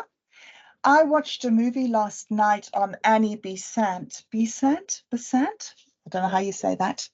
She's a very interesting woman. It struck me that her life is as much of a disaster as my life. And I thought that was very interesting. It made me very irritated that she spent her entire life feeling that the upper classes were against the lower classes, because that's so strange to me that the lower classes perceive what the upper classes to be doing as to be outside of their interests. For me, I look at, say, somebody like King Charles, when he was a Prince Charles. In fact, all the working royals, they're working royals. They're working royals. They justify the obscene amount of resources that their family has dominated by trying to do good things for the community. Now, if we were thinking like Elon Musk, we would be asking ourselves, how can we capitalize on that? Here is this extraordinarily wealthy, well-connected man who is living a life of service to his community. And he's doing really dumb things by talking about things that nobody cares about. But what if we were to actually somehow do what Elon did and learn how to tap the system so that the resources flowed into grassroots community projects, because I really believe that that could happen. But I don't think that it happens while the people are sitting around being resentful of the upper classes. I think it happens when the lower classes understand that there's this resource of these rich people that can be utilized and does not need to be opposed. So I offer that into the conversation. That goes back to you, Mark. See if you can retaliate against that. She's a hard hitter, man. Indeed, indeed. She just hit freaking Otto, and now it's your turn. I mean, you guys getting your butt whooped. I'm just thinking, sure, there's resources available, but we see a lot of we see a lot of discussion around various, I don't know, I would like to call it cosmetic attributes at the moment in religions, in relation to religion, skin color, sexual orientation, and we see very little discussion about class systems. I mean, I'm a UK citizen, and in this country there is a historical point of class system, so the working class, the middle class, upper class concepts, and having access to those resources is a major issue. Sure, it's possible for those that have got those are the middle upper class having access to those resources, but what about the sort of man down to pit concept? Has the working class individual got the ability to access those resources? It's very good. That is very good. Now, I'm going to open that up to Otto. It's his turn to comment. Well, I am thinking a couple of things struck me, and for some reason I was reminded, and again, this is another third position philosophy, but of G.K. Chesterton's ideas, and Hilaire Belloc came up with something called distributionism, which again is like harnessing the power of capitalism for smaller families, smaller groups. And indeed, this was the normal thing for a lot of human history. Here in the United States, most towns had a lot of small businesses that catered to things. But it was through government interference, and this gets back to Elon, milking the government's udder of all this tax money for things like Tesla, something I don't approve of personally. But which at the same time, I can understand exactly why they're going into it. They're trying to create a car probably, 10 or 20 years before we really have the technology to do it properly, because people want their science fiction stuff now. They want their Star Trek now. And we're not ready. I would love the Star Trek universe. We are not ready for the United Federation of Planets right now. I wish to the gods we were, but it is not the case. So, we have to work with the planet that we're living on right now. So, but yeah, and also, before I forget, thinking about class, and again, what Bob was saying about the class struggle is something that people were educated into. This is I mean, the peasant revolts. There's always been class resentment, and what I used to call the class wrestle. Not so much the classes at war, not class war where you're trying to destroy each other, but a certain give and take. If I'm an owner of a factory, I don't want to pay you any more than I have to. If you're a worker, you don't want to get paid any less than you want to. So the two of us are going to be at conflict over that, but we can wrestle over it. A little bit of industrial action, a few strike breakers, this, that. It modifies itself. But when you get big forces where it turns into, it goes from like negotiating and maybe a strike here and there, or this, or a lockout, and then you get things like the Pennsylvania Coal War, which I don't know if you guys were talking, Mark was talking about miners. There was a group, and I named my cat after her, the Molly Maguires, which I regard as an Irish American working man's rights organization, but which the state of Pennsylvania declared to be a terrorist organization. They didn't have that designation at the time, but basically, this is something that we were educated into, and in part, I think it had to do with the again, it gets back to the Industrial Revolution. This caused a huge disconnect in our society in many ways. And getting back to those resources and wealth, suddenly wealth was being concentrated in individual hands like it never had before. So some people got this money and they became like Gould or J.P. Morgan. Others got this kind of money and they became Friedrich Engels. People don't remember much that Engels, the co-author of some of the Communist Manifesto, and a man that supported Marx for his entire life, was himself a very wealthy capitalist.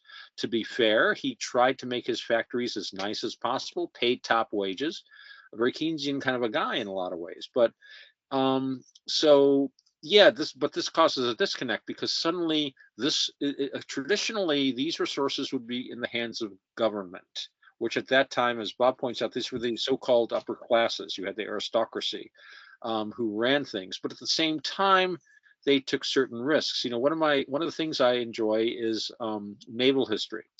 And there's a guy, I'll give him a little plug, Drakenfell, who has this great naval history channel, and he did wonderful series of videos on Lord Nelson and on the Battle of Trafalgar at the end.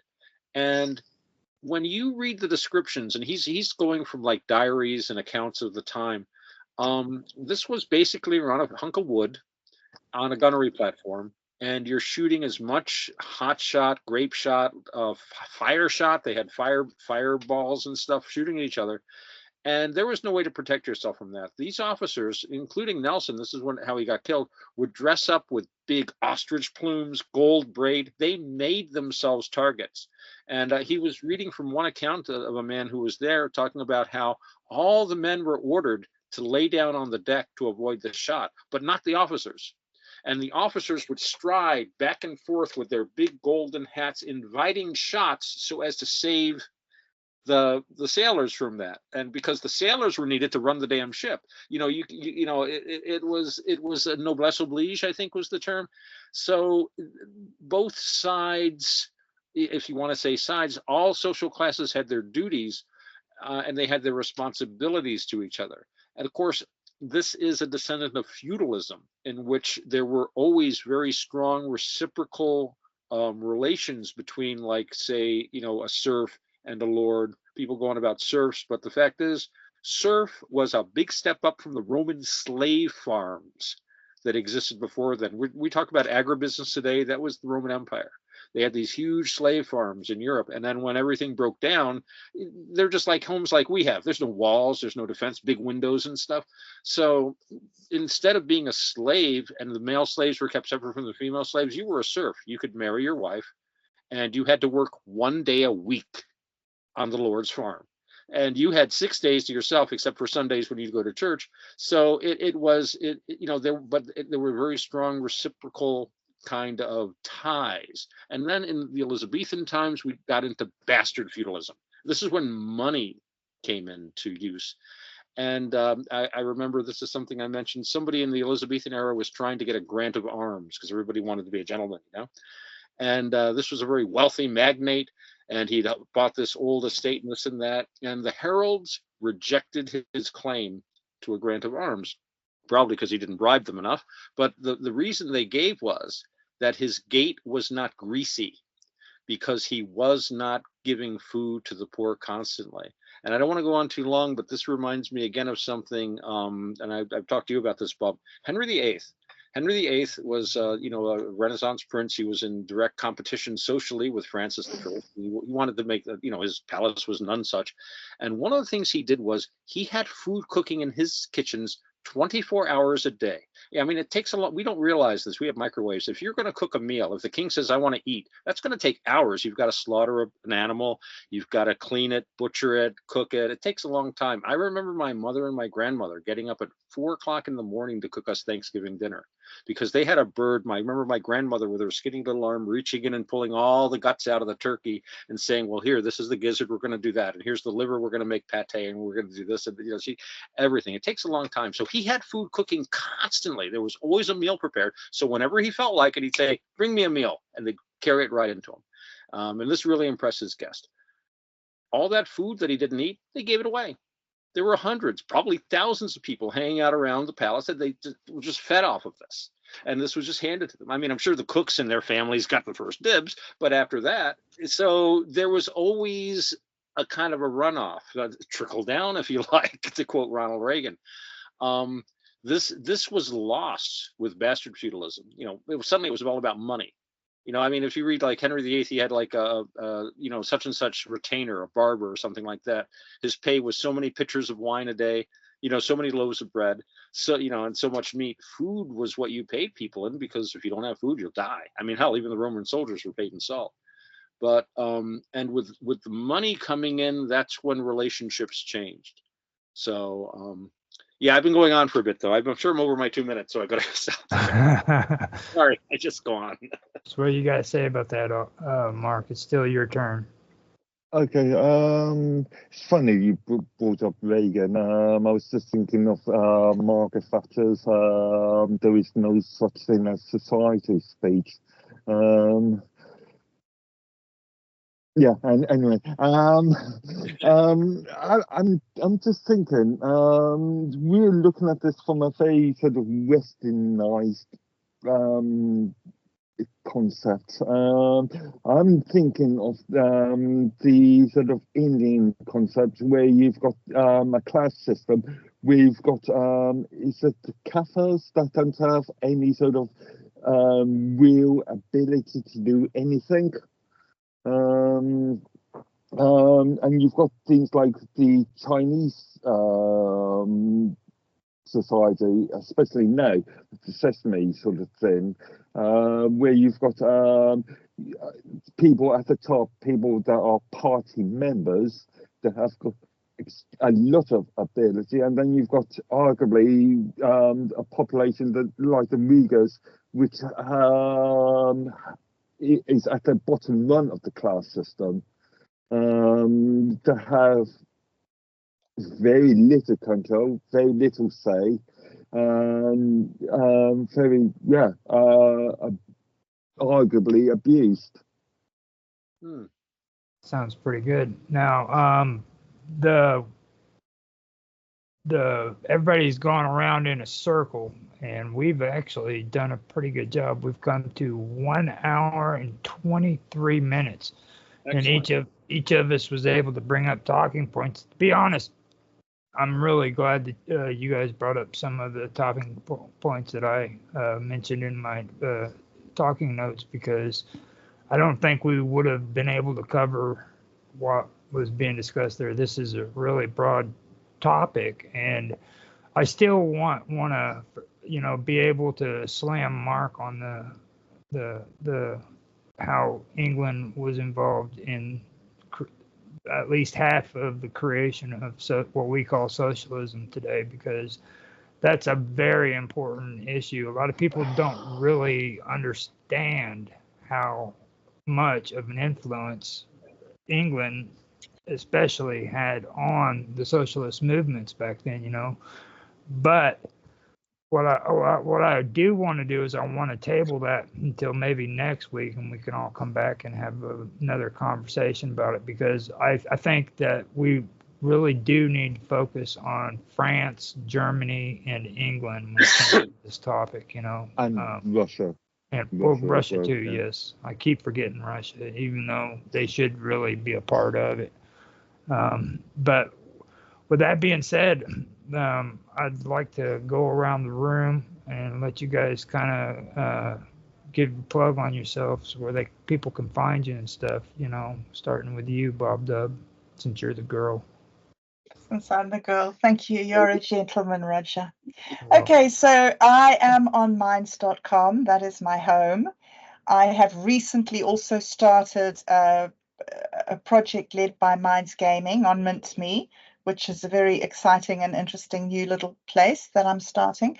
I have a YouTube channel. I also put some videos on Roger's YouTube channel, and bit on Rumble, bit on Facebook, bit on Odyssey, some on BitChute here and there. Yeah, so I float around.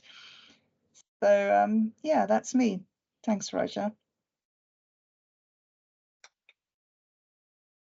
you are welcome. I ended up talking all that stuff on the OBS when my mic on the OBS was muted out. So even though it probably is on like the chat and everything, but I don't know if what I said before was on the stream, which I apologize to everybody. But I have it recorded. Down here, I'm hitting record on the actual Skype, so we'll have the recording of it that I'll be able to edit out and make it look good. With that being said, Mark Edworthy, you want to say something about yourself?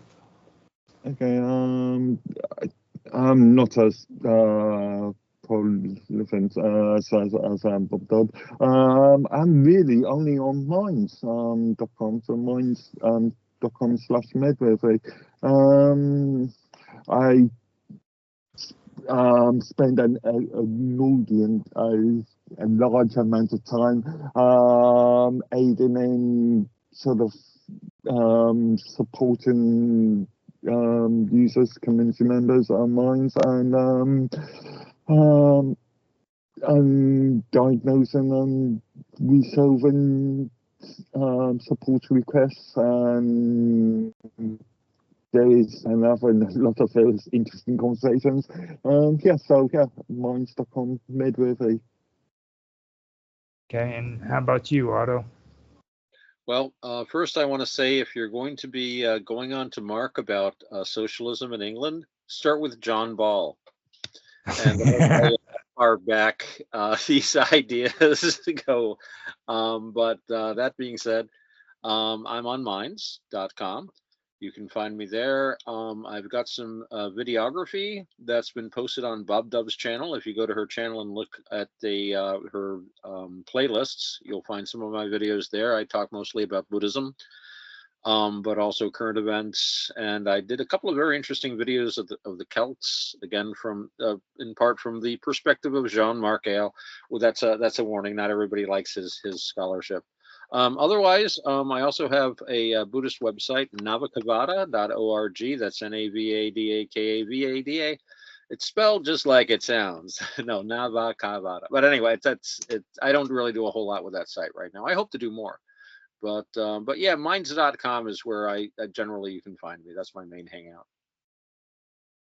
Okay, yeah, and we will definitely do that. And I hope that you do come back next week, because if you're interested in coming onto the show, you are always welcome, Otto. You're one of the greatest people I've actually been able to sit down and do these streams with. I mean, I'm glad to be able to join the little group. Yeah, I don't, as all other things being equal, I shouldn't have any trouble being here. Okay. And same thing goes for you too, Naroki5. Sorry you couldn't stay long and everything, but we are glad that you stopped in and you said hi. With that being said, I guess we could go ahead and end the stream. I actually had my mic off mute this time, so I know people actually did hear me. So. Hooray! Yay! So. With that being said, I will end the stream now, and I hope everybody enjoyed. Oh, that was fun. Yeah, that was pretty good. That was fun. That was awesome. Roger, just one thing, and just notice you didn't plug yourself.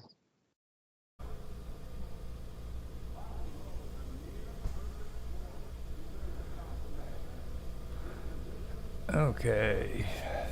So let's make sure everything's working. I'm gonna check the audio out before I get everything started.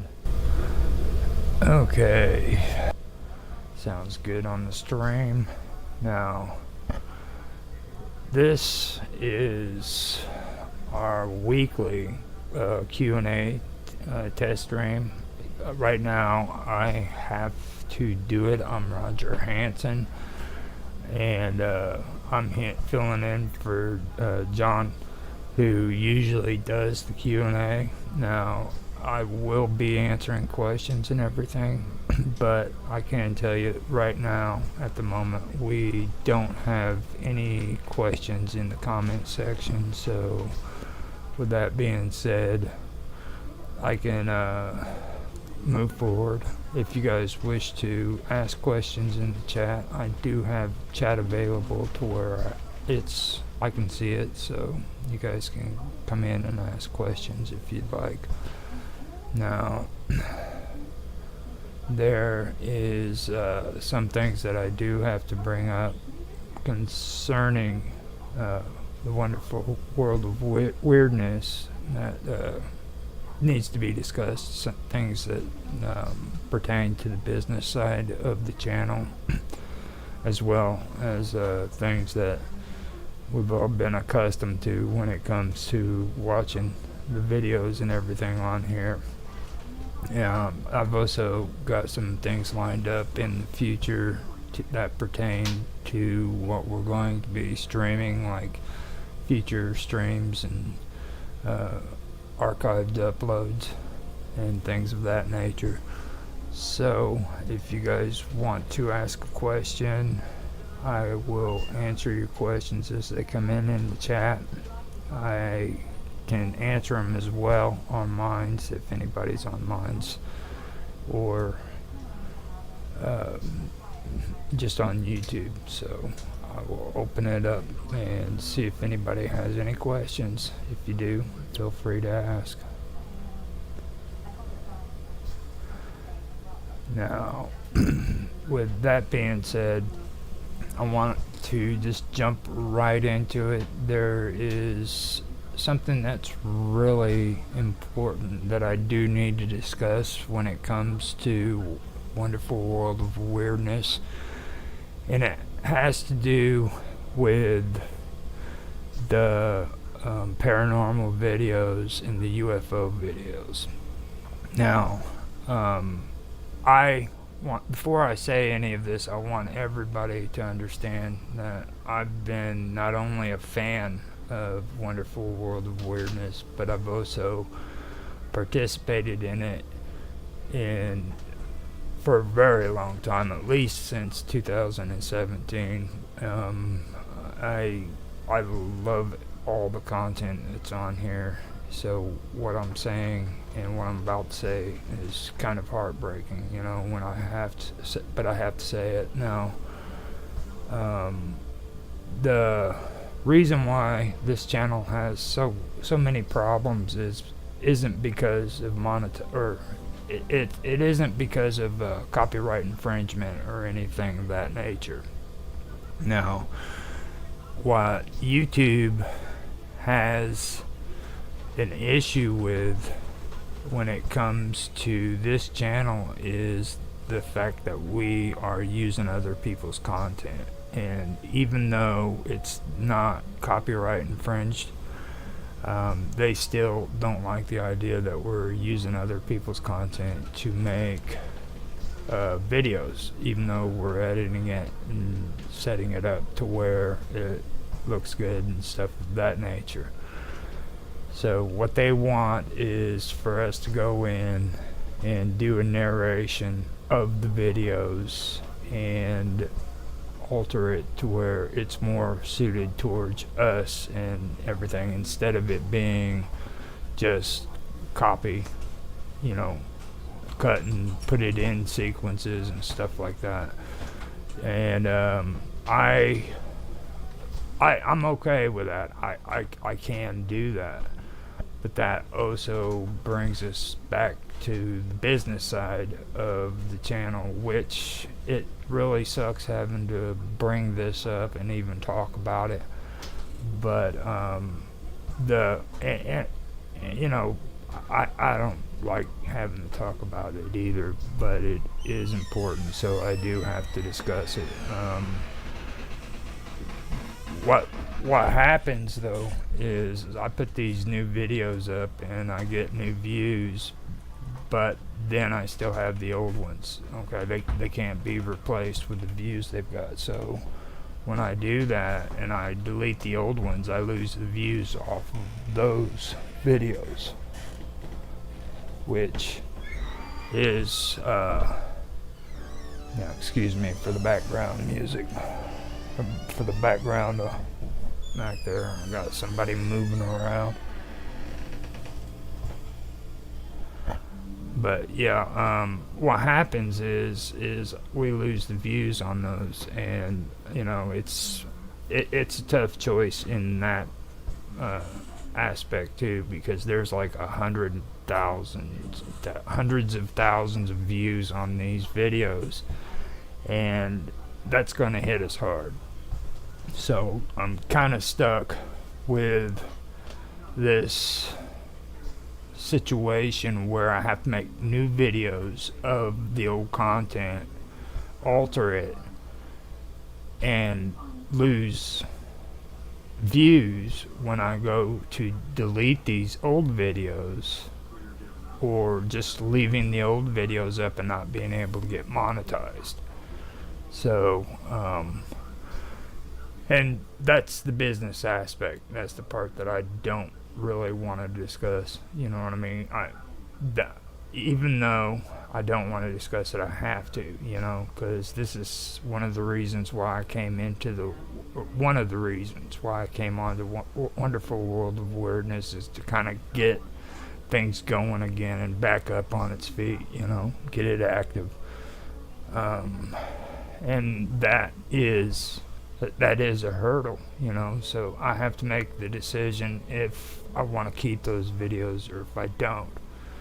Now, like I said, I've been around with this channel. I love all those videos. I loved them from the first time they were posted, and I still love them today. I'm one of you guys, you know what I'm saying? I'm a fan. And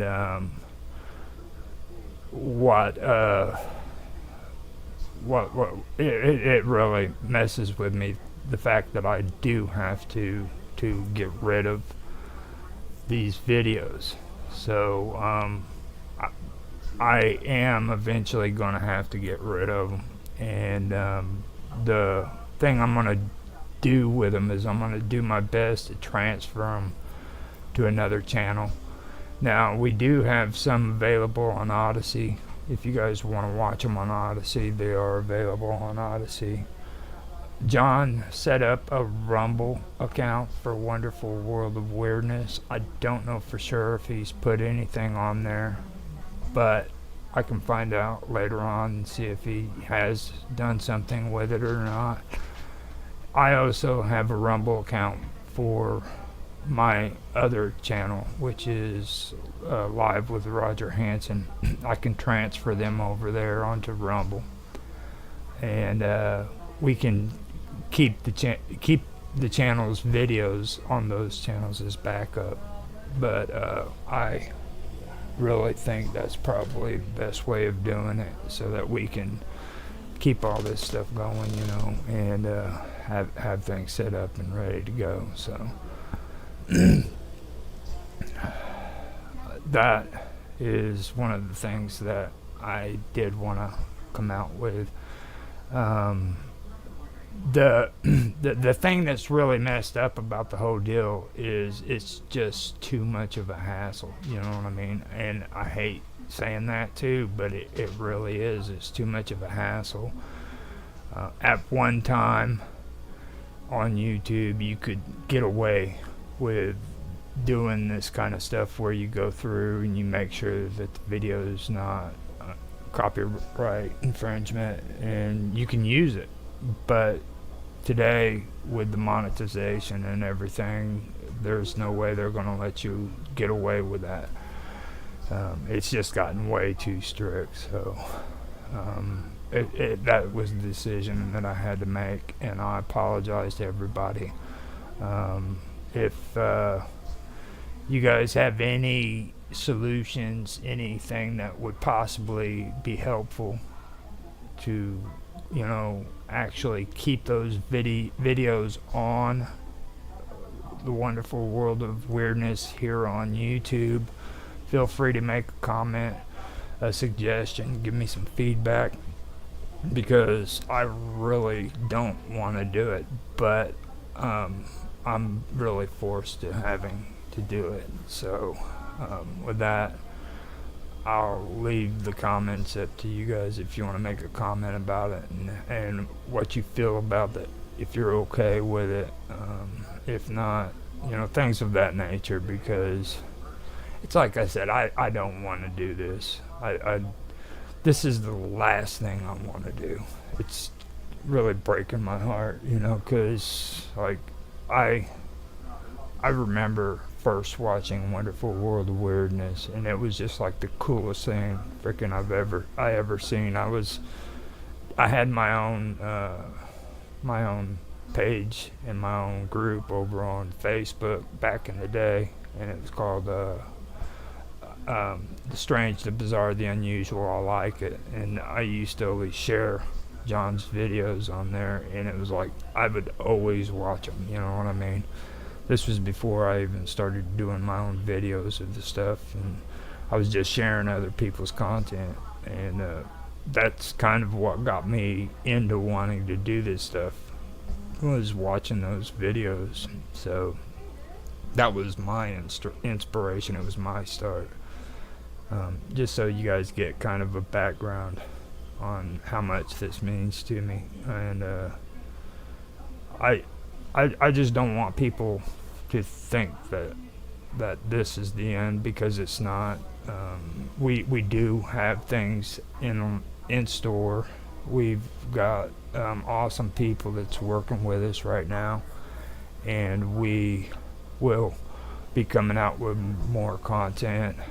It's just that this content won't have sightings. It won't have the sightings of aliens or UFOs or spirits. It's become a big issue on YouTube, like I said, and we have changed the format around, and I apologize if people don't like that, but it's kind of the direction that we have to go, you know what I mean? And we do want to make it interesting for you. I do have to say up front that I'm a little bit more outspoken than what John is when it comes to like content and everything. Like most of the people who get on Wonderful World of Weirdness, they like to see just the UFO sightings and ghost appearing and everything, and that's fine. But I've actually like gone and read some of the stories that are involved with it, and like done research on it and just pulled information together. So I want to make videos that pertain to those stories that are kind of like on the fringe of this, you know what I mean? Even though this is fringe, this is what I'm talking about is the fringe of fringe, so you're gonna hear stuff about the secret space program, and you'll hear about Skinwalker Ranch, which is coming out now, things of that nature. So there's going to be a lot more information that's being put on the channel, which is more extreme than just watching UFOs or aliens, so and we have great people that are involved in this who want to work together with me on this stuff. So stick around and check it out and listen to what they have to say. We've been coming out with some pretty good stuff that you might enjoy. And then we also go into different things. Like I've got something coming out with Bob Dub, who, by the way, is an amazing woman.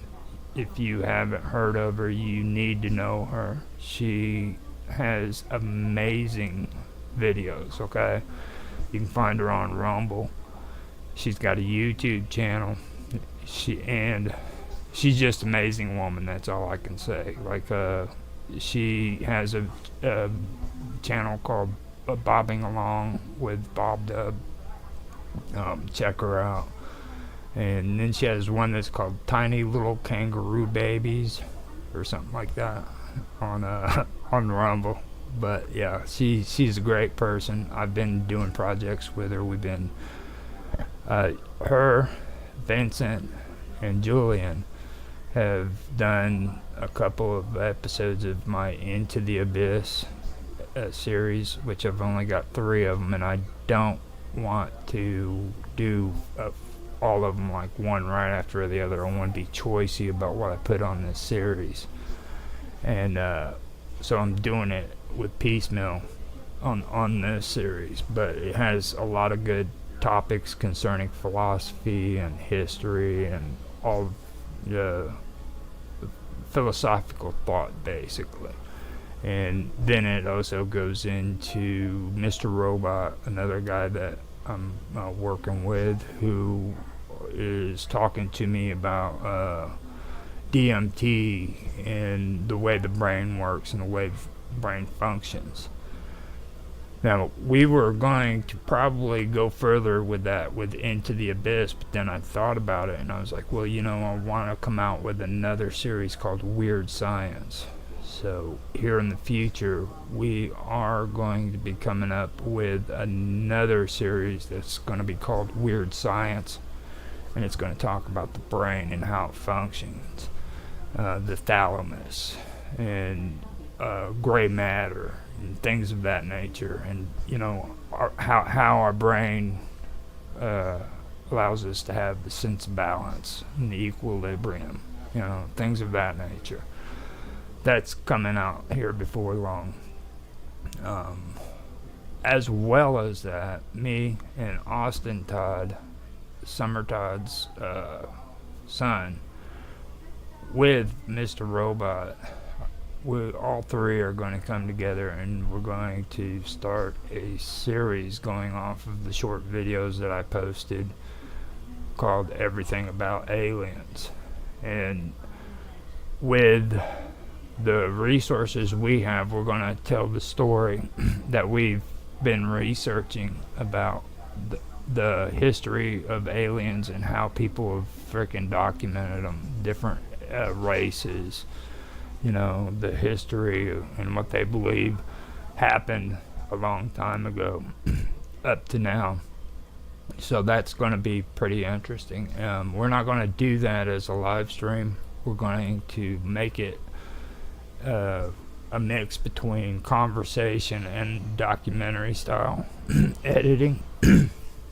So it's going to basically be a story that's laid out to you with me, Austin, and Mr. Robot telling you the story in conversation as well as documentary.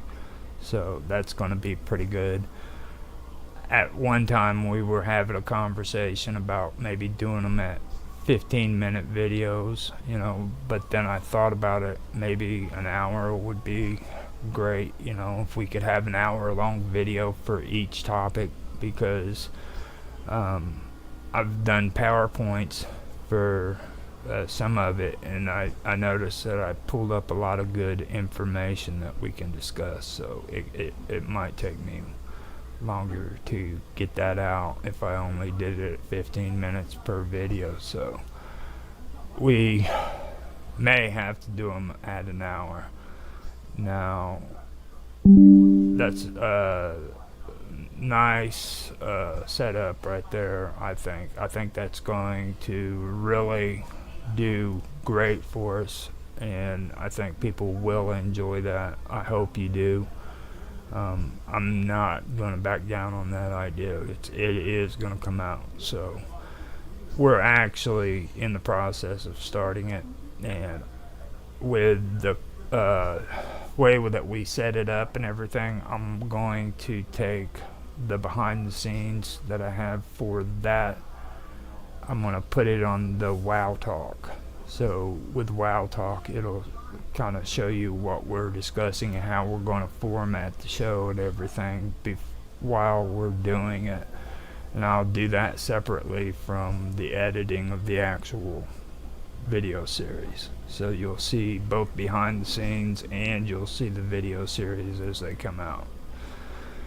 And the reason why I'm doing all these behind the scenes, so that you guys know, is I want to mention this because I know that I haven't really plugged this too much, but when I came on, the one thing that I wanted was to make this a community-based platform. Okay, that means that we're all involved in it. Okay, so like when you're making comments in the comment section, and you're a part of the people who are watching these videos and like these videos, you're a part of this community. That means I want you guys to be involved in this.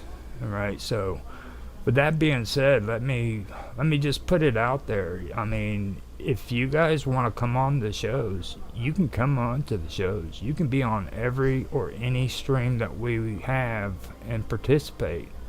Now, if you even want to do your own show and you want to stream on the wonderful world of weirdness, you're more than welcome to. Just contact me or John and let us know that you're interested in doing your own show, and I'll even help you stream it. If you don't know how to stream, I can do it. I help Summer Todd. I'm our background guy, you know what I mean? I'm the invisible dude that helps her out with the streaming, and like if she has questions in the chat, I'll tell her the questions, stuff like that. And but yeah, I'll do that for you. All you have to do is say the word, you know, because like I said, I want this to be a community-based channel where we all do something on here, you know what I mean? The only thing I ask is if you want to do something like that, just follow the rules that are set down by YouTube, okay? Don't be a rebel.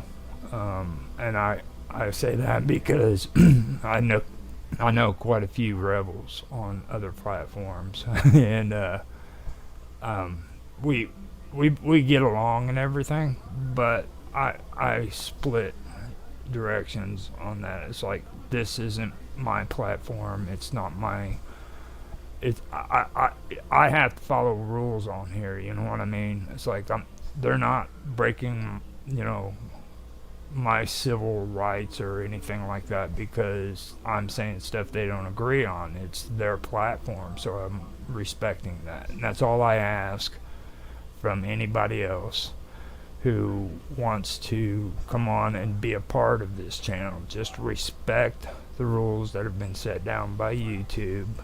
You know, don't be putting crazy stuff up with frickin' horrible frickin' imagery of like people that are like Jewish with Adolf Hitler's frickin' mustache or anything of that nature, because we're just not going to tolerate it. You know what I mean? This isn't the atmosphere for that, and that's not what this channel has ever been about, and I don't think John would approve of that, so I'm not going to allow it, because that's really what it comes down to. And it really does. I have a lot of respect for John and what he's done here, and that's one of the main things I'm gonna keep following. I'm gonna freaking follow the ways that John wanted this channel to be, and things of that nature. That's not going to change. Well, the crazy alien stuff is going to change, but he's getting used to my craziness. I think like he's getting a little rebellious too. So I'm actually proud of him for some of the stuff he's done. And he said on his new channel too, he's like, well, I think Roger thinks I'm nuts. And in the comment section, I used my channel, Strange Stories, to answer him. I said, yeah, I think John's nuts. That's the reason why I like him, you know, and that's true. Like, I love John to death because he is crazy, you know what I mean? I love that to death. He's an amazing person, And that is something that I did want to say too that I almost forgot of. So I'm glad I did say that. But like I said, the channel's gonna somewhat stay according to the way he wanted it. I do want to bring this new stuff in because I've been thinking for a long time that there's a good reason to bring it out. You know what I mean? I mean, it's like, even though there could be stuff that I don't agree with and I don't believe in, but at the same time, it's a part of the history when it comes to ufology. It's things that people have believed. This isn't like new stuff that started within the last 20, 30 years. Like, people have believed this stuff since the 60s, since Roswell. There's been entire cults of ufologists running around the world, okay, believing in the secret space program and believing in alien races that were reptilian, and the Anunnaki. The Anunnaki didn't start on ancient astronauts. The Stargate, that didn't start because of the TV series. They've been around for years. So those are the kind of things that I do wish to bring up in the channel, or on the channel, and let people at least know the story behind it. Now, I'll be honest with you. I'm not well acquainted with a lot of the paranormal stuff. I do know a bit about it, but I wish I knew more. Is all I can say. I want to be able to find people who are willing to send in their stories and things of that nature. If you want to send your stories in, feel free to. Summer Todd brought that up last night. She is willing to take stories if you trust her and feel comfortable with her. And send her, stories and let her read them. And she's willing to make topics of it for the entire episode. So feel free to send her your stories. You can send me your stories too. I'll do the same. My email is rogerhanson1969@gmail.com. In your headline for the email, let them know that it's a paranormal story or a wonderful world of weirdness. Put that up there. That way I know when I read the messages, because I get a lot of spam, so I have to sift through it. So just let me know in the headline that you're contacting me because of the wonderful world of weirdness, or that you have a story, something that sticks out to me when I read through the emails. So that is some of the stuff that I have been working with. And like I said, man, I got the chats open. If you guys have questions or you want to say something, feel free to say something. I'm sitting right here in front of it. I got it posted even on the stream. So you guys are more than welcome to get involved in the conversation, okay? So I'll even type something in. I'll say, make a comment, guys.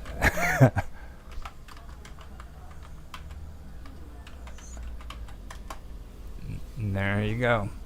So it's like I said, I'm live, I'm doing this stuff right here. I'm doing fine, Searcher.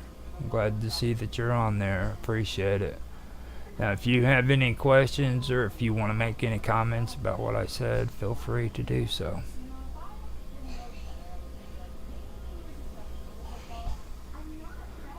Now, with Summertide too, we were having good conversations last night when it came to the stories and everything, and she really does want your guys' stories. All right, I'm not just saying that, she's real serious about that, and she is a great person.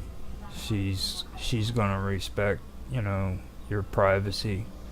So, you know, just if you want her to keep your name out of the story, it's perfectly fine. She has no problem with that. And if you want her to say your name, she's more than willing to do that too. It's just a matter of what you want. So feel free to hit her up and send her a story. Heck, if nothing else, and that's another thing I should be doing too. I should be plugging our Discord channel. We have an awesome Discord channel, guys. If you guys really want to get behind the scenes of what's going on with the wonderful world of weirdness, give up Facebook. Give up well, no, not Minds actually. We've got a good network going on. Minds Chat too. Okay, so if you want to know what's going on with wonderful world of weirdness, give up Facebook. Go on to Minds or go on to Discord and hook up there, because we are putting stuff out every day on there. You can go to my channel, which is or I'm saying my channel on Minds Chat, which is Live with Roger Hanson. You can also go on to Old Man Talking, which is in the chat rooms. We've also got questions and answers, which I can invite you to later on through those channels, because it's hard to find when you're searching it. I know that much.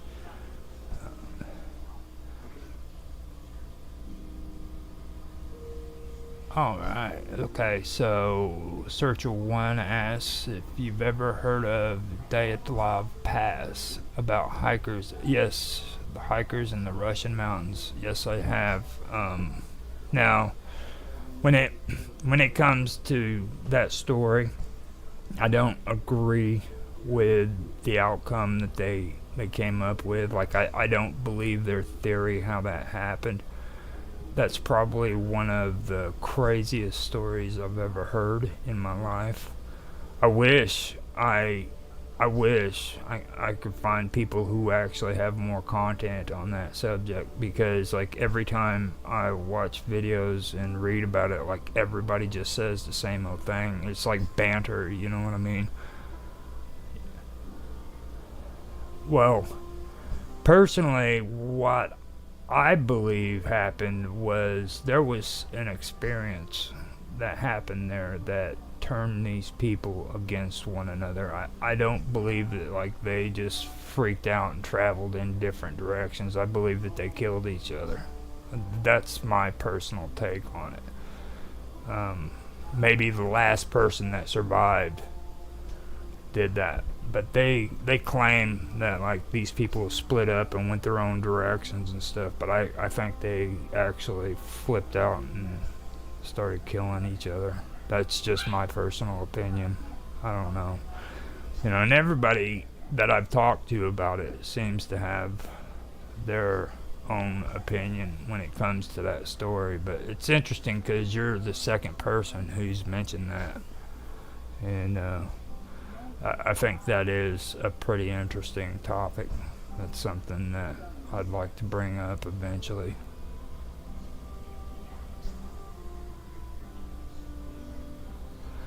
Yeah, the UFO thing I could understand, but I mean, Yeti, well, maybe it could be, but why was there one survivor who strayed away from the camp? Yeah, well, actually, they were all found in different areas, I believe, weren't they? Their tent was destroyed, and they were found in different areas, locations. So, I don't know for sure if that's true or not because I'm just going off of stuff that I actually found, but it's been said that they were found in different locations, that they had roamed away from their camp after destroying their tent and everything, which I find that kind of odd. I do. Yeah, their tongues. Searcher says I can't get over that the tongues were missing and bones crushed. Yeah, that's what's so strange about it. You know, I do find that odd, and that they didn't come out with a good explanation for that. Like they just kind of brushed it off and came up with a BS story to go with that. So I do think that that's pretty odd. I really do think it is. So. And Searcher, that goes out to you too. What I said, if you want to come on and you want to be a part of the show, you're more than welcome. Because I'd love to freaking, pick your brain, and kind of get your take on how all that works, or what your thoughts are on that. So, if you do want to do that, let me know. I'll be more than happy to set something up to where we can sit and actually have a good conversation about that.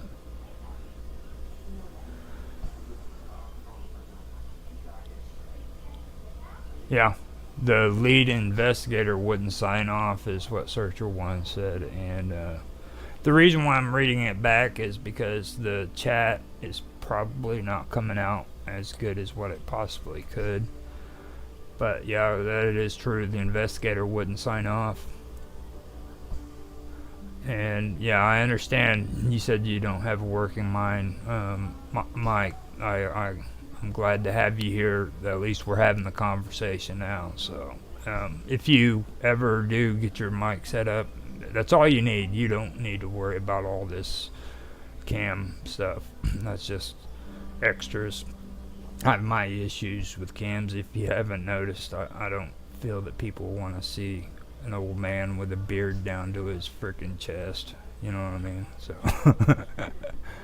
but yeah, if you ever get a mic, you're more than welcome to come on, man. And if you were the one who brought it up before, I'm sorry if I didn't recognize you. Yeah, I appreciate you bringing it up too, because that's an excellent story, and I think that a lot of people should know more about that. That's one of those mysterious stories that mainstream. And believe it or not, guys, you might not believe this, but there is a mainstream paranormal. Believe it or not, there is. Like, there's people who put popular videos up when it comes to paranormal, and they don't care about the, off-topic stuff. Like I'm doing the Skinwalker Ranch. I mean, there's very few people who actually know there's a book written about it. You know what I mean? So I went in and I started my series on the actual book and what they were saying. So that's the kind of stuff I'm talking about. And he's talking about Yetis, There's tons of stories about the Yeti and about UFOs in Russia and stuff like that. And that's the kind of stuff that I do want to bring up. And I want to be able to make a series out of, I think that's very good. Thank you, Searcher. That's really good.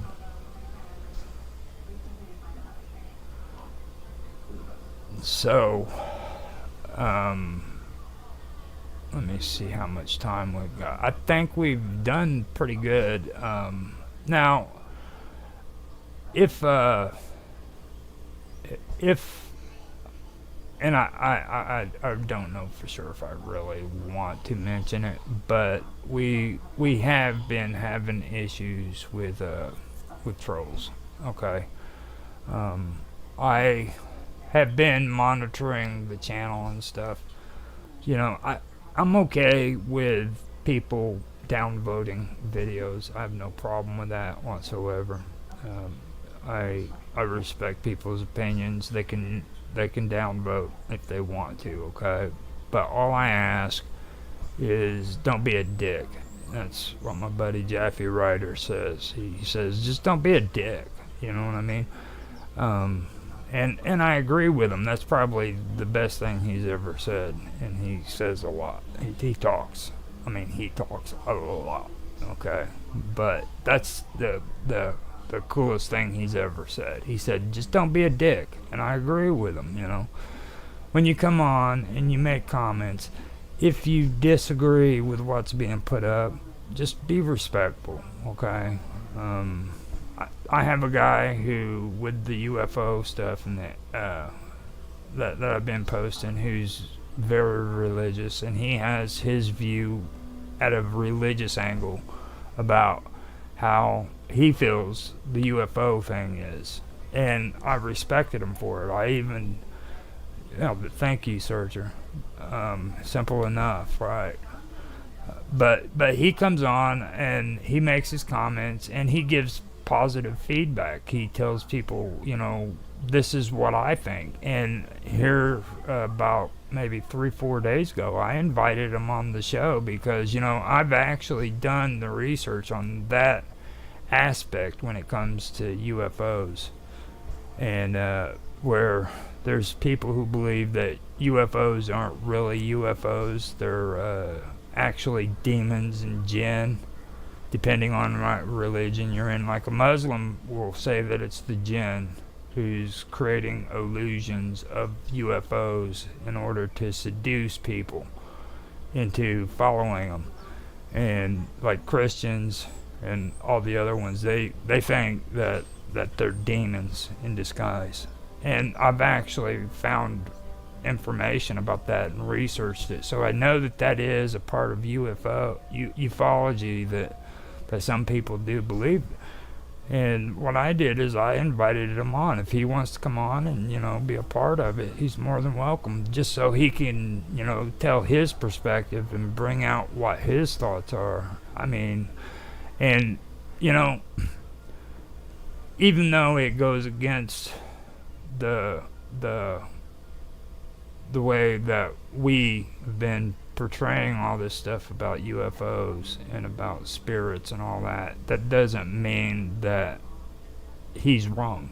It doesn't mean that we're wrong either, but he has just as much a right to believe in his ideas as what I do in mine. And, you know, even when I put stuff on here, it doesn't necessarily mean I believe it, you know. I mean, I think everybody should have a right to be heard. I think that every story should have a right to be told. There's amazing stories out there. And if you're closed-minded and you don't allow those stories to be told, then you're not only hurting yourself, but you're hurting other people in your life, you know. So be open-minded, you know.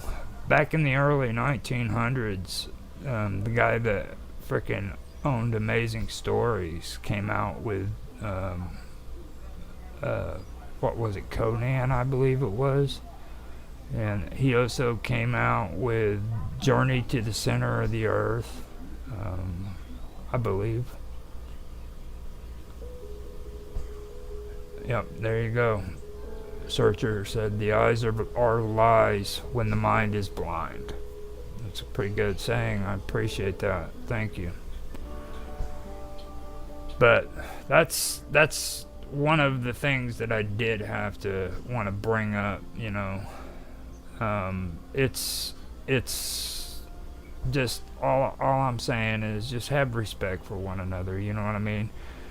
You and me, we're all on this platform together, and yeah, I know this is the internet. This is a place where you can escape and kind of get away from the real world, but you also know that, like, there's a chance here on the internet to actually make real connections with people and have real conversations and to be a part of something that's outside of your ordinary mundane life, you know what I mean?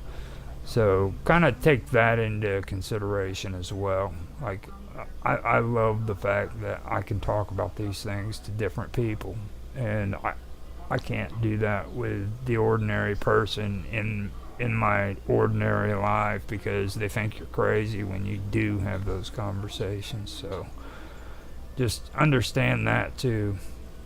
There's an opportunity here to where you can actually like enrich your life by reaching out and just letting people freaking know the way you think and what's going on in your mind. But just be respectful. It's just like I said with wanting to come on and do your own show. If you want to do that, just be respectful to the rules that are set down by YouTube, you know.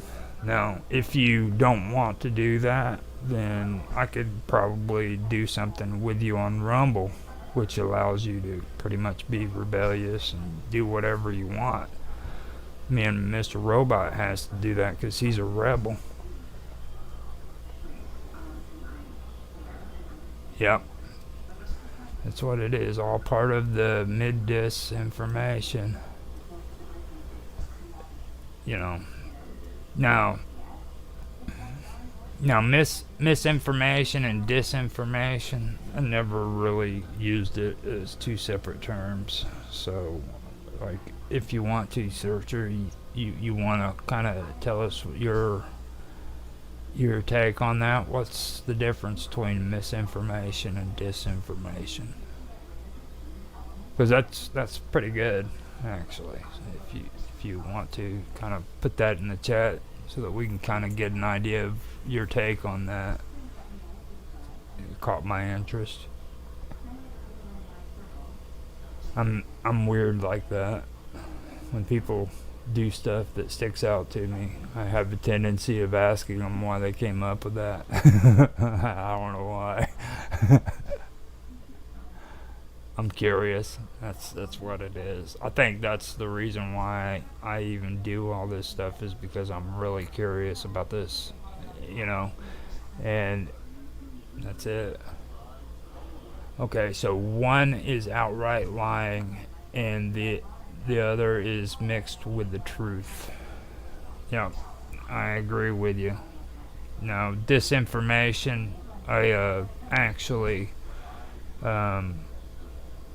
actually read up on a lot of that back when I was following Operation Gladio. I don't know if you remember that or not, but that's actually a pretty good topic, you know, when it comes to the CIA and the formation of the CIA after World War One or World War Two, sorry, and a lot of the things that happened when the Soviet Union was in power, and how they invaded Czechoslovakia, and like a lot of these secret intelligence agents were working for both the Soviet Union and the Allies. And yeah, that's yeah, I'm basically explaining it. But what it basically is they were given misinformation back and forth so that they could stay ahead of the game, because a lot of them were actually war criminals from World War II that the United States had indoctrinated into their Secret Service program in Germany. And this isn't technically like a freaking conspiracy either. Like, this actually happened. So that's something that I found interesting. I ended up, I don't know if you know of a guy by the name of Corbett. He used to do the Corbett Report.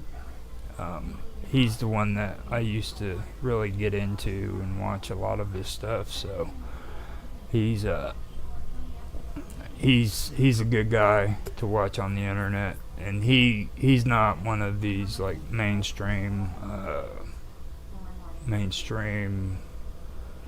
paranormal slash ufologist gurus like I am, Mr. Cool Dude. I know all about the aliens. I'm gonna tell you everything.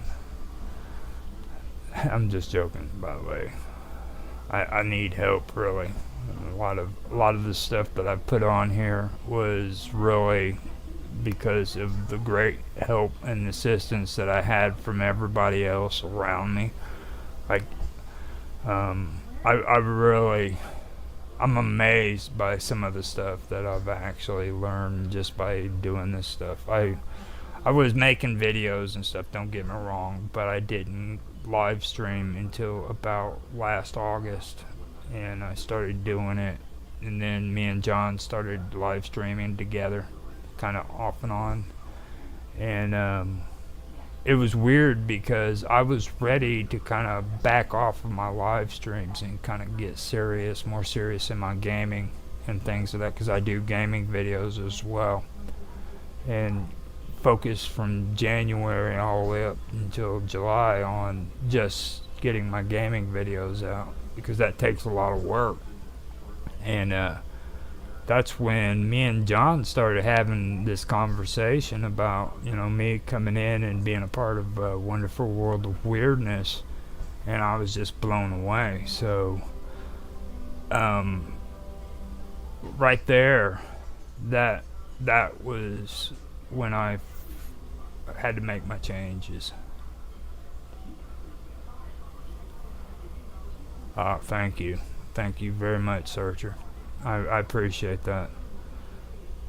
Now, when I started, whenever I started doing this, it kind of threw me off. So just so you guys know, I know it's probably annoying watching all of us do our behind the scenes stuff, but the reason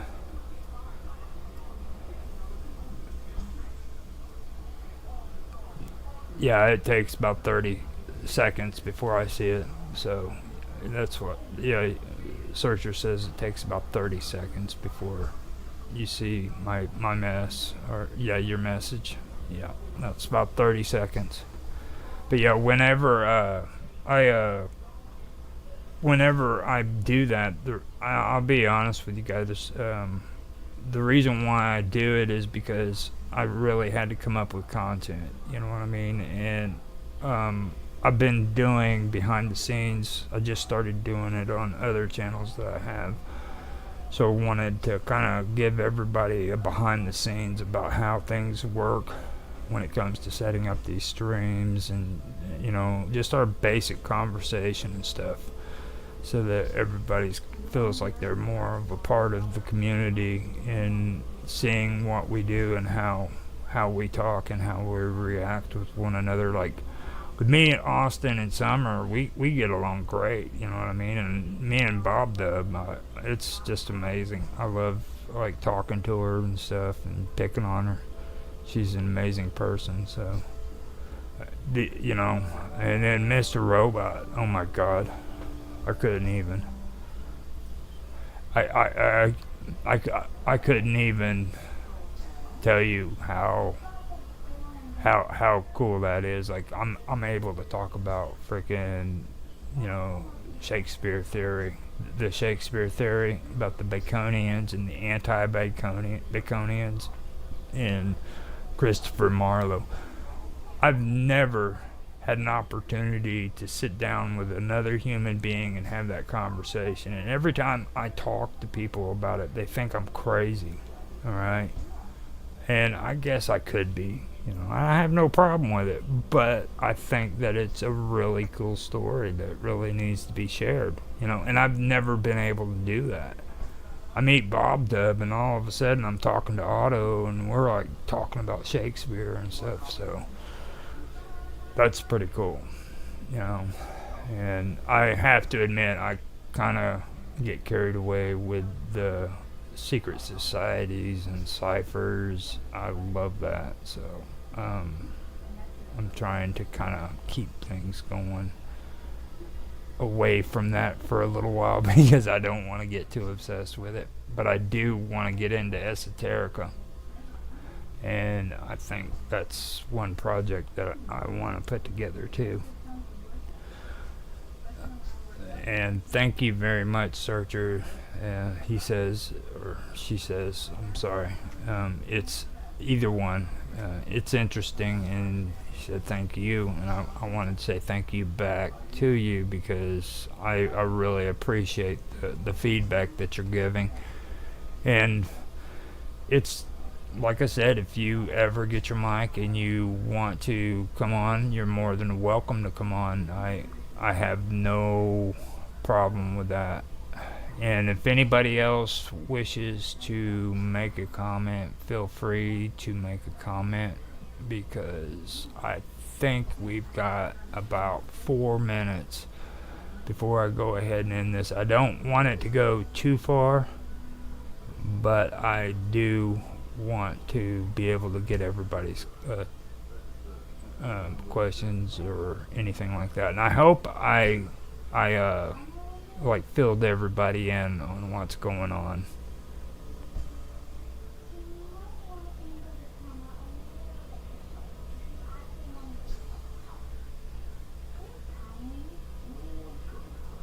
So you have a new one somewhere? I can't find it. What is it? I think I missed one of. I missed what that meant, Searcher.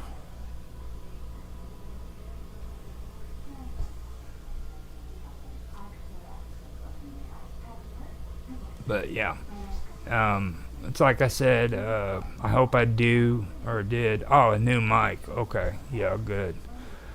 Yeah, if you can find it, man, I'd love to have a conversation with you, man. It'd be cool. I mean, seriously. And we can get together and maybe, do series or something and talk about it because, like I said, I've already done the work on the Skinwalker Ranch thing. I went through. I worked on the narrations. I used to have background music on my other channel with it, where I was working on it, but I took the background music out. I made the audio separate from the background music, and I reorganized it for the Wonderful World of Weirdness because I'm noticing that a lot of people aren't really cool with the background, So I did that.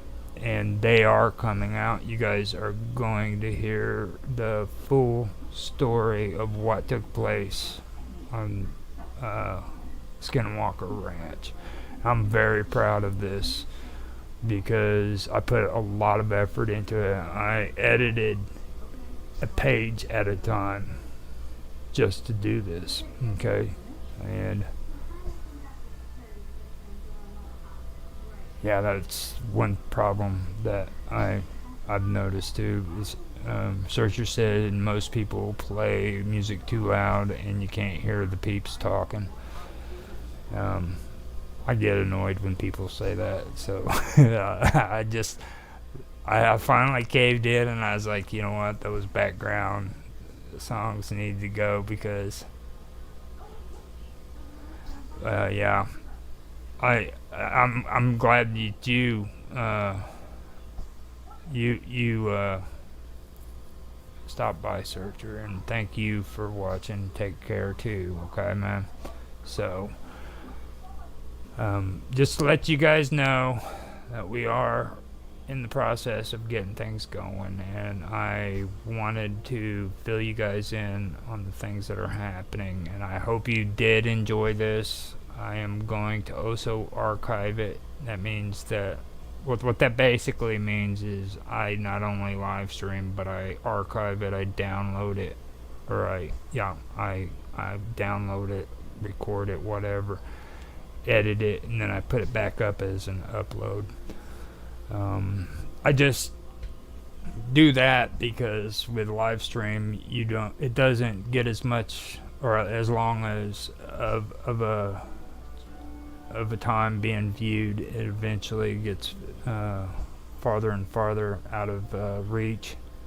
But when you upload videos, it seems to last longer and more people have a chance of seeing it for a longer period of time. So I do the live stream and then I archive it, turn it into an upload.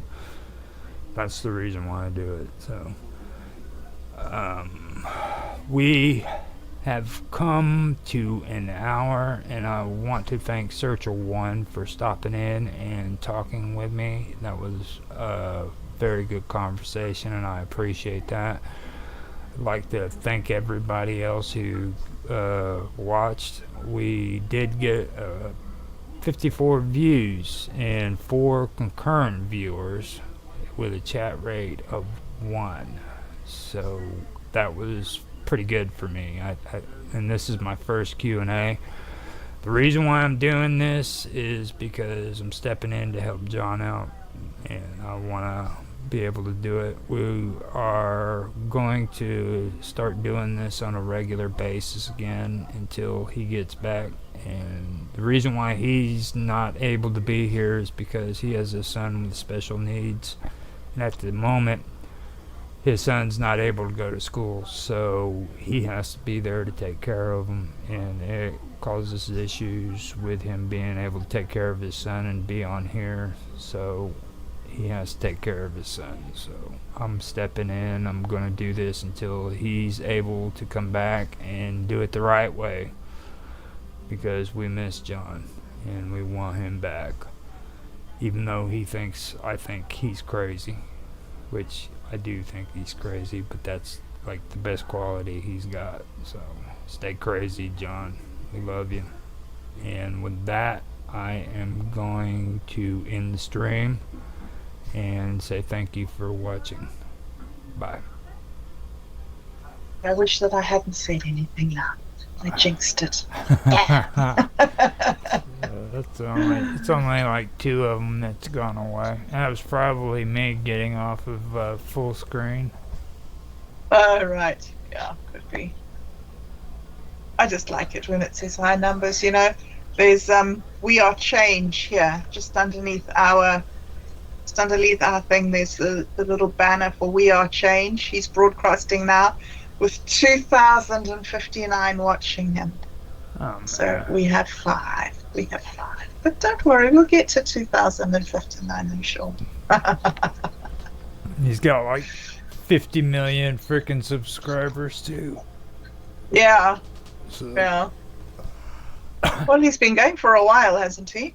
I don't know. I don't keep up with people who go by We Are Change. They kind of scare me. We Are Change. Luke Radowski. I like Luke. I get He's scared. very sweet. I get scared by stuff. By changing stuff. Well, when they make names like We Are Change and We the People. Oh, right, And, yeah. People's Republic of China and and you know, the People's Labor Force and stuff like that. You know?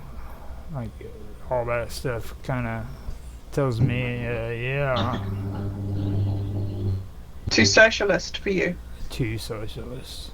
I really didn't want to say that. I know how sensitive you are about that stuff. Am I?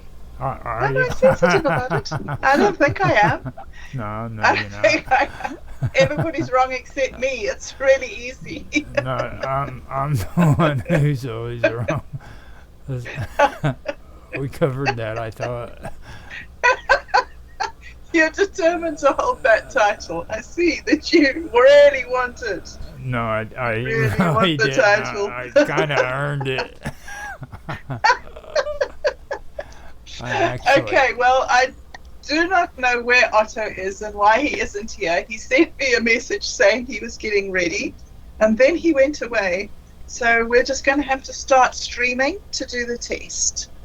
Okay. So we're on music. Our voices are muted at the moment. Okay. I'm just going to start it so we can see if it's coming through. I haven't managed to do that. Go do that thing to go to Rumble Studio. There's a place where there's syndication. I think it says syndication or something. Mm-hmm. And I've been there, and it looks to me like I've linked up to Vimeo and YouTube and Facebook, but for some reason it won't let me turn them on. So I don't know. I don't understand exactly why. Yeah. Anyway, I'll get there. But I wouldn't sweat it right now. I'll go in later on and look at it and see what it is. I haven't really done it either because I do it right off my OBS. yeah. So I mean, it's not that big of a deal for me.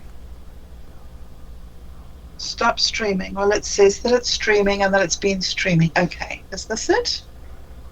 No. No. No. No. Why is it not streaming? Hit refresh on your browser. You got to do it a few Okay. times too. Really? Mm-hmm. It's real. No. Rumble's the only one that does that to me. Or not as bad. Yeah. It's weights. Hey. Odyssey does it every once in a while, but not as bad as what Rumble does. Yeah. Well, Rumble, it's not happening at all. Rumble? Why? No, that's really serious now. Why am I not streaming? Does it show that you're Doesn't show that I'm live. what about on your OBS or your On my OBS, it says that I've been streaming for 2 minutes. Okay, so keep on hitting refresh. All right, well, maybe I am. All right, hold up. Okay. Are you hearing Maybe I am. Let me test the volume. Okay. Right, so this is me talking. Test, test, test. And Roger, will you talk? 1, 2, 3, 4. Right, so this is me talking. Test, test. Yep, that's it. I can No. hear you. Oh, you can hear me? 1, 2, 3. Yep. You're good. Odd. My computer is only playing the music. I don't understand it. Well, That's so odd. Okay. you've got your slideshow running, so Yes. it's hard to tell if you're live But you or should not. hear our voices. Well, I know. Shouldn't you? I know. I just heard Yeah. your voice, but I'm saying that if you saw your face, then it'd be easier for you to tell. You know what I mean? Yes. Okay. Well, I can do that. I can put. No, My face on. don't worry about it. No. Okay. You're okay. You've got your stream going the way you want it. It's good. Okay. I checked on the actual stream and I heard your voice and my voice, so you're good. All right. You Well, are good. I will trust you. Okay. I don't know where Otto is and why he isn't joining us, but he's going to miss the show. So you're going to be the one, Roger. No, you It's are. going to be all you. It's No, gonna don't be funny. I have no idea what I'm talking about. Yes, you I'm do. here to ask you guys. No, No, Roger. you got those links I have sent no idea. you, didn't you? Yes, Okay. yes, I did. They look fascinating. Absolutely fascinating. Give you a little reading material. Yes, thank you. That way- Oh, Otto, why are you doing this to me? You're never late. Why are you late? Is it just to make me have high blood pressure? That's all it is. He's only got. Okay, He's still got like 1 minute. 30 seconds. Oh dear, not good at all. Not right, Otto. Not right to do this to me. Poor fragile heart. It could Okay, It could be worse. really? Yeah. Don't tell me. Don't tell me. I don't want to know. All right, we're going to have to start. It's time. I'm going to turn off the music and then turn us on. So, 3, 2, 1. Well, hello everybody. Welcome back to Anonymous Shakespeare. for the Tudor Conspiracy episode. And today we are looking at the idea of Francis Bacon being not only the author of the Shakespeare plays, but the illegitimate son of Queen Elizabeth herself. So I think it's going to be a really good show with a lot of interesting and strange information in it. In the comments, it says that Otto and I are going to be joined by Darker Things, and unfortunately, Darker Things hasn't been able to make it, but Otto has. So Otto is about to join us, and if I can find the right button to click here, and we also have Roger Hanson from Roger Hanson Live. So, welcome, Roger. Nice to have you with us again today. Nice to be here. Thanks for having me. Thank you. It's awesome. How are things going with you? It's going. It's going? It's going. Always good. Hello, Otto. Welcome to the show. How are you today? Oh, goodness. Otto seems to not have volume. He's muted. He's muted? He's muted. Somehow? Okay. All right. Well, while Otto sorts out his volume there, I think that we will jump into the... there he is. The Prince Tudor theory. Hello, Otto. Are you there? Hello, Otto? No? Okay. So, Roger, Yes. until Otto gets his sound sorted, it's you and me. So, how about you introduce us to this theory that Francis Bacon was, in fact, a royal heir?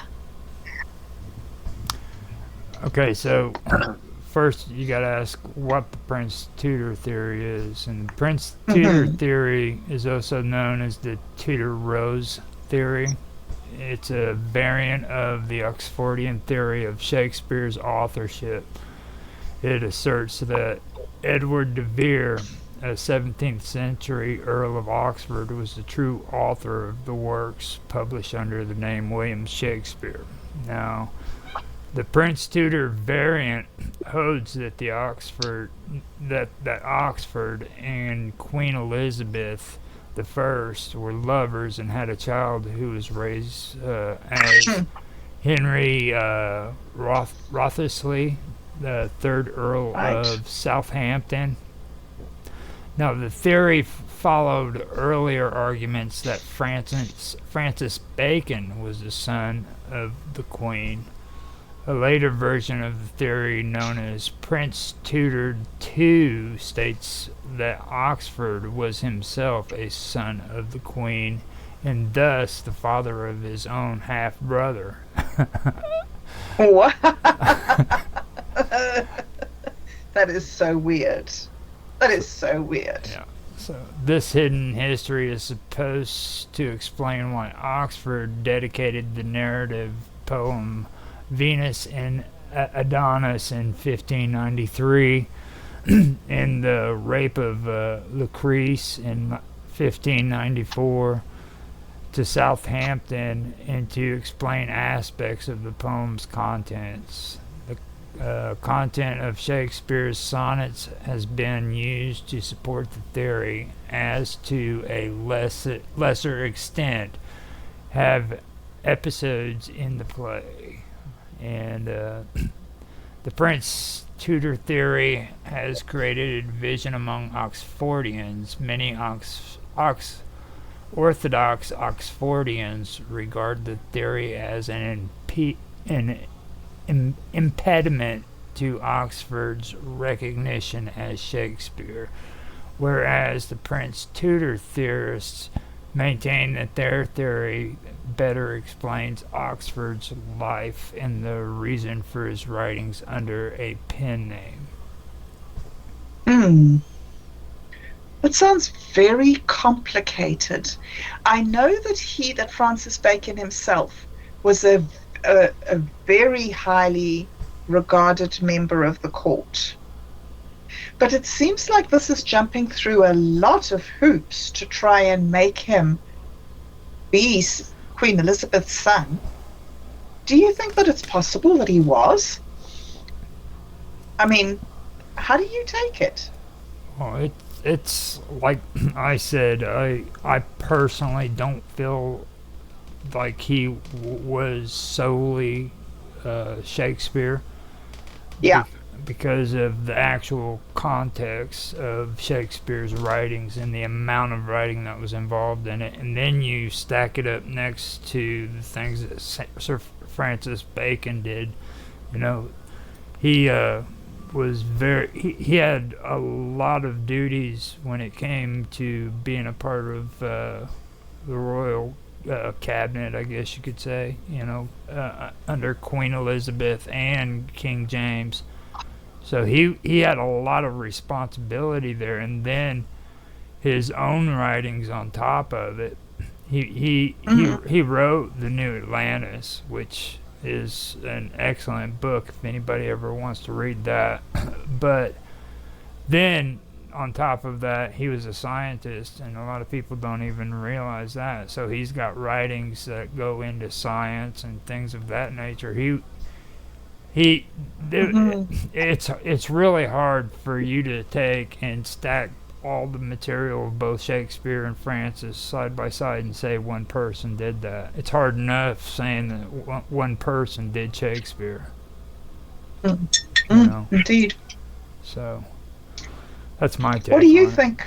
Yeah. What do you think about it, Otto? Do you think that it was possible that Francis Bacon was the author? Well, I think Bacon is as far as the authorship question goes. I always like what Mark Twain said, that if Francis Bacon did not write the plays, then he missed the opportunity of a lifetime. I was actually reading earlier today something about his involvement or possible involvement with the production of the authorized version of the Bible, often called the King James version of the Bible.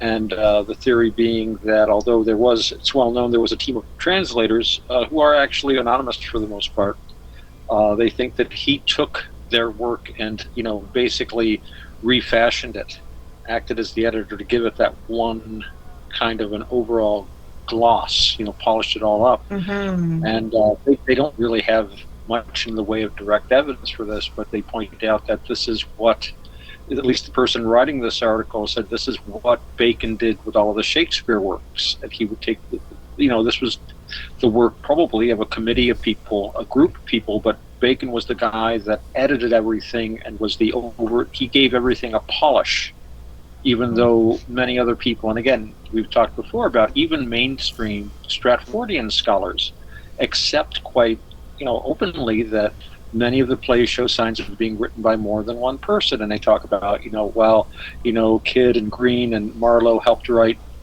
Titus Andronicus, for example, or Henry VI, especially some of that blank verse that only a guy like Marlowe could really crank out that wonderfully at that time.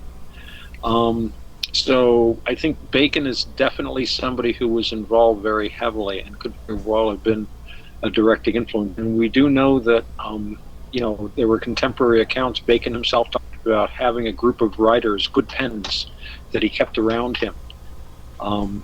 So this was not an unknown thing to do. Of course, the problem is, after so much time, so many documents, so many pieces of evidence have been lost. Although you never know what might emerge again. So we have to keep our eyes open. It really is a very strange, convoluted story, I think. It makes sense to me that there was a group of people, and it makes sense to me that somebody as proficient as Bacon could have been an editor of some sort. But really, when you listen to the things that people say about Shakespeare, about him being the greatest writer that's ever been, and his wit and his this and this and this and all the things people say, it makes me think that Like, you can't make a silk purse out of a sow's ear. There had to be something amazing and incredible going on at that time. Well, the English Renaissance, there was, and it was all through Europe, but there was, I think, it was a time when people had a chance to flourish in a way that wasn't possible before. Partly, I think it had to do with the emerging technology of printing presses and the greater ease of communication people had. Ideas could fly around. There were major book fairs, and there was a lively correspondence going on. People had a freedom to explore a lot of ideas they hadn't been able to explore earlier, and these ideas were much more tolerated. They weren't uniformly tolerated, but there was a lot more tolerance for heretical things that would have been considered simply unthinkable, simply heretical ideas, and so there was a possibility at that time. I think people, there was that poem, I forget who wrote it, talked about mute inglorious Tams, all these mute inglorious Miltons, people that might have had within them the ability to create, wonderful literary works, but you just can't do it when 99% of people are illiterate, or when you're living in the dark ages. And even if you can produce something, it's going to be limited to a few friends or a few manuscripts passed around and copied by hand, possibly. With a printing press, you could print thousands of copies of a book, and it must have been like the internet is today. So I think it was that old thing about preparation meets opportunity. All these thoughts, I think, had been in preparation for a long time, and there was a point where suddenly there was an opportunity presented. It was a combination of the, like I say, technological changes along with all the social changes that were happening at that time. This was expressed in the wars of religion. We'll go on about the 30 Years' War too much, but that was central to the era. The religious controversies and fights and arguments. Of course, England was at the center of that as a Protestant power that was uniquely positioned to hold off the Habsburg Catholic powers of the continent. They talk a lot about, and Dame Frances Yates, I should give her her title. She got damed, whatever the equivalent of knighting is. She would say she was damed, and she talked about the fact that a lot of the European powers looked to England as a way to have that offshore support for their struggle against, I'm talking about the Protestant European powers. The staunch Protestants of England would be a help to them, militarily and financially, and they were thinking in terms of Elizabeth, who was a very kick-butt kind of a monarch when it came to fighting the Habsburgs. And the constant aid that the English had given to the Protestant cause in the Netherlands, the lowlands, Holland, and so forth, what we call Holland today. But the thing is, and this is the thing, Elizabeth's policy, no matter if it was pro-Protestant and anti-Catholic, that had more, I think, from her way of thinking, to do with terms of political expression. We talked before about like all the wars in the Netherlands, and the English strategy there, stripped of all of its propaganda, was basically to keep the pot stirred up. As long as there was some kind of a struggle going on in the Netherlands, so the English were always careful to give just enough aid to keep the pot stirred up, but not enough aid for there to ever be a decisive victory one way or the other, or for that matter, a decisive defeat. The idea was to keep the Habsburg forces, and this is the short version, embroiled, kind of like what we do today with these little brush wars. And unfortunately, like today's little brush wars, they can get out of hand. We can see that in today's current events. And when James came to the throne, he was very wary of this. He really didn't want to spark what would have been the equivalent of World War III. So he pulled back from a lot of that. So unfortunately, a lot of the Protestant powers were very disappointed, because they really thought, all right, James, and he married his daughter Elizabeth to the Palatine elector, who was elected king of Bohemia.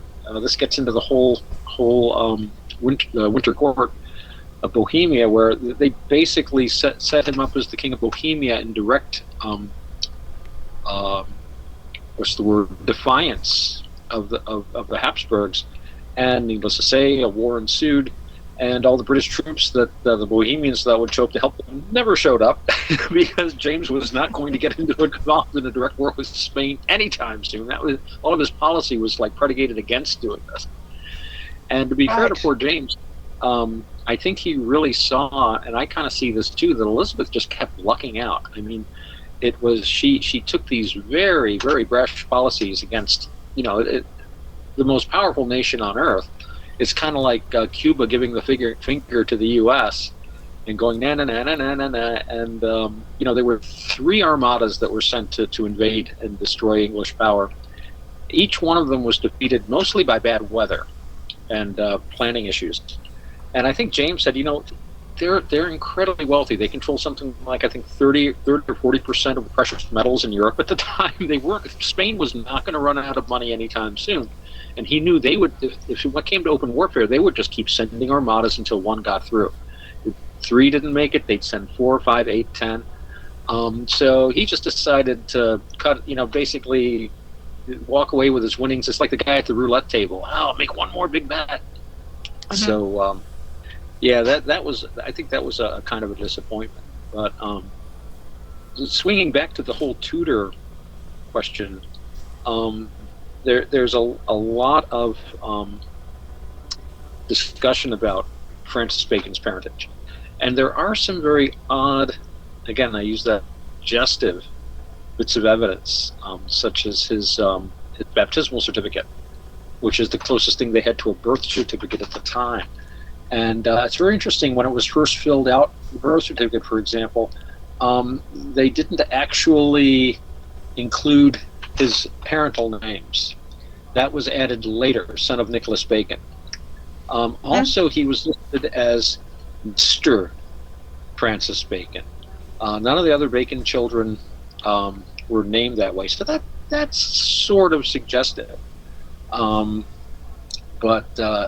But yeah, there were actually rumors at the time, and these were seen in the and I wish I had time to find the direct quotations, but they had found documents in the Spanish archives, Spanish diplomatic notes and things from the Spanish diplomats that were in London at the time, and they talked about Elizabeth being married, and that she, according to these notes, she was allegedly married to the Earl of Leicester. And they say that her kids were Francis Bacon and Essex, which is why Essex got away with so much crap before finally he just, he went too far and she had to kill him. But, again, these are kind of dismissed as just basically rumors and stuff, but at least one of them, you had Elizabeth discussing the matter with the ambassador, kind of hinting at, well, maybe I'm married to this guy, and what would the King of Spain do? And of course, any sort of a marriage by Elizabeth would be likely to trigger a massive diplomatic and military response from Spain. So this is the argument that she would have to keep any marriage like that secret, because it would play havoc with her diplomatic efforts at holding Spain at bay. And again, this is all very, very, there's no real direct evidence of any of this, but these rumors have been swirling around about Elizabeth for a long time. And I think it is possible. It is possible, certainly. If people, one of the problems is, though, I mean, if you pop out a couple of kids, it's kind of hard to keep that secret. I mean, it's not like you can just kind of get pregnant and have a kid while nobody's looking. It takes 9 months. I mean, Roberta, you're a mom. I think you would agree. There's just no way that you couldn't give birth to, and the people who are living with you and around you, they wouldn't notice. Where'd that kid come from? What was all those screamings and the next those midwives going in and out? Yeah, I thought that too. And what you were saying earlier, Roger, was that the Earl of Southampton was meant to be this baby, but then another baby, Francis Bacon. It seems one is highly improbable, but two is almost inconceivable. Do you really think it's possible, Roger?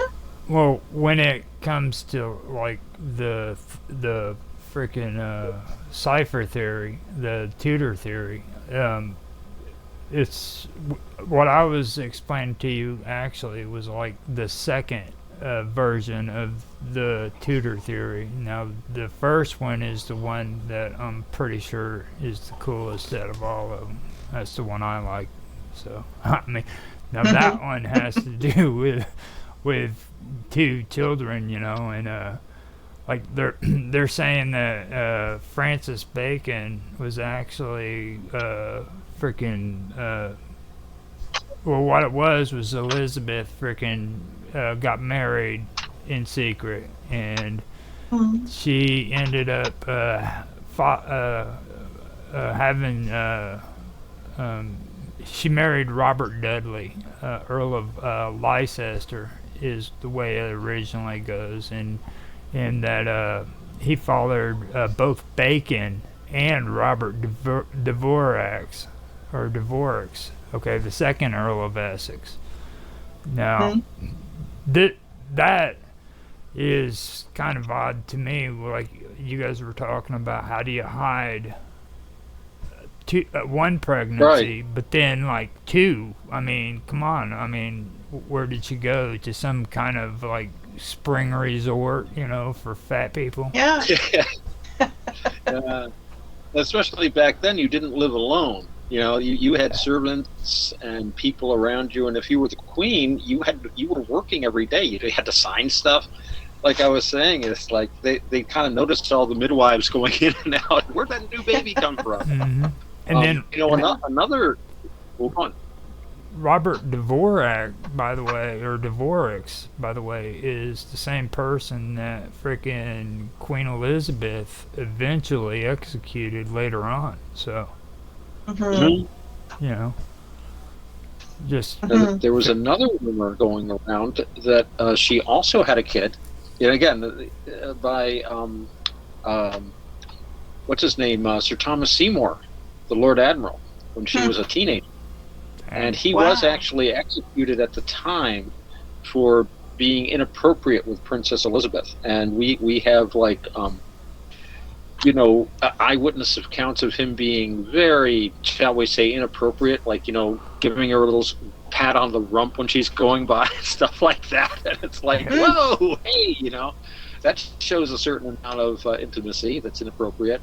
And another rumor I heard was that she had a child with him as well. So, I mean, when you're in a position like that, you're going to have a lot of people tell stories about you. And you know, it's so hard to tell from now. But on the other hand, there were ways of keeping things secret as a monarch. But you know, kids are tough. It's like the old thing: you can't be a little bit dead, you can't be a little bit pregnant. You know. And of course, one of the things they point to is that so-called Elizabeth in a maternity dress, and they make a great deal about that maternity dress. And I've seen the portrait, and it's available at the I go to sirbacon.org, a website that I'll and full disclosure, I get no remuneration from them. I just really dig their site, and they've got a really good discussion board there, and they've got quite a few very intelligent people who post there on this portrait. They make a great deal of it, and it shows what I think is Elizabeth in a very loose, weird-looking dress. Now, I was looking through some of their stuff earlier, and even they admit something that I had noticed years ago, and I searched for it through my books. I couldn't find an image of it. I'm sure I have it somewhere. But I saw some illustrations of a mask that I think Inigo Jones, it might have been Ben Jonson, had designed, and it showed a woman in the exact same dress, and it was described as the costume of a young woman of Persia, Virgo Persica, you know, a Persian maiden. And I really think that the portrait shows Elizabeth in a mask costume, costumed as a Persian, a Moorish lady. And they even mention this in the articles I've been looking at, but they seem to think that it's a significant painting because, according to them, they've tended to hide it and not like people to see the painting because it suggests Elizabeth in a maternity dress. But I really, and maybe it is, again, it's really suggestive. Maybe she had kids. It is possible. But I just would think, like we were saying, there'd be more evidence. One kid is difficult enough. 2 kids or even 3 kids. I think there would have been more talk at the time. There really would have been more talk at the time. Well, I'm just reading a thing here that says, this is talking about Oxford, son of Queen Elizabeth, 2001, by Paul Streets, I'm not sure. But it lists these children here as Elizabeth Lytton, Francis Bacon, Mary Sidney, Robert Cecil, 1st Earl of Salisbury, and Robert Devereux, 2nd Earl of Essex. And then it says she bore another child, an illegitimate child. Now, it seems to me that this guy, is he out of his tree? This was the Virgin Queen, and he's assigning 1, 2, 3, 4, 5, 6 children to the Virgin Queen.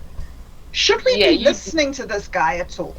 Well, also pay attention to that last one, an incestuous relationship. So what does incestuous mean? Well, it was the thing that you were saying earlier about her being the fellow being the father of his brother. What was his son? What was that you read out earlier? He's a grandpa. Yeah. Oxford was himself the son of the Queen and thus the father of his own half-brother. Yeah. Honestly, it does seem as if somebody really hates Elizabeth and wants to smear her name. It's there was a lot of that going on at the time. I'd say it's even today too, like the Stratfordians and the Oxfordians. Like I've actually seen conversations where they would call them militant Oxfordians. I'm like, excuse me, dude, there's no way you're gonna find a militant Oxfordian. Okay, it just does not exist. What do they do? Get really mouthy while they're rowing their freaking boats, in their nice white shorts and freaking sweater around the way, neck. No. Well, Stop now. I'm just saying that's not militant. You know what I mean? It's not militant. You're right. Like, how can an Oxfordian be militant? You know what I mean? But they do that. They'll just slam each other back and forth about the theories. Yeah. They're horrible. Part of the problem might be too that you've got people that come up with these theories, and a theory. I've talked about this before. There's an old saying about you look at any idea philosophically, theoretically, and practically. And philosophically, you look at the big picture, oh yeah, maybe Elizabeth had some secret kids. And then you think theoretically, well, theoretically, she was known to be intimate with this guy, and this guy was there. But then you look at it practically, and again, the actual whole process of carrying a child for 9 months, giving birth to it, dealing with it, there are very obvious bodily changes. And again, at a time when privacy didn't really exist. I mean, we don't want about the lack of privacy we have with cell phones and smartphones, but these were people that were constantly attended by an army of servants. Many of the servants were very high ranking. If you were a monarch, the keeper of the chamber pot might be a count or an earl or something. And I'm thinking of the French monarchy, where and I've talked about this a little before. I think they were incredibly accessible to people, so that when the Queen of France would give birth, it was considered a public event. Yes. So they actually had like a viewing gallery, like just people off the street would come in to watch the heir being born. So yeah, practically speaking, having someone go through multiple pregnancies, I mean, let alone one pregnancy, but multiple pregnancies with being able to keep it so secret that it can only be hinted by a few little, notes here and there. They'd have been talking about it. There'd be songs about it. There'd be jokes about it being made. There'd be a lot more traces. So I gotta say that, I mean, the idea that Bacon was secretly, the last Tudor, it's kind of a neat idea. It is possible, I suppose. But I think it might be kind of a distraction in a way. Although it's fun, I enjoy it. It's a very fun. Story, The Lost King, and there's a play by Shakespeare or whoever, King John, and in King John, and this is sometimes given as evidence for this. Francis Bacon being the last Tudor bastard. In the play King John, you've got the monarch, King John, who he's okay as a king, but then he has this basically this nephew of his brother's illegitimate son, the bastard he's called through the play, and he is obviously the best man for the job. He is obviously the man that should. He's the hero of the whole play. He's the strong one. He's the wise one. He's the best warrior. But he can never be the king because he's just a bastard. So he served the king with unparalleled loyalty. He can only be loyal to his family, and he can never try to get to the crown. And that this was seen as a kind of a message from Bacon to the family, saying, you know what, I should be king, but since I can't be king, at least I can be the supporter of our family. And this is sort of what happened when James VI came down to England and became James I down there. And James VI and first, he loaded Bacon with honors. It's amazing. It's like he came down to London and suddenly turned to Francis Bacon and said, "You're the man." And suddenly loaded him with offices, Lord Chancellor, Keeper of the Privy Seal. And at one point, when James had to go back to Scotland to settle some things, he made Francis Bacon the Viceroy of the realm. He was the King of England for a while as long as James was across the border up in Scotland. So this shows an amazing amount of trust, and you can argue that this is because he was a cousin. They just call him cousin, was a general term for any relative at that time. So that he was a cousin and could be so trusted. And then, of course, later on, when Sir Francis Bacon had his fall, which was Bacon was accused of and convicted of taking bribes, right, and went to the Tower of London. But this was generally at the time thought to be something he did for James in order to avoid one of James's favorites being accused of this. And we do have an extant letter from Bacon to James after he'd been committed to the Tower, where he basically said, "Okay, I did my part, now get me out of the Tower now, like you said. You said I wouldn't be here long." And James did spring him from the Tower in just a matter of days. And he was retired after that. So you can argue there that there was a trust that James had for Francis Bacon that you probably wouldn't find. I mean, I don't think he ever displayed that kind of trust on any other subject. And he made him a baron, made him a viscount like a year or two later. If he'd lived long enough, I'm sure he would have been an earl in another 5 years, or a duke even. It seemed like, and Elizabeth would do almost nothing for Bacon. Finally allowed him to be knighted. He had to really bug for a knighthood for a while, and even then it wasn't even a particularly good knighthood. He was just knighted en masse with 200 people. He was one of 200 people that just got a simultaneous knighthood by direction or something. He didn't even actually get personally tapped on the shoulder by the Queen herself. So she held him at arm's length. I mean, he was technically a counselor, but she never paid him anything. And he was constantly broke, like most nobles are. But when James came along, it was like, here, hold up both arms. I'm going to load you with honors. Now, you can also argue that Bacon was probably one of, there were people at that time who were very anxious for James to come to the throne when Elizabeth died. And Right. there was some question of who was going to succeed her. Elizabeth herself forbade any discussion of a succession at all. But at that time, and I've talked about this before, it was seen as very important by some people to unite Scotland and England under the Stuart crown. This would disarm a lot of problems, both domestic and foreign. If nothing else, the reason the Armada kept invading England was ostensibly to remove Elizabeth from the throne and install Mary, Queen of Scots, who was James VI's mother, placed her on the throne. And of course, Elizabeth, put the kibosh to that with a literal kibosh. It's Gaelic for death's head. Cut Mary's head right off and just basically, metaphorically, flung it at Philip's feet. And there, gone. Put her on the throne now, you SOB. And but by putting Mary's son on the throne, Spain would no longer have an excuse for an invasion. And it would also mean that England would no longer be troubled by Scotland. England's biggest problem, one of their biggest problems, was Scotland.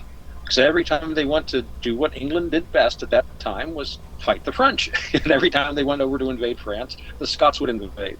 And anytime they went up to invade Scotland, the French would start making trouble in the English territories in France. So Scotland and France had a wonderful relationship of beating up the English between them. By uniting Scotland and England, the French would be left out in the cold, and this is ultimately what happens. There were a lot of good arguments, and plus you've got the constant border wars between, there was this whole zone between England and Scotland where there was constant fighting. You really couldn't do anything. It was like a no man's land, very economically unproductive, nothing but constant fighting, people dying. You certainly couldn't cultivate much or have much in the way of herds. So for James to come down, for a guy like Bacon, you could see him politically thinking it was a win-win. But even if he was a secret James supporter long before James VI came down, I still think James kind of loaded him with a lot of honors. I mean, very quickly for somebody that he didn't have a family relationship with. So to me, that's the best argument for Francis being a tutor. Mm-hmm. Roger, you've mentioned that there are some strange circumstances around his funeral and burial as well that also add to Otto's point there. Well, with his burial, it's just creepy as all heck. I mean, you if you knew what it looked like, it would be well, you can just get on YouTube, you can look at it. It's actually, they've got videos of it, but what they did is in Stratford upon Avon, they had a church there in the area where the supposed Shakespeare was supposed to be. So what they did is, when he was supposed to have died, they set up a monastery, or no, not a monastery, like a temple of Shakespeare.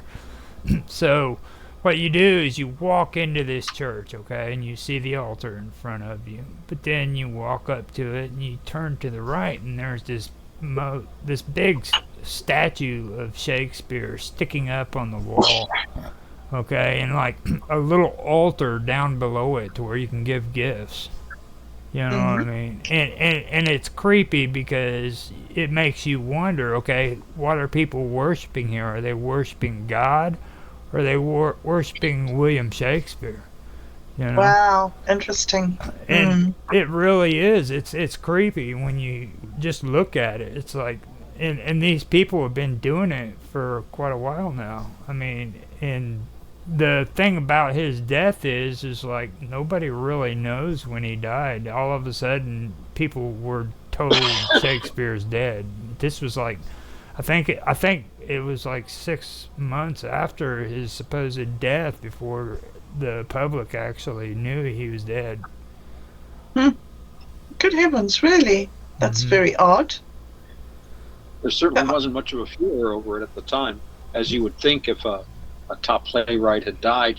Somebody like Ben Jonson, when Marlowe died, there was a huge kerfluffle about it. But when the Stratford man died, nobody seemed to notice. There was no information about it. But then later, everybody started saying, "Come worship at the Temple of Shakespeare. He was the guy." And and of course, and we've talked a little about this before. There is a huge motive for this at least at Stratford-on-Avon, they've been coining money hand over fist over the whole Shakespeare thing. They don't want anyone to be talking about alternate authorships because they would who would bother going there anymore? And they we were like, I think we were talking the other time about for a long time, from the 1700s on, they were selling Shakespeare's chair and Shakespeare's desk. And after several hundred Shakespeare's chairs had been sold to people, people started noticing, wait a minute, you got Shakespeare's? He had a lot of chairs. They had to stop doing that. But for a long, they would sell souvenirs. And, there's always a driving force behind any kind of a conspiracy. I always say it's cupidity and stupidity do more to drive history than all the forces of conspiracy. And any conspiracy that might be running, there's always going to be something driving it, and it's usually profit for some people. And there are people that profit a great deal over the Willie Shakespeare, or Shakespeare, as he actually spelled his name, the whole Shakespeare story. It's also very easy to understand. Look, it's this guy. Come to his town, buy the damn souvenirs. No, don't even think about Bacon or Oxford or this guy or that guy or Marlowe. We don't want you going there because then you're not going to be coming and spending money with us. So I think a lot of it is the cash cow. Shakespeare's a big cash cow for people, and if you start questioning the authorship, that's scary to them because that might interrupt the flow of money. Well, see, that kind of pulls me into it a little bit more because it goes back to what I was saying too. Like, if you really want to relate this stuff to today's world, you think about the 80s and the 90s with the rock bands.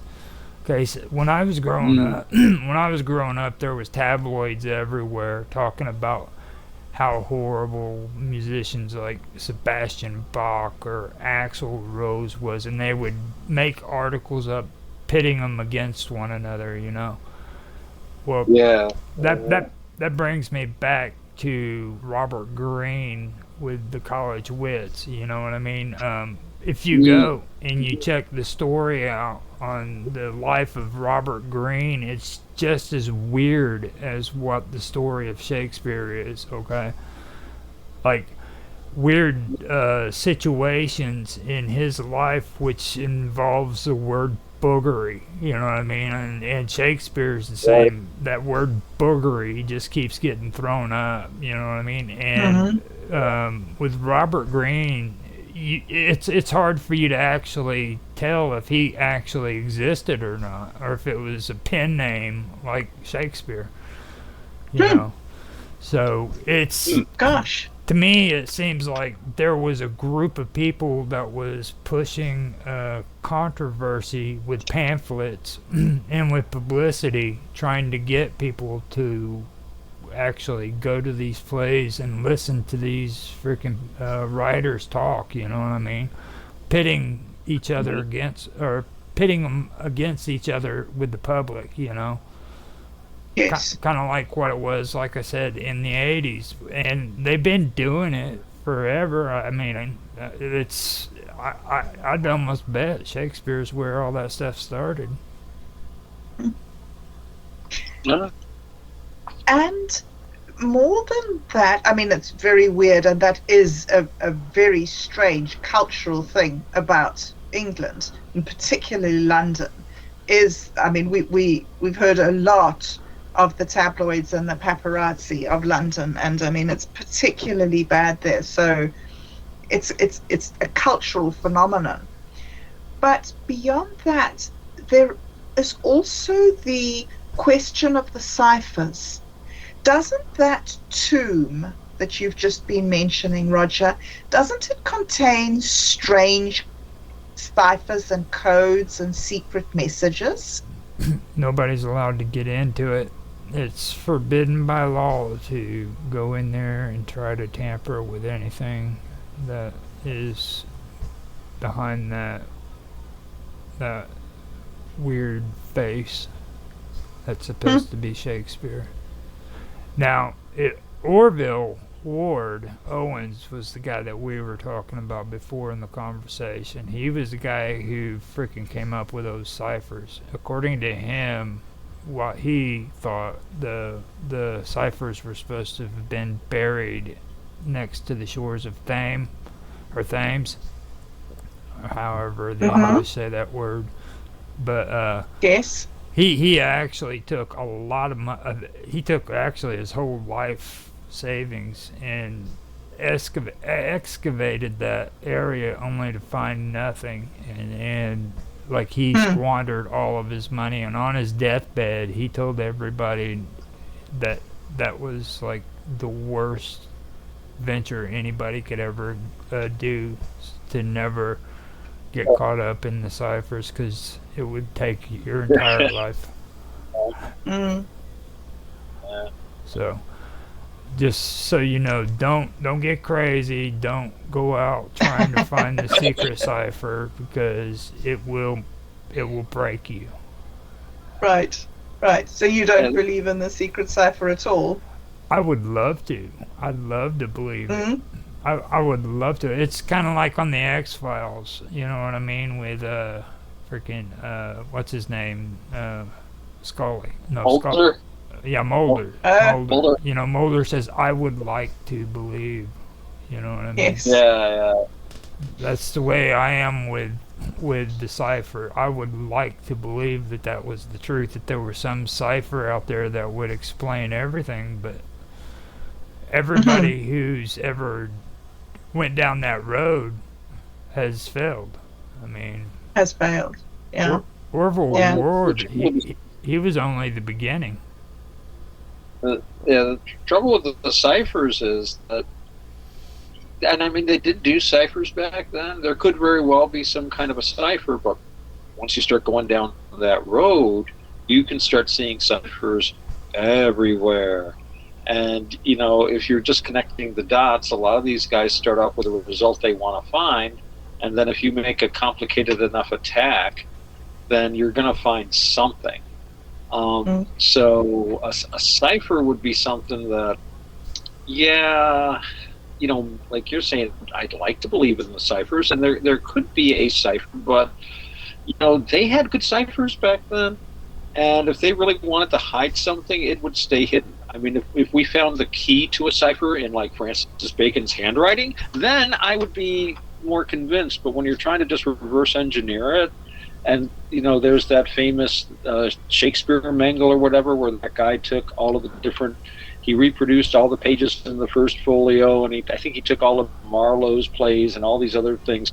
And I think he even put through in the King James Bible, and he put them all on a big belt between two pulleys, and he would just move them around and then come up, and he came up with this amazing story out of it. But, you know, again, you can go too far very easily. You know, I mean, I've seen a few interesting ideas, but it gets back to my favorite saying, it's suggestive, I guess, but ciphers, it's too much in the eyes of the beholder. Whenever someone starts trying to convince me, I know it's true, because look at the cipher I found. I'm like, okay, you're lost me a little bit there. Show me some documentary evidence or something like that. Or if it's a really simple cipher, then, you know, maybe I'll, like, listen. But even then, I'd want to see some other evidence backing it up. Because, like Roger says, you go down that road, and everyone I know that goes down that road, they I don't know if it's a rabbit hole. It's more like it's like quicksand. Yeah. You know, they just get, yeah. I think it's a rabbit hole. Just realize too, like, these aren't ordinary Baconians either. Like, these are the hardcore Baconians. You know what I mean? These are the ones that just don't want to stop.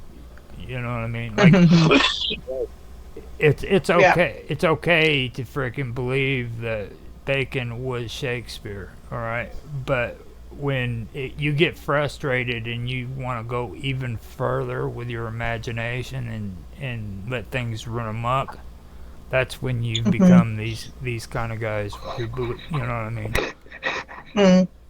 Just so you know. Yeah. So. Well, I must say, I think that 6 children for the Virgin Queen and an illegitimate, incestuous offspring, plus bizarre ciphers that include the Bible, those are maybe a bridge too far for me. However, it does seem that despite all that other weird stuff, Francis Bacon was an extraordinary person. So what do you think the main evidence is for it to have been him? The actual evidence that we possibly can count on. What do you think, Otto? For Bacon's authorship? Yeah. Of course, there's some direct evidence depending on who you talk to. They did find, they call it a holograph, which is something in handwriting that includes some scenes from, I'm trying to remember what play now. I think it was Henry VI, but it included some scenes from Shakespeare plays. And it's in handwriting that at least one expert has identified as Francis Bacon's. Mm-hmm. There's also a manuscript where they found a great deal of basically doodles and people just writing at random. And whoever it was kept writing the names Francis Bacon and William Shakespeare together, and writing like lists of Shakespeare plays, and then writing by Francis Bacon, things like that. This is a very interesting piece of paper that they found. So I think you could argue that this could be suggestive and more than suggestive evidence. At least, it's contemporary of the time. Now, that doesn't mean that the person was correct if he thought that it was Bacon and Shakespeare, anytime more than today. But it is interesting that someone living at the time associated the two names. Mm-hmm. Another aspect is the fact that we know Bacon referred to himself as a concealed poet or a hidden poet, and that other people referred to him as that. And when he died, the people who were talking about him after he died described him as our greatest poet, as this wonderful writer. I mean, if you look at the stuff published under his own name, it's not all that poetic. It's mostly scientific and philosophical and legal, and it's a bit dry going, to tell you the truth. He generally didn't write a lot that way. And then, so there were people who regarded him as a poet, people who regarded him as somebody who was a great literary man. So that's kind of adds to it. And then when you remember that his father, Nicholas Bacon, or his reputed father, but his father, as far as we know, Nicholas Bacon, who was himself a very high functionary at the court of Henry VIII, and then later at the court of Elizabeth, got into big trouble because he authored a book and he put his own name on it. And Elizabeth didn't like the book. It wasn't particularly, I forget what the book was, and I don't think it was particularly controversial, but just the Queen didn't like it. And as a result, his career hit a big speed bump. Wow. And Francis would have known, and that, if you're a public official or trying to have public life, never put anything under your own name. So I think these are all pretty good indicators. And then you've got the what you'd call circumstantial evidence of the fact that Bacon was considered one of the finest, if not the finest, legal mind in England at the time. And the Shakespeare plays are rife with legal knowledge. Mm-hmm. Whoever wrote, this has been said again and again, whoever wrote the Shakespeare plays must have been a lawyer or who knew the law very, very well, because it's just amazing the insight to the law that and again, I can't even judge because I'm not a lawyer, but lawyers who like to read Shakespeare claim his knowledge of the law was huge. So that kind of suggests that. We also know that Bacon traveled in a lot of the places that Shakespeare described in his plays, and it's interesting. The play, I think it's All's Well That Ends Well. It's actually, if you look at the All's Well That Ends Well, it's very, very, very close to the life of the Earl of Oxford in a lot of ways. It's like telling Oxford's story. And I've actually seen this as an argument that Oxford wrote the play. But then someone else said, well, Oxford wouldn't write a play showing him to be such a jerk. The play is of, so it must have been someone else.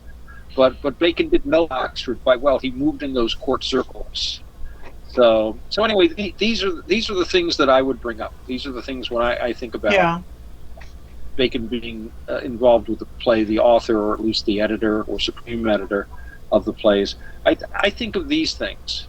But he was referred to as a concealed poet, and so if he didn't write that, he must have written something. Where is it? Yes. Yeah. Where is it? Roger, what do you have to add to that? Well, what I need to do first is correct myself. It wasn't Thames. I've been saying that all through this, but I checked it out, and it says here that Owens was led to believe that the original manuscripts were hidden in iron boxes beneath or close to the River Wye. Oh, the River Wye. W-I-E in Chepstow Castle, and his search was fruitless, but he ended up finding like the remains of a dead Roman soldier there. So that was cool. That's pretty cool. Yeah, and That's pretty cool. Yeah, that's neat. I do also want to say, if you get a chance, look at the photos of Owen's cipher wheel, okay? That is the coolest freaking thing on the face of this planet. It might not have gotten them anywhere, but just looking at that thing, you're like, oh, that is so cool. Like, because It's amazing when someone put that much effort into something. It's so cool. Yeah, I agree with you entirely. Well, I love when I see somebody taking their idea and just running with it, no matter how silly everybody else thinks. It's like, I'm gonna make this. like the one I see right now has like a bench that you sit on, and it's sitting next to it. So you're seeing that, like, for somebody to be directly in front of it, that thing would come all the way up to your waist, at least. Wow. Maybe up to your belly button. We should Wow. build one. Yeah. We Yeah. should build one. See if we can duplicate his findings. We'll get a GoFundMe going to build one. That would be cool. That would be cool. That Now, would be really cool. with me and everything that comes to what you're talking about there, I believe something, and I really was hesitant about saying it, but we've had the conversations off stream, and I figured it wouldn't hurt, like the secret societies back then were really big, and when you talk about some of the stuff that you mentioned there, I'd also like to mention the fact that there were people that were also working behind the scenes who didn't want to be public, and that was a big time during that time period too, was the rise of the secret societies and everything, and the what was it, the secret university, the hidden school, The Invisible College. the invisible college. Yeah, there's all that going on. And then you also have to consider one thing that's always stuck in my head, and it was a story, and I'm talking about the real story, but Saint Germain. Okay. Oh, yeah. And when you look at the story Saint Germain and you think about it, and then after all we've discussed in this conversation about forgery and all of those good cool things, about Marlowe and everybody, it kind of makes you have a better understanding what Saint Germain was about. You know what I mean? This guy could create diamonds from scratch and stuff like that. So a lot of that was going on, and people were writing that way because they wanted to be anonymous and they didn't want people to know who they were, and it was kind of like an unwritten history of history. So Yeah. Well, I must say it certainly is an absolutely fascinating time in the history of the British Empire. It seems that so much was happening, and so much was just like this explosion of all sorts of amazing creativity. But unfortunately, we do not have any more time to look further into it today. Just before we go, I'd just like to thank you guys all so much for being with us today. It's great to have you here viewing. Roger, I will ask you if you could possibly give me that link later. I'll drop the link below in the comments if any of you guys want to have a look at that link. Also, thank you for the likes. It's great to see that little green thumb there. Thank you so much. If you would like to catch us again next week, do go ahead and hit that follow button, because then it will notify you when we set up the stream for next week. So thank you very much again for joining us. Thank you also, Otto and Roger, for your insight and your wisdom and your perspective on this. Another really, really fantastic discussion. We will be back again next week, as I've mentioned, and we will look further into the secret societies, and perhaps we can go back to Tolstoy and do a little bit more diving into his opinions. So, right, thank you very much, guys. Roger, do you have any final words that you'd like to end on tonight? No. No?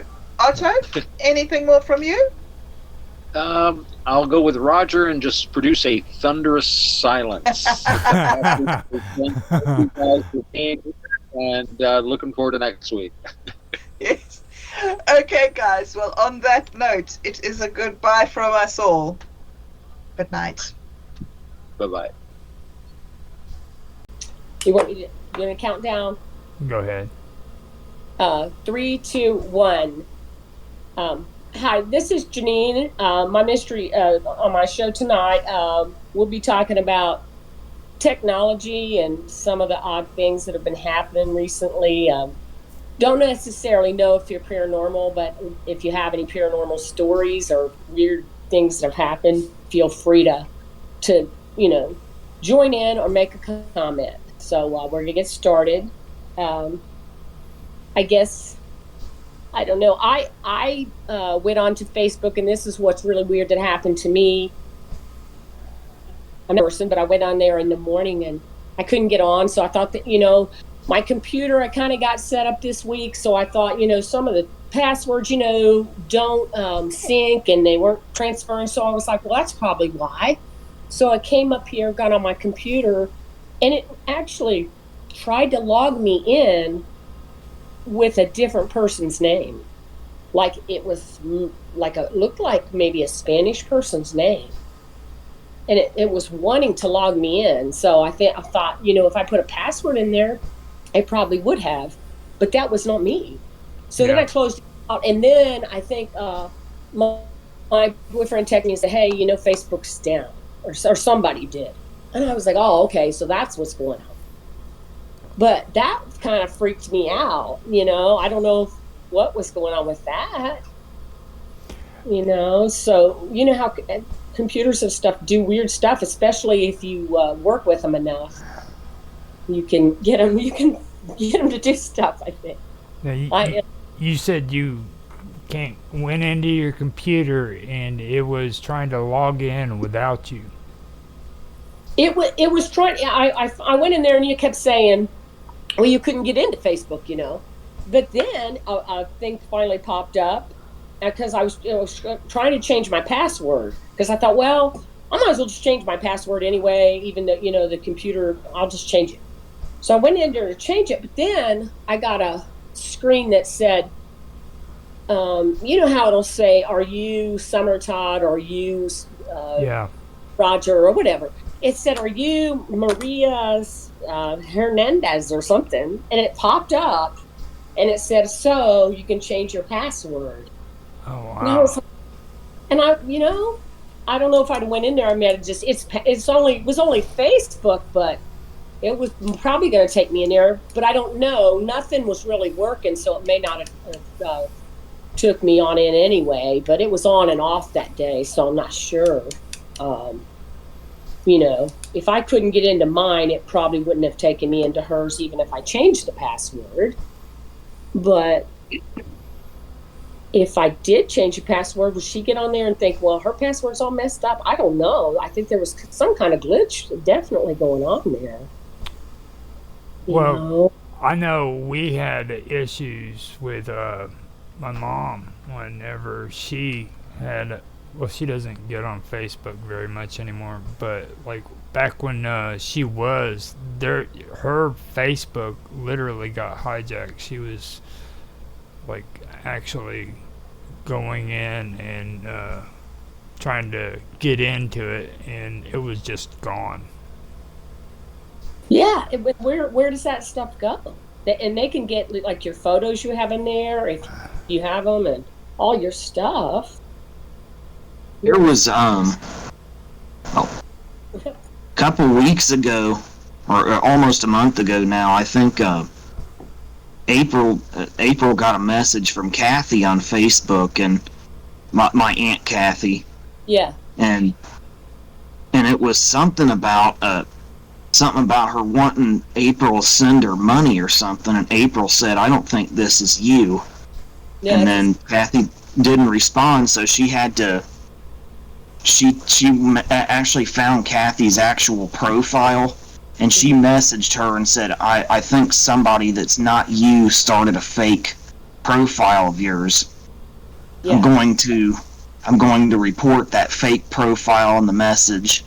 Yeah, I've done And that before, and I think I don't even think Kathy will have to close it down. No, she won't. They'll just find the fake profile. They'll just find the bot or the fake that started the fake profile and delete it. But it's just weird because this AI sometimes you don't necessarily know it's not somebody that you know talking to you. You think it's a person you know, but it's tricking you. That's crazy. Yeah, I had that happen with a friend, and I never asked her because, I don't really know her, but she talked to me a lot because she had lost her dog. So, this has been a while ago, and then we kind of had talked on Facebook a lot. And it was right before Christmas, I think. And she texted me and asked me my address. Well, I didn't care. She said she wanted to send me a card. I think it was after I lost Leo or something. And I was like, okay, that's fine. And then I forgot to give her my address. And then I got this weird message from her, like, I don't understand why you don't want to give me your address. I just wanted your address. But she doesn't usually act like that. Mm-hmm. And so I was like, no, I just was really busy. And I think I did give her my address, but I'm like, nothing happened. But then I got to thinking I probably shouldn't have done that. But I don't know what they're going to do with my address anyway. But maybe they were trying to do something. Now I don't think it was her. This kind of goes back to the AT&T incident, though.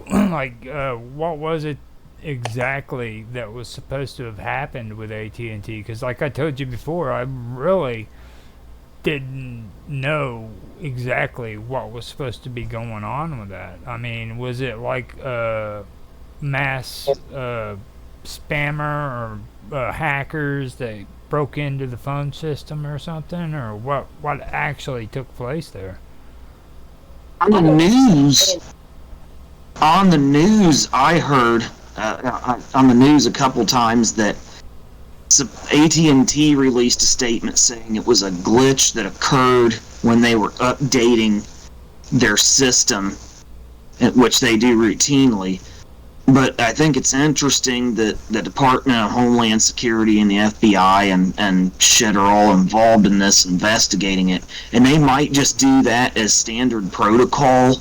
I don't know. That might, because, a glitch that big, they might investigate just in case. But I think United Healthcare also had a big hacking incident around the same time. And then we had that Facebook thing the week after. So I think there's more to the story that we're not being told about.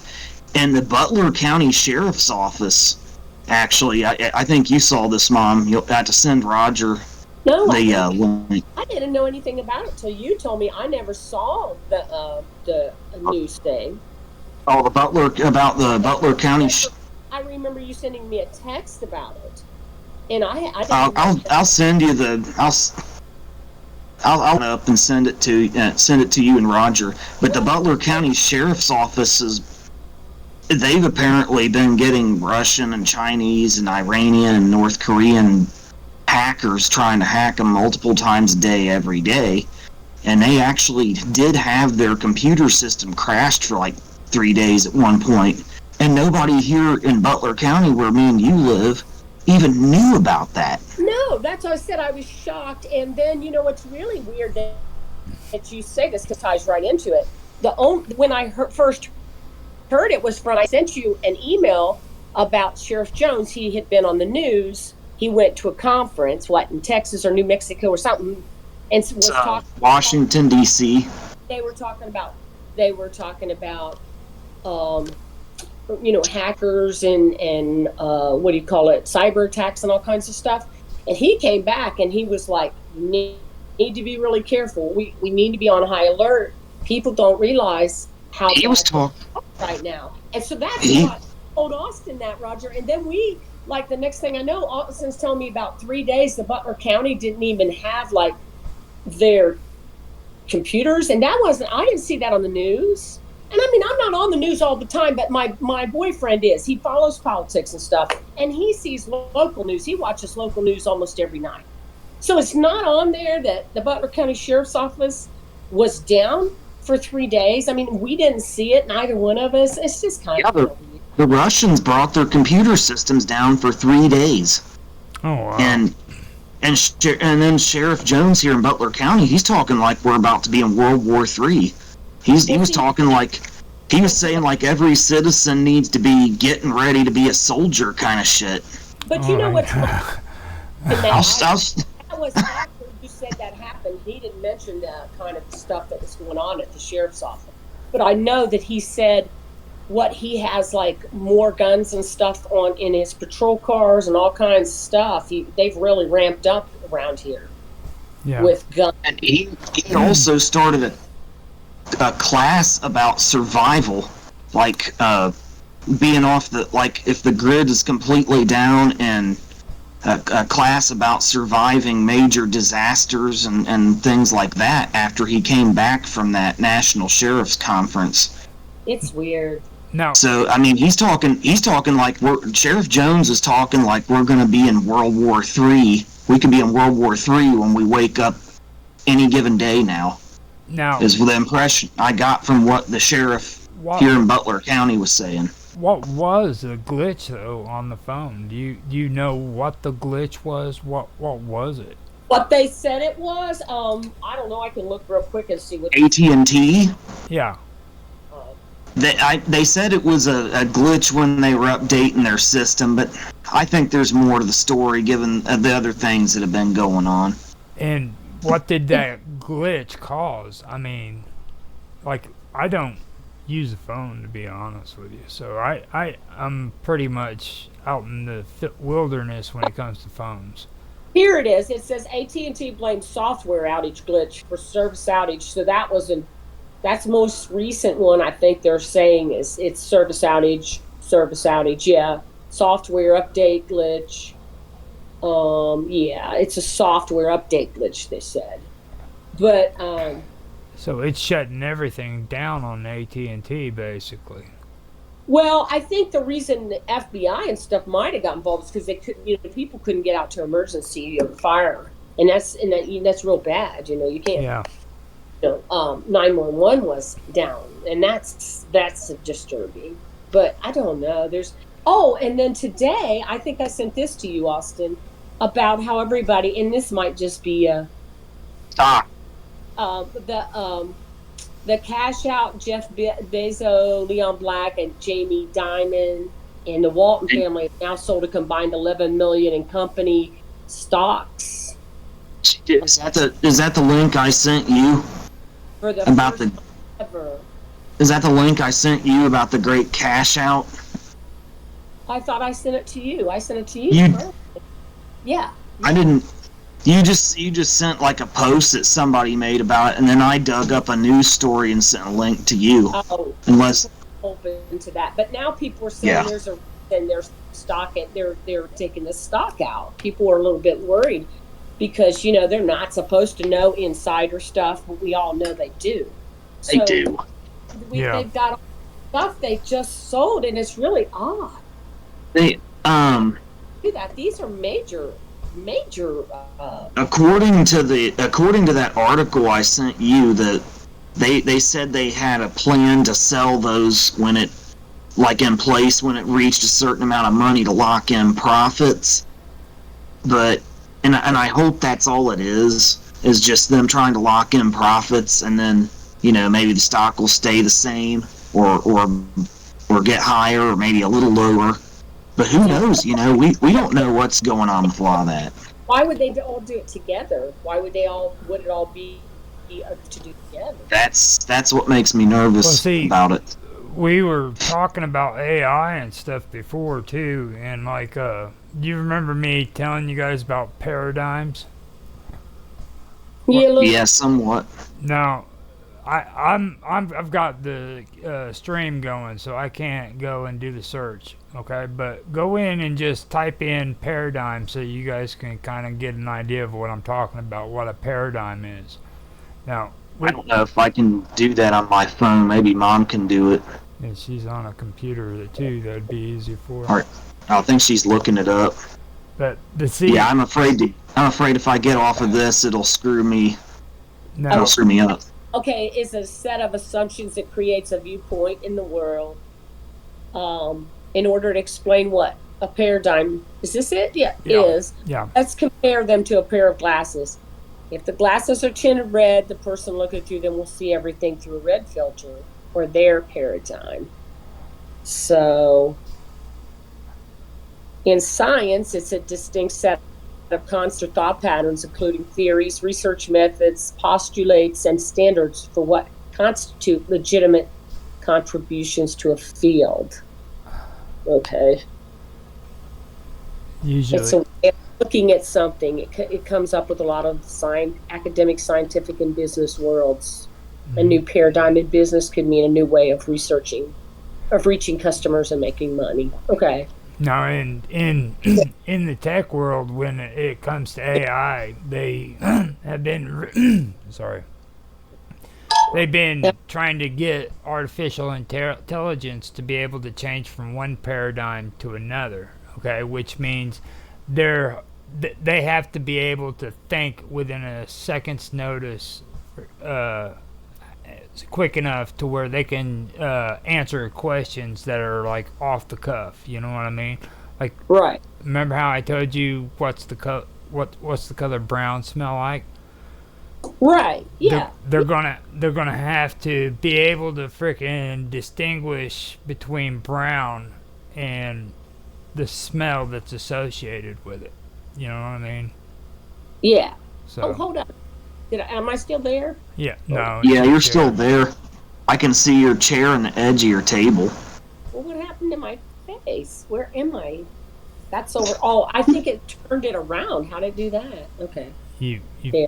I'm changed here. your camera. Yeah. There you go. But you know what I'm trying to say? Like they're thinking like that. So these computers are like able to do things that freaking are just completely amazing, because like you're sitting here and you're talking about like shutdowns on the phones and stuff like that, and you're talking about the computers going out and Facebook. You know, all of a sudden somebody's getting on there and they're trying to freaking have you sign in to somebody else's account. Right.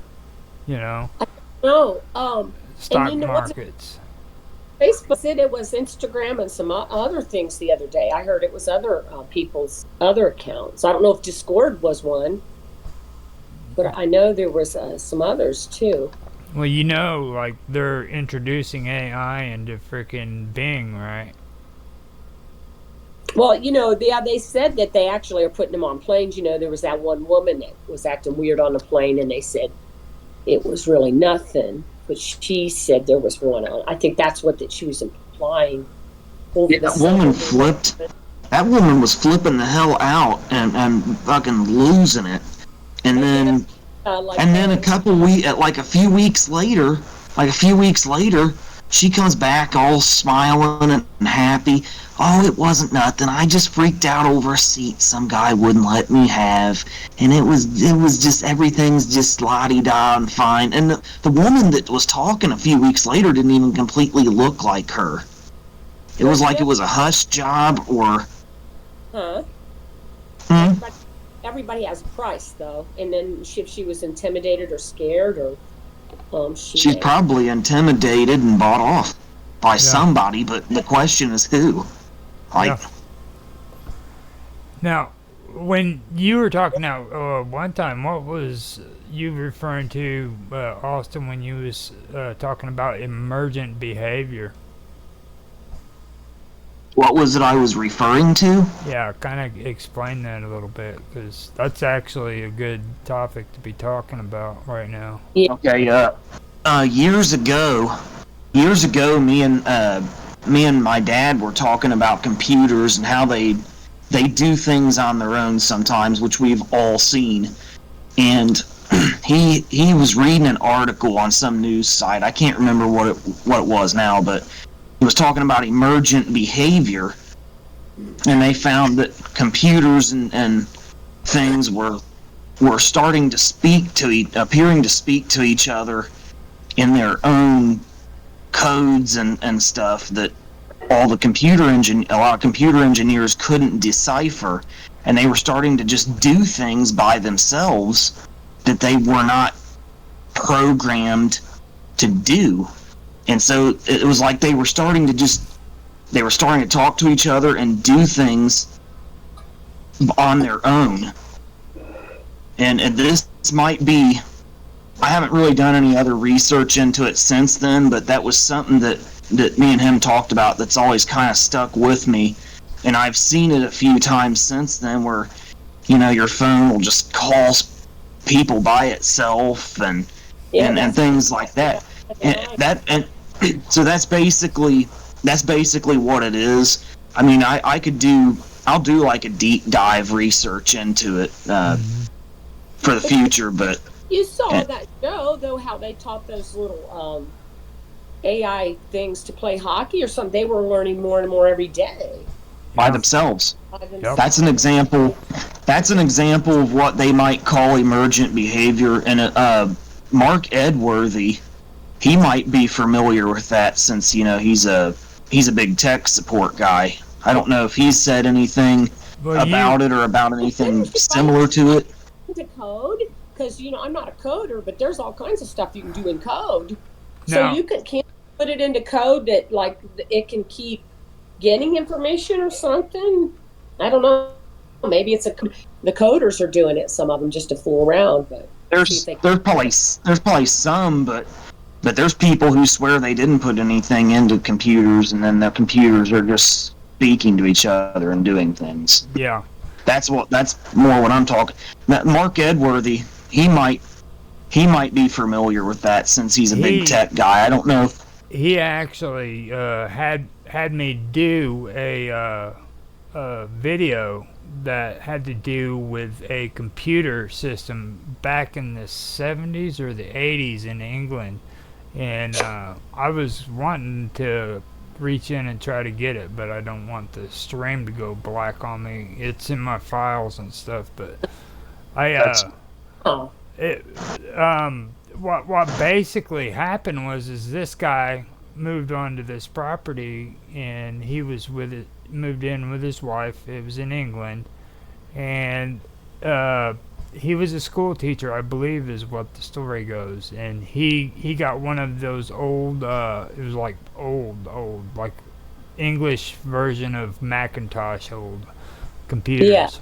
And it was for the fact that he was a teacher, so he brought it home, and he was sitting there on the computer talking to it, and it started asking him questions and telling him stories and shit. And next thing you know, he's hearing all these stories from like 100, 200 years ago.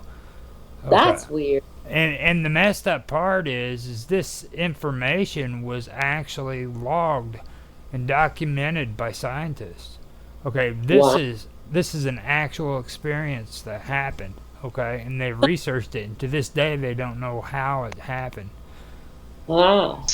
Was this somebody that Mark knew personally, or was it just somebody he heard about, a story he heard about from back then? It was a story he had heard about, and he passed it on to me. I've got the information and stuff, so later on I can put it up so where you guys can check it out. I'm interested in seeing that. That ties into that AI thing that you and Gerald were showing me from that 60 Minutes segment about where they asked this AI thing some questions that Google was working on their AI thing, and it started giving references to the question in answering the questions and doing research on the questions they asked, it started giving references to authors and Yeah. books by authors. Get this, Huh? that don't exist.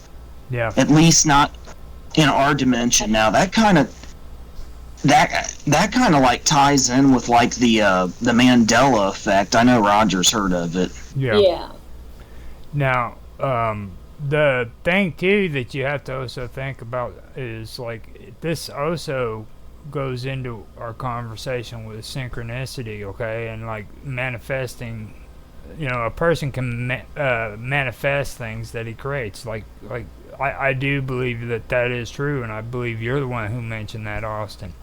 You know. Oh yeah, I think Oh, yeah. you do. Like Yeah. we literally manifest things with our minds, and we create things. And when you think about this, okay, like with this AI, to me personally, I don't feel like it's something that is new. I believe that freaking we manifested this from a long time ago, and like it's taking on its own life. You know what I mean? We did. Right. So I Because I mean, hell, science fiction's been talking about shit like that's happening now for hundreds of years. Even the Bible from thousands of years ago you could debate that it even alludes to such technology as we're talking about today. I mean, there was a preacher I saw.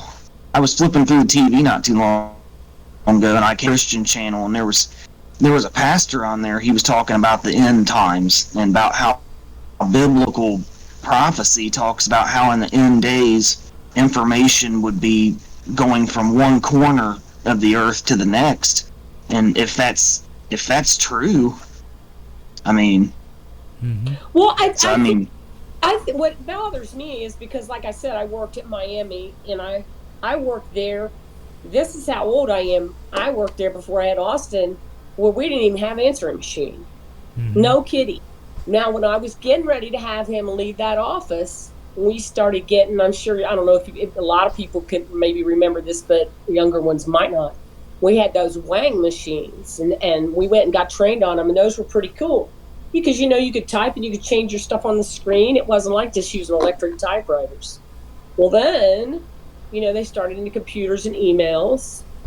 And then, so I quit for a while to stay home with my kids. I come back in the 90s, and things had progressed pretty well, with the computers and all that stuff. And but the problem was Miami hadn't progressed. And Austin can attest to this, and I'll tell you what this is about. This is really kind of creepy. So I was in a department, it's like a marketing department. So they have, this is so awful. Universities are so sloppy anyway, but this is just people and corporations sometimes. So my university had, when I first started there, they were like, well, we have a drive that's private. It's where the professors put the students' IDs, their student IDs, which is basically your social security numbers. They put them on this drive, and any of their like exams or anything are on the drive. Okay. And then on the B drive, that's a public drive. So they said if you're doing something and it's just a flyer or something, you can put it on the B drive. Well, everybody, and especially professors, they were getting those two drives confused all the time. And so I guess this, and I knew that, and I had to be pretty careful myself when I was saving stuff. A couple times I'd save it to the public drive and have to delete it and put it back over, because list with students' IDs and stuff, that's what you work with. So Austin was going to college there at Hamilton campus for a while, and lo and behold, Miami, some student did this, because he was probably a student worker, I don't know, but he got to looking into the A and B drives, and he found on the public drive all these student IDs and social security numbers and all their information. So there was the pay, because Miami got, like, they had to send letters. They sent letters to Austin. They even sent a letter to my daughter because she had went to admissions up there. So these lists were over on this public drive. So God knows they were like, well, we don't think anybody else really got them. Well, but there was a student out there that got them. Oh, come on. They're like, we don't think anything's going to happen, but we'll send you a letter in case it has. If something happens, I guess you could go back and maybe go after them. I don't know how you would prove it. But yeah, both Austin and Chantel get the letter. Chantel's like, I didn't even go up there, Mom. I was like, yeah, but you went through admissions, and it's over. Somebody accidentally saved that stuff. And you're a Todd. There's probably years of Todds. There's Chantel, Austin, Todd. You're probably right there together with him. Who knows? But I saw that, and I was like, and it wasn't just things like that. It was other things that were concerning. They have high turnover. You got students coming in. You got student workers that can get into payrolls. I mean, really, if you work at university, nothing's really private there. I mean, it's supposed to be, but it's not. And there's nothing you can't get into, it doesn't seem like. If you fool with a computer and it's attached to some other departments or something, it doesn't take long to fool. It seems like the computer kind of gets tired or something, and you can get in there somehow. I mean, I've done it because I'm pretty good with computers that way. I'm pretty tenacious, but I wasn't trying to get into anything. There's been things I've been trying to find. But then I'm like, well, that's kind of scary if you can do it like that. But and another thing they did, when I quit, I worked at another campus just part-time while I was trying to get my retirement together. They have, again, this was like a private drive for the department, diversity, that I worked in, diversity initiatives. Well, the other department I was in, I would go in to get their documents because it's supposed to be like, what do you call it, Austin, when it's just your forms and stuff like that? I don't know, but it's only your drive. It's a private drive for the individual department. Yeah. So I was in Upward Bound. So I go into Upward Bound. I'm getting into some stuff to do. And the next thing you know, I see this old diversity affairs form. And I'm like, well, first off, I shouldn't be in diversity. I quit diversity affairs like 2 years ago. So I'm like, why is this coming up? So I called IT. And they're like, well, we'll fix that. It's just because you used to be at that old department, but you shouldn't be able to see it. And this is confidential stuff. Yeah. Again, it has the managers, it's got Social Security stuff, it's got travel stuff, it's got student lists with Social Security. And I'm over here in Hamilton, this is in Oxford, seeing all this stuff of students I don't even know anymore. Yeah. And I didn't live there on such good circumstances. I mean, who knows what I could have done with that stuff, if I wanted. Like that with, speaking of that, I got a letter in the mail, I think day before last, from this temp service. Now, like when you go on like Indeed or Monster.com, you fill out applications for jobs and stuff. Right. They probably take a lot of the information and sell it to other temp services and stuff. So I get emails and stuff from temp services and stuff all the time from back when I was looking for a job. This one temp service said they got hacked by somebody, and that me and a bunch of other people whose information was on file may have been compromised. See, that's so. But that IT glitch that they had up there, they never fixed it. I called them a couple times, and I was like, well, I'll just have to be careful when I'm doing my work, not to make sure it's my new... Everything you keep saying, though, you got to understand, we've been talking about this stuff. We've been talking about the system. Austin keeps calling it the Matrix. I don't know how many times he said it. How many times have you said the word Matrix on this show? Yeah. Austin. No way to know exactly how many times. Probably too many to count by now. I mean, think about it, okay? You know why they're not fixing it? It's because you were introduced into a system. I guarantee you got that sheet on your computer for one reason and one reason alone. Once those freaking colleges connected, there was an open network between the two of them. Well, it's a branch campus of that campus. I could see that, but it's still very confidential, and I'm not up there anymore. Exactly. So this is what we're talking about here. You've got a system. You're a part of the Matrix. Freaking everybody knows everything, okay? When I go out and I watch freaking TV, I gotta be careful because my television is listening to me. Oh yeah. Yeah, well, you can go in there, because it'll tell you what kind of shows that wants to watch because they know what you like. So, Right. yeah. This is something that's very unsettling too. And I don't know. I haven't had this person. Well, I have. It's kind of unsettling. I think I may have had it happen to me, but maybe I imagined it. There was a show or there was a video on YouTube a long time ago where I was watching people talking about how you'll say something when your phone's around and then you'll get advertisements for it and stuff. Well, and that's that as it does. I can see how that works. But on the comments section after I watched this video, and I'll never be able to find this video now. I mean, I'll try to, but I'll probably never be able to.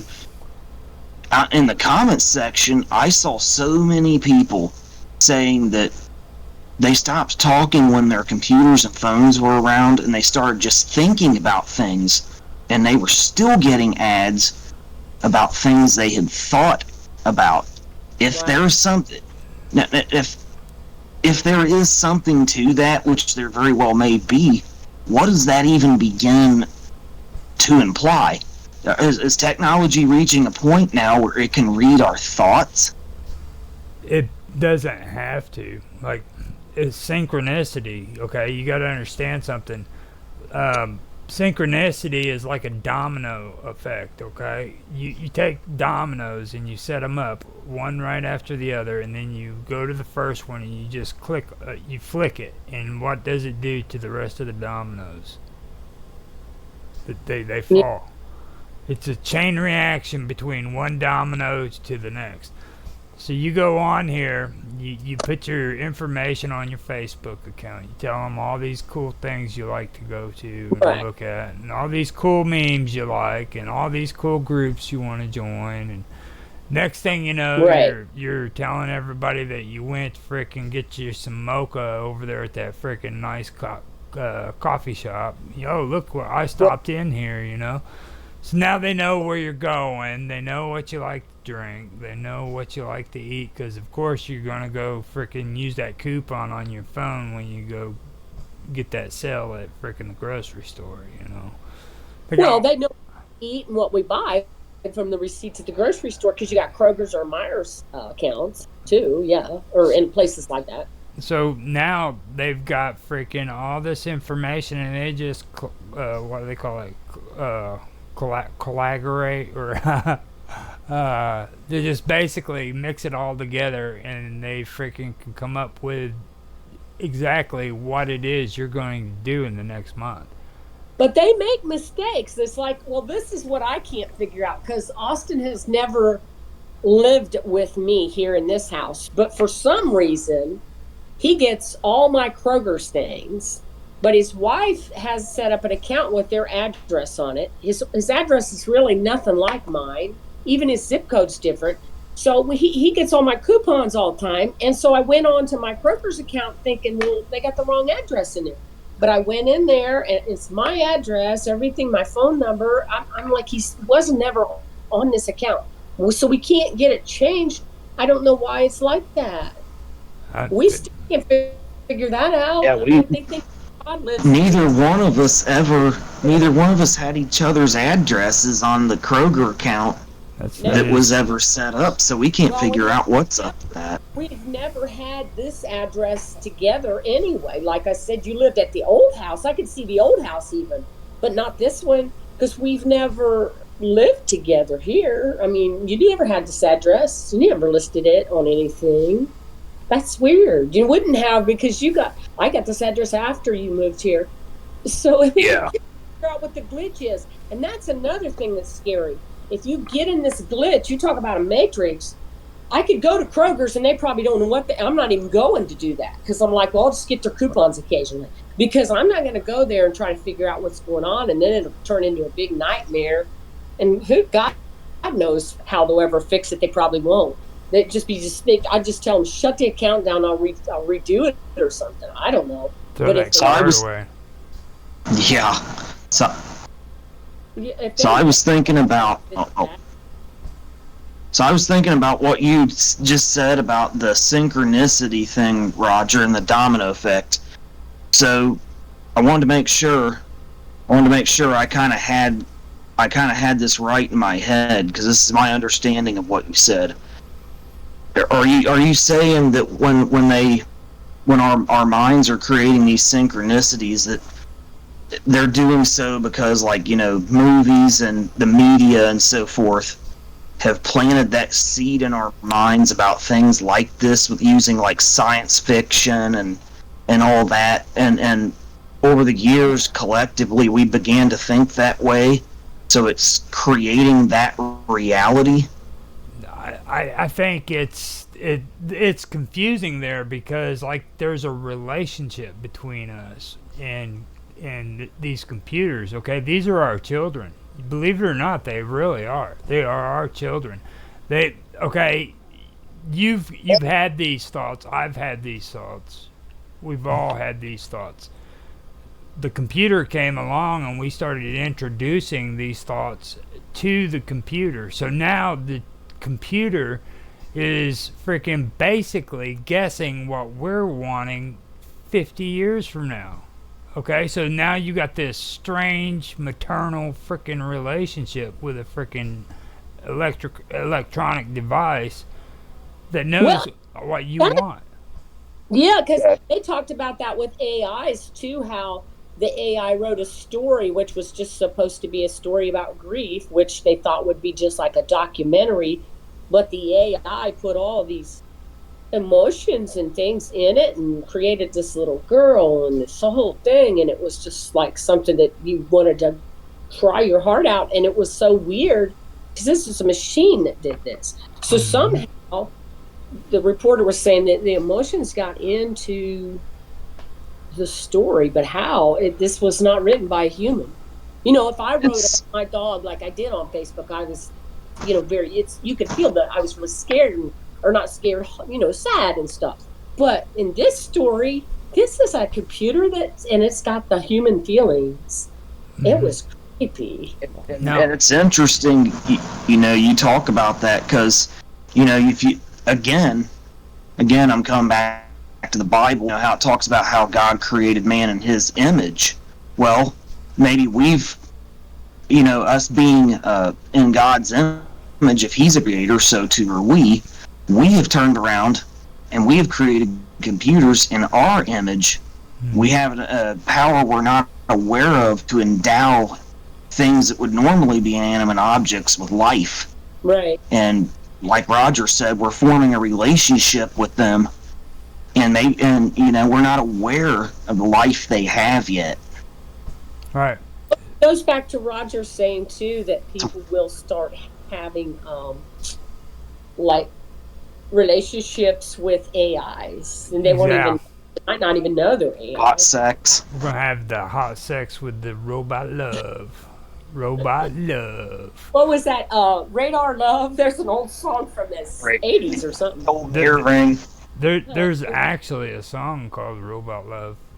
Is it Robot? I don't know when there's called Radar. There's Radar Love. Don't get me wrong, you're right. But there's actually Robot Love, man. It's an old 70s song. I've probably heard it, but I can't place it. Who does? It's weird. I know it was an Oriental chick. She's the one that sang it, and it's like in the video they had the robot standing. Oh, I'm your robot lover is what it is. Robot lover. And she's got the robot there, and she's singing to him, and she's all dressed up in like an old Buck Rogers outfit. That's weird. It's really strange. But when it comes to all that too, what you were talking about with the relationship and everything, okay? Like now we've been talking too about stuff like precognitive and stuff like that, and I wanted to straighten something out too. I was talking about that thing when we were talking about this before, and about recall. Now that is actually astral recall. I found that out. Now, that's the ability to recall experiences and information from astral travel or astral projection, and it's where the conscious or the spirit is believed to travel outside of the physical body to other realms and dimensions. Okay. That wasn't what we were talking Body about. experience. Yeah. The name kind of stuck out to me, recall, when we were having that conversation, but it's not what we were talking about. What we were talking about was with precognition and clairvoyance. It's the psychic phenomena of seeing or otherwise becoming directly aware of events in the future. Okay. Now, now the thing of it is like we were talking about synchronicities and stuff, and I believe that precognition and clairvoyance is a part of that. You know what I mean? Like, you can actually manifest things in your life if you're good at doing this stuff, you know. And I don't think that it's something that's freaking paranormal. I think it's supernatural. Everybody has the ability to do this stuff, especially when everybody's talking about having a God conscience and being connected and all of this stuff. You know what I mean? Created in God's image. Exactly. That goes back. Remember the story I sent you today, Austin, about the Idaho girl? Yeah. I don't see how you can, what do you call it, when you manifest that. Roger, what the story was is one of the girls that died, her I think it was Maddie. It was Maddie and Kaylee. Kaylee's sister had a baby. Well, the room number in the hospital was 1123, which I think was when the murders happened, and her little baby was born at like 420 or some time around there, exactly when they think the two college students were stabbed. So she was saying it was on 48 hours. She was saying that she feels like her sister and her sister's best friend were there, that was their sign that they were around when her baby was born. You know, so that was kind of strange. I don't know how you manifest that, but well, I mean, if she had a feeling of a presence that was like paranormal, that, you know what I'm trying to say. Well, I don't know. I don't think she thought about it until she had the baby, and then I think they put the room number together. They put the room number together, and then they realized the time, and they were like, goodness gracious. So in 48 hours, you know, they talked about the crime. They talked about her and her baby and how the family was trying to put the pieces back together. And then, you know, what's that guy that does the narration? He was saying, and if you believe in signs, well, you know, she feels like she got a sign. Now, see, that's the thing with the control thing I was telling you about. Like, whenever it comes to precognitions and it comes to,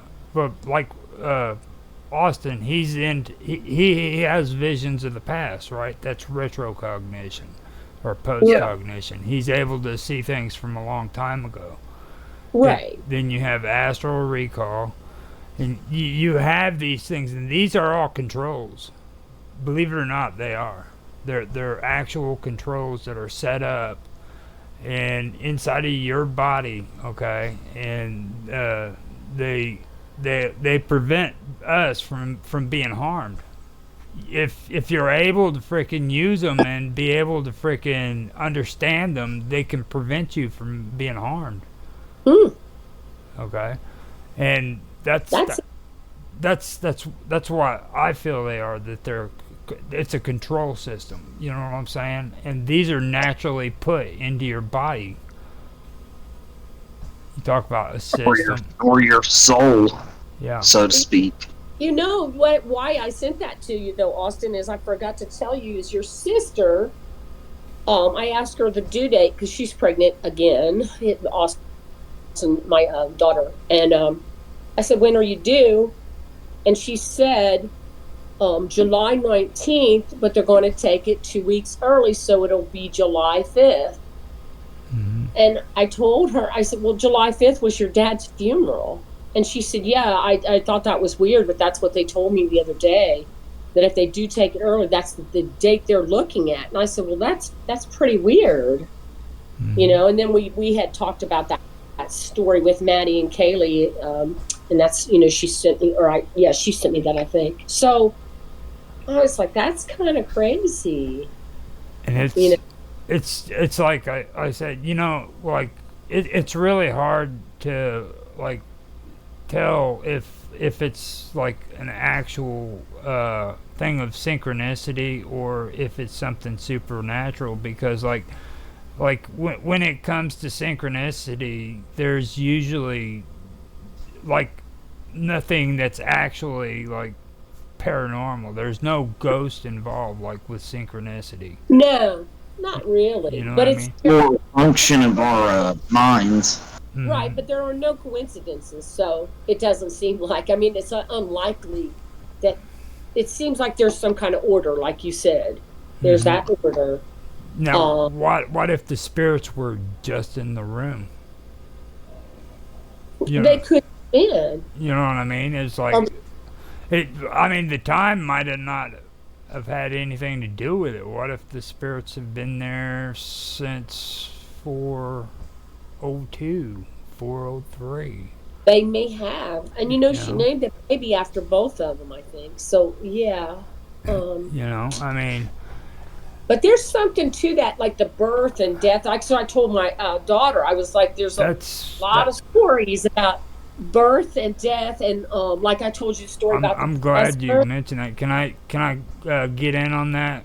Sure. Because me and Bob Dub had a really good episode of Duality, and we've been having this guy Rush of Waves on there, and he really has been helpful when it comes to that. Now, one thing that I ran into is about when it comes to duality, life and death is a part of duality. All right.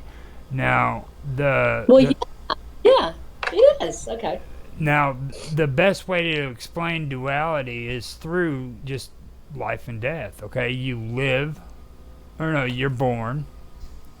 You live your life and then you die. So Right. you have birth and then you have death, and in between is life, and there's no shortcuts. There's no way of cheating the system. That's just basically it. It goes for you, it goes for me, it goes for Austin, everybody on this planet, every Right. creature on this planet they're born, they live their life and they die. Right. There's there's no frustration, uh, uh, there's no turbulence in that process. It's just those three things. There's that's just the way it is. You know what I mean? You're born, you live your life, and you die. Hmm. And they're the total opposites. Okay, Right. so it's actually a natural. It's a natural process that's taking place, and I believe it was Austin who mentioned that. Like, it's all the above. It's a natural process, and it's all the above. It's physical, emotional, and it's spiritual. But I guess you know what the sister's saying is like there's that just means that they're there in some spirit way and they're in a different place watching, that that's a sign somehow, you know. Well, you But know, life is in between birth and death, so I mean, there has to be more to the process after death. You know what I'm saying? Like what's in between death and life? You know, right. life, man. I mean, Life, life before, life before life. yeah. You have to. I gave you that book a while back, Mom. I think you still got it. Yeah, I got it. Me and Sam read that. It was about hypnosis sessions where they did, like, instead of doing like past life regression, they did, like, here on Earth they did sessions where they took people into the incarnations between births or between lives here on Earth on the other side. Mm-hmm. That's what that book's about. You have to send Roger like a screenshot of that book or whatever. Right. That book is excellent. That was one of the best books on that subject I've ever read. Well, and it goes into, I guess people think about reincarnation too, because like I said, when I was at work, this one professor was telling me about the this professor's that died in our department. Actually, I think it was it wasn't in my actual department, but it was in that division. She said that he had to go on a trip, and his daughter was having the baby, and his wife went with his daughter, which was out of state, so she went there. And he got on the trip, and he got sick, and he died on the trip, and he wasn't even, nobody knew. It was some kind of heart thing or something. So anyway, he died very quickly. And she said it was the exact moment their grandbaby was born, their first grandbaby, and all these states apart, they weren't in the same state or any place. So it was weird. So they named the grandbaby after him. I think they were going to anyway. I think that makes a lot more sense to me, though, because especially after we had our conversation and then I was talking with Bob Dub about it, because, like, I was having a hard time with, like, separating death as a natural process and, paranormal, all right? Now, Yeah. The reason why I was having a problem with it is if death is natural, then that means the paranormal is natural too. That means ghosts are natural. That means everything after death is natural too.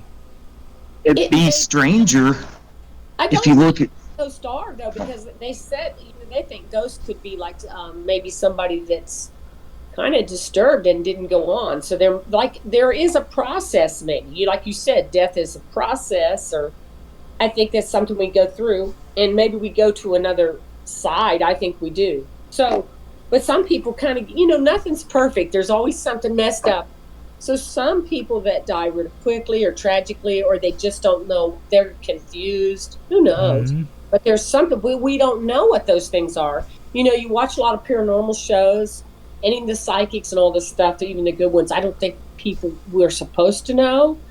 And sometimes they say they can help people go on, but I think ghosts are they're stuck here, and they shouldn't be. like I mean, a lot of people, there's some people might say the stuff we're talking about is, quote unquote out there, but when we talk about the stuff we're talking about, it always seems to me that it would be stranger if a lot of this stuff did not exist. Right. You know what I mean? It's like it's natural for the spirit world to be a thing, and it's natural for all these different subjects we talk about to tie into each other. Is how it seems to me. Mm-hmm. So actually, to me, it seems like it's way in there. Well, I watched that After Death movie. Did you see that, Roger? It was out in October, but I watched it the other night because I wasn't feeling good, and I've just been kind of stuck out. So I'm a rebel. I don't get into that Hollywood shit. It's called a movie, though. It's After Death, and it's actually not real Hollywood. There's not a Hollywood I'm people joking. I've heard of it. but it's a documentary, and it's got, I don't know if you've ever heard of him, Raymond Moody, and he has back in the 80s, he got 4 guys together, like a doctor and a couple other people who are very intelligent, and they have talked about people that die and start to go on, but then they end up coming back. And one of the guys was a heart surgeon. He's very old now, but he said when Raymond Moody first came to him, he was like, I thought he was a nut job. He said, I'm a heart surgeon. He said, all we do is we're supposed to go in there and we either fix it or they die. He said, that's what I thought. And he said, these people were saying they were coming out of their bodies and seeing tools and seeing this stuff. He said, I believe it. And he said, then, Raymond Moody called me. He said he wanted me to be open-minded. And he said, I started doing little interviews with some of my patients. And And he said, I see it differently now. He said, I'm not sure what it is, but he said, I do believe. He said, he said, I can't say what happens to some people, like if they don't come back. Because he said, people have asked me that. Well, what if you don't come back? Because he said, there's always, in most all these stories, somebody tells them they need to come back here. They have more work to do. So he said, I assume some people, they just don't have any more work to do. They go on. He said, but I don't have any way to know that. But he said, I do believe, people are, there is another dimension, and they're starting to go there. And they do. He said, there's things they tell us. Like, there was a guy that was in an airplane crash, and he saw all the people. He saw himself on the ground. He was telling them what the EMT people were doing. He told them everything. He's on that. He's in the documentary. He lived, but I'm like, and that doctor's like, I didn't believe this. He said, I do now. But he said, I can't explain it. He said, I don't really know why or how it's happening. So I tell you what, man, you just talked about astral recall right there. That's exactly what we were talking about with the ability to recall experiences and information. Like, you travel outside of your body to physical, you can just travel out of it, to realms, dimensions outside of your body and float up in the air and see yourself from a astral projection is probably the best one for that one, actually. Right, and that's what the guy in the plane, when he died, he actually did say he went, he followed the ambulance to the hospital, and he said he doesn't know how he did this stuff. He was just he was running down the street. And he said, but nobody sees you. He said, nobody would talk to me. He said, I went up to my wife and was screaming in her face, and he said, I knew then that something was wrong, because he said, I thought that they could see me. Yeah. So that's really creepy. And why can't we see them? And then, when you sense somebody's around, is that what that is? That's what he said. I mean, nobody could see until he went back into his body, but it was a while. But yeah. And then not everybody goes to the good place. So a lot of people talk about heaven and all this stuff, but there was a couple people they had interviewed that went to, they started to go to hell, but then they both prayed to God or said something about Jesus, and then they went to the light too. So I don't know. And they weren't really bad, but one of them was a drug addict, and he tried to commit suicide. So I don't know. There might have been a little slant on that show about Christian people and not committing suicide, but the guy, I think he ended up living, and he said he was going towards the light before he came back to his body. But it's interesting. Yeah. You want to end it now, because we're coming up on a minute. No, we are an hour and 2 minutes. And yeah. I think we got into that one good. I didn't get into the Cylons, though. I want to do more research on that, because that's the hard stuff that I got to dig up on. There's old movies that are 115 years old that I got to pull up information on. And 115 years old. Yeah. Back when television first started, when they were painting film and shit, you know what I mean? I can pull up some good stuff for you if you want to talk about it later on, but let me pull it together. Okay, yeah. I mean, on a closing note, though, when you talk about being out of your body, if we can do that when we're alive, I don't know. I mean, these people they're going to heaven, and I know, but they're seeing people that they shouldn't know even sometimes. So they are going to another side. But yeah, it's kind of weird. It's just weird. No. And then, what's sad is the one man, he had a terrible car wreck, and they brought him back, but he didn't want to be back. Mm-hmm. he didn't want to be back, and he was sad, and his wife was mad at him, and I think he had divorced, and his whole life kind of went to hell because of it. But then he kind of it got it back together. Now, we were talking at one time about Guardians too. I do remember that, and it Guardian what? Guardian Angels? well, it really. I think Guardians was mentioned, but I think it had to do with the guy with the black hat. The, Oh, I, yeah. I do remember us having a short little conversation in that conversation about that with the Guardians, and it had to do with what was it? The shadow people. People say that like dead relatives visit them. Remember that? And then Yeah. they're greeted by a guide at death. I forgot which one of you guys were saying that. Now, there's some people that don't like to talk about this is, and I hope it. Maybe I Oh should talk. wait! I know what it was. It was the nurses, hospital nurses. We were talking about Oh, that, and then the shadow shadows. people. Yeah. But the top hat man, I just there's some people that don't like to talk about him because then they said it kind of thing like he comes around or it manifests him, which is really funny because I was the other night I saw your thing, Austin, and so when I was getting ready to go to bed, I thought, well, I got some time, I'm gonna read it. I couldn't find it nowhere. I looked everywhere, and now Roger says it's on there. So It's I on don't the know. sword. Well, how? Yeah, it's on Discord still, I think.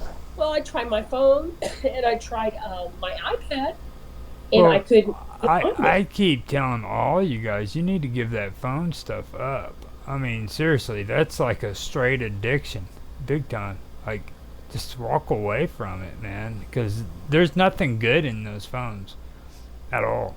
No, I just tried the phone because what I was trying was on my iPad, which is kind of like a little computer. You know, I can read it in bed, and I had seen it on there. So it Yeah. was like sometimes if I can't see it on here, I'll go onto the phone and go into Discord and see it. You know But what it you, was you know what you fun. do? You know what you do? Yeah,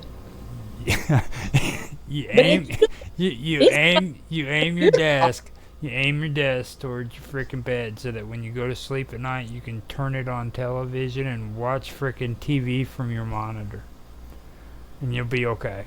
Don't worry I have about nothing else. TV. Nothing else. I don't stay. I watch TV, but yeah, and you know, Austin, it's not on my computer either because I saw it tonight. I looked to see if I could find it. I never did. So Well, I just send mean, it. But I mean, maybe you want me to send it to you again, yeah, just send it or to like instant message it to me so that it'll be in the message. So, okay, I will. See, did you see my comment when he sent that? yeah. I said, "Careful talking about that, Austin. You know what they say." Uh-huh. But And then you know what I was talking about though, because like everybody puts their phone next to their bed. You know, I mean, come on, dude. Just aim your computer at your bed to where you can see the monitor, and you'll be okay. what do you do with your phone? Do you take it away? I don't even have one. I set it. I've got one for backup that's sitting in the kitchen on the charger, and that's about it. And when people call me, I freaking know that it's for something important because nobody knows the number unless I give it to them, like for real reasons, like not for verification on Facebook and Well, see, YouTube and and that's what I Text. told my boyfriend. He always well, everybody does it though. They'll leave it on the side of their bed, both the people, if there's two people, or just whoever, one person. But everybody does it. They'll put it right there. The big thing with phones is they're more than just phones. I mean, for me, it's my alarm clock, so I have yeah. my alarm set so I can wake up for work. But I'm not on it all night. You know, I go to sleep and stuff. So. I and that kind of gets into what we were talking about with technology, though. Like everybody depends on this stuff now. It's like, I mean, it really does come back to that. You know what I mean? And you always hear people talk big talk about like, oh, stay off the television and or off the computer and the phone for a day, you know, like it's some kind of like honorary thing, you know, like beat Right. yourself with a freaking cat's tail for freaking punishment or some shit, you know. You know But how, you look at our age. How my boyfriend and I were talking about this. I said, remember when we used to leave in the morning? You get in the car and you go to work, and you know the only phone you had was like didn't even have a voicemail, so you yeah, had to answer the phone. You answer the phone a couple times. You come home. You know your phone don't bother you. We sometimes we get lost or run out of gas, but we survived. you We didn't remember have what phones everywhere. you remember what a beeper was? Huh? Remember what a beeper was? Oh yeah, I remember those were kind of the first. Um, what was it like? It was a kind of a technology thing. Yeah, they call you up and leave you a phone number to call back at. That was, Yeah, that was back when phone booths actually existed. right. So, you better get off here before we get too carried away. Right. We'll go into a whole nother, we'll relapse into a whole nother show about technology and the paranormal on this show when we need to save it for another episode. Yeah. Okay, well, it's been good. Did you see any comments, Roger? I couldn't see my comments. My phone. I'm gonna have to get my computer all set up. So I'm not able to do it because I'm like streaming, and if I like get off of the stream, then like the whole screen goes black, and I know that we don't want that because then Okay. I have to edit and it just gets messy. okay. I'll we'll sign off then, and yeah, Austin, send me that shadow person thing. I guess. Okay. Just watch the video, but don't obsess over it, and I stay don't. focused. Yeah. Don't have Stay focused on I'm not. stay focused on having faith in God, because that's what keeps him at bay. I'm not scared. I just don't know where all that stuff went the other night, especially after I'm the one that made that quirky little comment about him. That is weird. Yeah. Yeah. I want to go check after we get off here to make sure it's on there because I don't know for sure because it's been a couple days since I looked at it. Well, I'll go and maybe I can't imagine why it wouldn't be. I saw your message tonight and went into the chat, so shouldn't it be in there? Yeah, you got to scroll up a little high. though, Maybe 'cause that's it. Maybe I missed it. me and Austin's been pretty hardcore on there talking about some serious stuff about aliens. Yeah, we've traded so much information and stuff. There's a lot of stuff on there, but we actually have an everything about aliens text channel now where we're laying out the plans for that and stuff. So Oh, and the music, I don't know. Like I was telling you about the what's it? Well, I don't know why I can't remember that guy's name. The Cummings that did the Burton Cummings. Burton Cummings. You know, that was kind of a musical history thing I saw yesterday. I don't know. I saw this young text of him, and I didn't know who it was. And then I was like, oh my goodness. And then I forgot all about him because he was a very good musician. Do you remember him, Roger? Text- Burton Cummings from the Who, the Guess Who, not the Who, the Guess Who. Oh, the Guess Who. Being honest with you, I never really got into Guess Who because like I was into the Who for a little bit because they came out with that what was it, the freaking theatrical thing. Yeah, well, they were kind of heavy metal, weren't they? But the Guess Who was back in the 70s, early 80s, maybe. Well, the Who. They were both. They were both in the same time period. I know that's why. Yeah, they were contemporary. I think they were, and actually, Cummings was saying that he sometimes people get him confused, but he's like, we don't do this stuff, but the same stuff. Bachman, what was his name? Roger Bachman. Yeah. Randy Bachman. Randy. I knew about Bachman.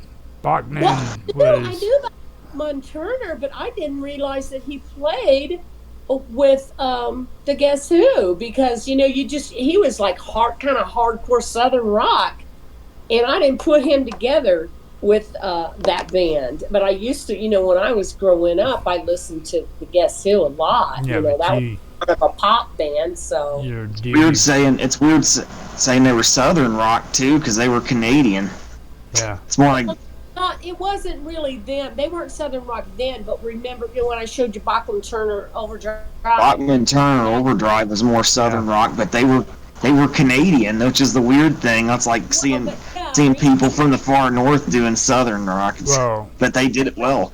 Went into that, and then you got those Allman Brothers and those Southern fried rock bands for a bit. There was a few of them, and I also think he sounded a lot like Boston, like Down the Highway. I thought that was Boston. Do you remember Boston, Austin? I remember Boston. That was one of the first rock bands I listened to. Overdrive a lot, I thought. You remember Third Stage? Not the same time period. Yeah. Third. You remember Third Stage? No. That was a Boston album. That was a Boston album. The Boston album, yeah. But they weren't around very long, were they? Oh God, yeah, they were. They were around long enough, man. They were like the first band, like heavy metal band that I actually got into. Believe it or not. And then you know who my second one was, and it's almost embarrassing because everybody laughs at me, but it was freaking what were they? They're the ones here. They did a song "Here I Am Again on My Own." Going down the. Here I Am Again. Molly Hatchet. Huh? Molly Hatchet. No, awesome. What'd you say? What'd you say the song was called? They've got those commercials. I cannot believe I just had the brain fart on this. It's not Rat. It's Here I Go Again on My Own, going down the only. White Snake. White Snake, yeah. That was my favorite songs, but then I didn't like hardly anything else he did. I just liked, the video with Tawny and him, and they were cute, but. Well, the commercial though, that's what tore me up. Yeah, with the Jags. They had Jags, didn't they? No, white and black one. No, I mean the dude that was getting married, and he started going off into a hallucination, and all of a sudden he's in a freaking White Snake freaking. Yeah. He's singing it. And then like he comes out of it and he's singing "Here I Am Again on My Own" right in front of his wife and the freaking preacher. Yeah. After that, I was like, "Oh my God, that is so true." It's funny though. Like I like music history, and it's funny. Like I was watching that the other day, and there was so much I didn't even know. I just didn't know about that group, and that that Randy Bachman was Bachman Turner Overdrive. I was like, that's him, and I was like, oh my God, that was, because they broke up. And well, I didn't know about the Doobie Brothers until you though, like with. Oh, what about him? Your buddy on that song you like. He's Michael McDonald. He's a member of the Doobie Brothers, or he was. Well, yeah, he was. He was what kind of started. He was. Still is a member. Yeah. And then the other lead singer that he replaced came back too. So now him and the other original lead singer are in it together. That's interesting. Yeah. Huh. Yeah. Well, okay. Well, I guess we should get off of here. Now we're getting into music, so. Yeah. Yeah. And that could go all night long. Yeah. That's another show all in and of itself. Yep. Yeah. I will talk to you two later. Okay. Bye. Bye.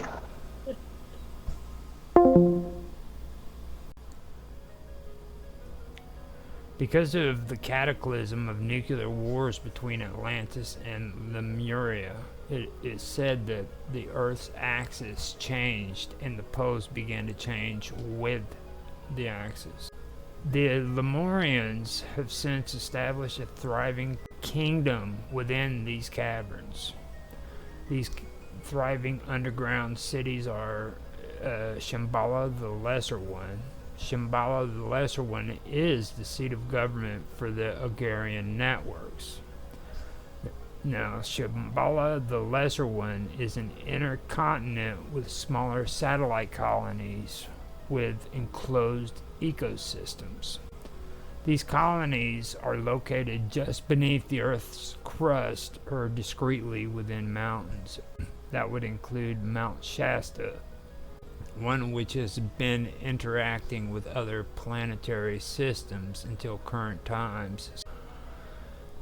These vast caverns systems connect to Tibet, allegedly linking the Aghardi systems of Central Asia to the snake world. The old ones are hominid, extremely long-lived, and predate Homo sapiens by more than 1 million years. The old ones often kidnap human children to tutor and rear as their own. I have since done a little bit more research and dug into some of the old content that I've had, and I wanted to go over some things. First, the topic of Sons of Belial, which I earlier said had nothing to do with the Atlanteans, but I've since changed my mind because of the wording that's involved with it. According to Plato's Republic, Atlantis was destroyed because it was ruled by leaders who became corrupt and were degenerates. Now, that is also something that I found after further research that concerns the term of Sons of Belial. And like I said, I thought that it had nothing to do with Atlantis, but I found out that Belial was actually an old Hebrew term for the worthless. Now, after I went and did that, I also dug a little bit deeper as well and came up with some more stuff concerning the old ones. Now, the old ones are also an immensely intelligent and scientifically advanced race, and they have chosen to structure their own environment under the surface of the planet and manufacture all their necessities. The elder race are Titans who came to this planet from another solar system in the prehistoric past. Realizing that the sun was causing them to age prematurely, living on the surface of the earth, they escaped underground. Now, this would be associated with Sitchin's version of the Anunnaki. The elder race build huge subterranean complexes in which to live. Eventually, the elder race decided to seek out a new home on a new planet, evacuating the Earth and leaving behind their underground cities populated by mutated beings. The evil Darrow detrimental robots and the good Tarot are integrated robots. Now, there is also something else that I do want to correct too. I said before that the Lemurians or the Atlanteans, whoever went under the ground and discovered the caverns, had discovered these caverns, but I was wrong. What happened was I had to go back into my research and find out what happened, or what I found out a long time ago, and I discovered that I'd mixed them up with a group or a society called the Atlans. Now, the Atlans are the ones who discovered these underground cavern networks along the east coast of Brazil, where reportedly they were once a part of the antediluvian Atlantean Empire. Now, that is what I didn't realize when I said that, and I have to correct myself on it. It was the Atlanteans or the Atlantans that discovered these underground caverns instead of the Atlanteans. Now, I've also got to point out too that there are conflicting stories that are taking place in our video streams, and that's because there's multiple stories about this conflict and about everything when it comes to the hollow earth theory. So sometimes you'll hear that the Lemurians are reptilians. Sometimes you'll hear that they are the good guys. Sometimes you'll hear that the Atlanteans are the good guys and that they are reptilians or corrupted by the Anunnaki and stuff like that. There's a lot of stories here, so I want to bring that back up again and let everybody understand that before I go further. After World War I, German occultist groups such as the Thule Society became interested in Agartha. Agartha is frequently associated or confused with Shambhala, which figures prominently in Vajrayana Buddhism and Tibetan Kalachakra teachings. These are two rabbit holes we should also go down at some point, because those are some of the most ancient sources of these stories, and they go into like full detail on descriptions of it. And now, I don't know if you guys remember, but Krito Mutwa was the guy that the African shaman that David Icke interviewed, and basically told him about the ancient reptilian myths in Africa. And this was by design, mind you, because they were setting the planet up. Criminals and also rebels against the empires. June was a prison colony like Australia. Earth fits this archetype.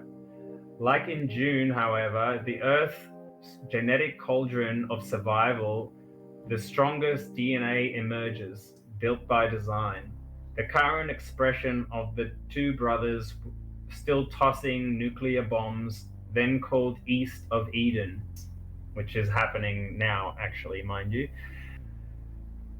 And I suggest you guys look up the Orion Wars to find out that galactic history. I first heard about this story maybe 10, 15 years ago, when I came across a lady called, when I was researching occultism, and I was coming across a lady called Helena Petrovna Blavatsky. She created the Theosophical Society, and she talked about some of these ancient myths. That's where my research came into it, actually, because I found out that Hitler was quite interested in this, and he believed that the origins of the German people came from these what do you call them, Aryan tribes that existed in a place called Hyperborea, they called it, which means the place beyond the north, the place beyond the north wind, or something like that. And to some people to some scientists and occultists at that time, they believed that was the North Pole. What Hitler did is he ended up sending his SS troops to India and Tibet and places like that to gather these ancient stories and texts to try and find out where this hidden city was located. These stories were revived by Helena Petrovna Blavatsky. She was an esoteric occultist in the late 1800s. She could like predict the future and tell people about their pasts and all sorts of stuff. They were a class of beings in Hindu mythology that are described as power-seeking demons related to more benevolent devas in Hinduism. And, you know, that's a whole nother topic we can go into later, but I'll describe a little bit of it now as well in some of my source material. Agartha was a vast complex of caves underneath Tibet inhabited by demigods called Asuras. The Asuras are also known as reptilians. When I first started searching this just now, I found a couple of sources that came up pretty interesting. Agatha Journey to the Stars, which I found out about in The New Age of Russia, Occult and Esoteric Dimensions, which I found out about in this book called Blue Blood, True Blood by Stuart Swerdlow. The primary entry points to the inner Earth are the North Pole, where there is an opening of 1,300 miles, the South Pole, with an opening of 950 miles. These can be seen from space. That is why commercial aircraft are not allowed to fly over these areas, and the military basically controls it. Not because of the magnetic disturbances, which was the official reason Admiral Byrd reported on these openings in the 1920s, until his information was concealed by the government. At the very center or nucleus of the inner Earth, there is a globe of energy left over from the creation of this planet that acts like an inner sun. It is the light from this object suspended by gravity and gravitational force that causes the light of the aurora borealis. That's the magnetic dynamo of the Earth. Numerous cave entrances to the inner Earth exist in the Rocky Mountains and the Sierra Mountains in the western United States. Entries also exist in the Alps, the Himalayas, the Andes, and the Caribbean, which I suggest is probably fault lines, you know. These are also numerous there are also numerous suboceanic entry points, particularly in the deep trenches of the Pacific Ocean and the Caribbean Sea, and the Atlantic submarine mountain ranges, especially on or near the Azores, Canary Islands, and the Falklands. These areas are closely guarded by local governments and the New World Order elite forces. Artificially created entrances exist under the new Denver airport. That's why it's such a weird airport. The Giza Plateau in Egypt, which would be under the Sphinx. The major Air Force complexes around the world, such as Area 51 as well, and many of the temples in India and China. A major Chinese entry point is under the Senshi Pyramid that is out of bounds for everyone in Western China.